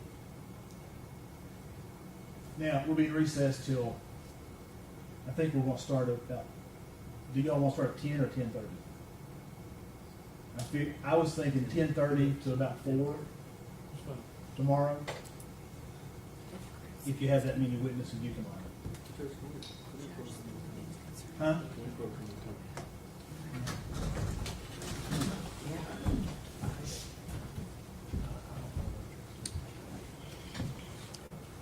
Sophie, thank you for joining. I appreciate that. Thank you for supporting me and the channel. Well, dadgum. I told y'all, did I not say the other day when they were zooming in? They're fixing to be in trouble. They better stop this right now. Oh, dear.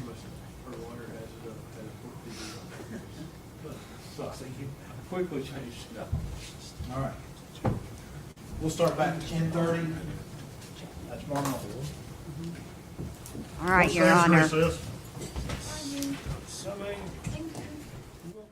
All right, that's that, you guys. All right, so Carolina, what happened is when they first started the trial, before they even brought the jury in, one of the first things that the judge said to the media was not to zoom in on the defense or the state table because he didn't want their computer screens shown. And they've done it. And they need to get it together, okay? Because at the end of the day, I want to watch the rest of this trial. And it is the back of Megan's damn head. We can't see anything that she's doing. The only time we can even see anything is if she turns and speaks to her attorney. And that's another thing. She's allowed to speak to her attorney, and she should be able to speak to her attorney without us trying to figure out what it is that she's saying to the attorney. You know, I am not a fan of Megan. I made this today for you guys for whenever Megan talks again. Here we go. I made this for y'all real quick before y'all go. Shut up, Meg.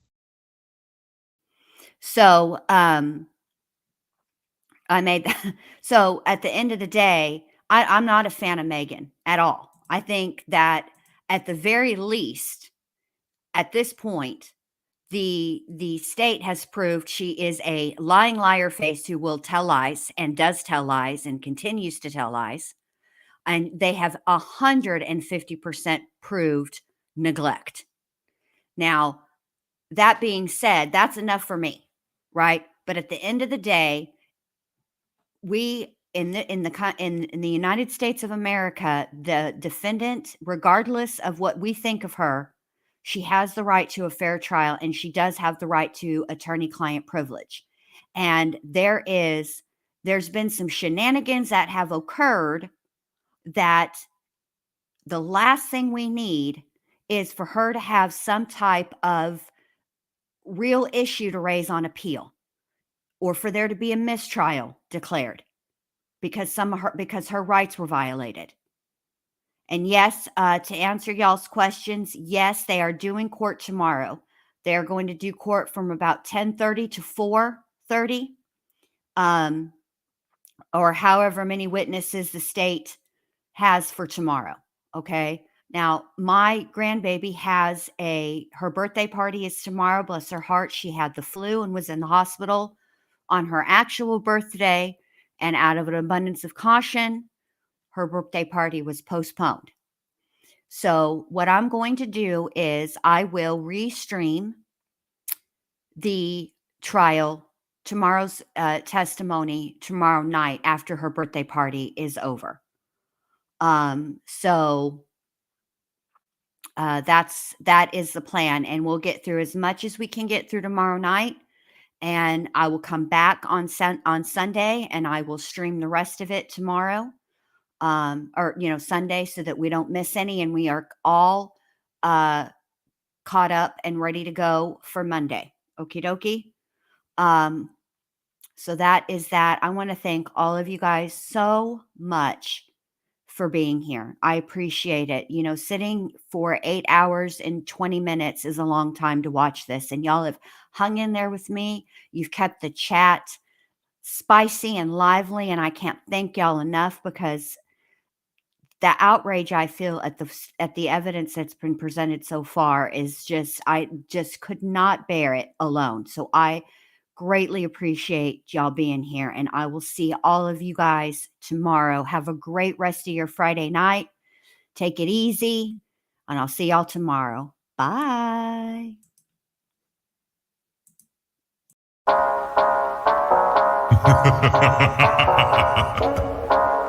Cause it's Friday, you ain't got no job, and you ain't got shit to do.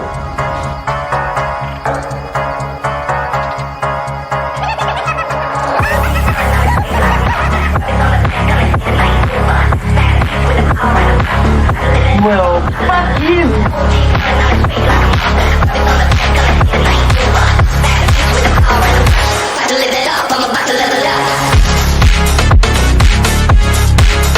No malicious intent or effort was towards it. No malicious. Finish her.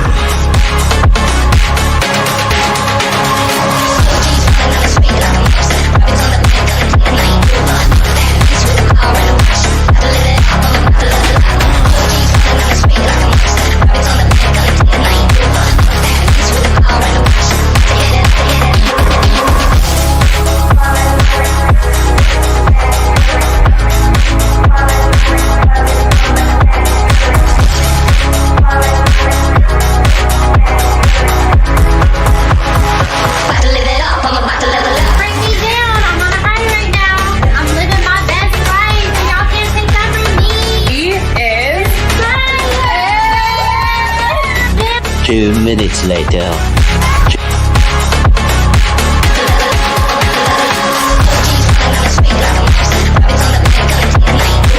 We all do a little match sometimes.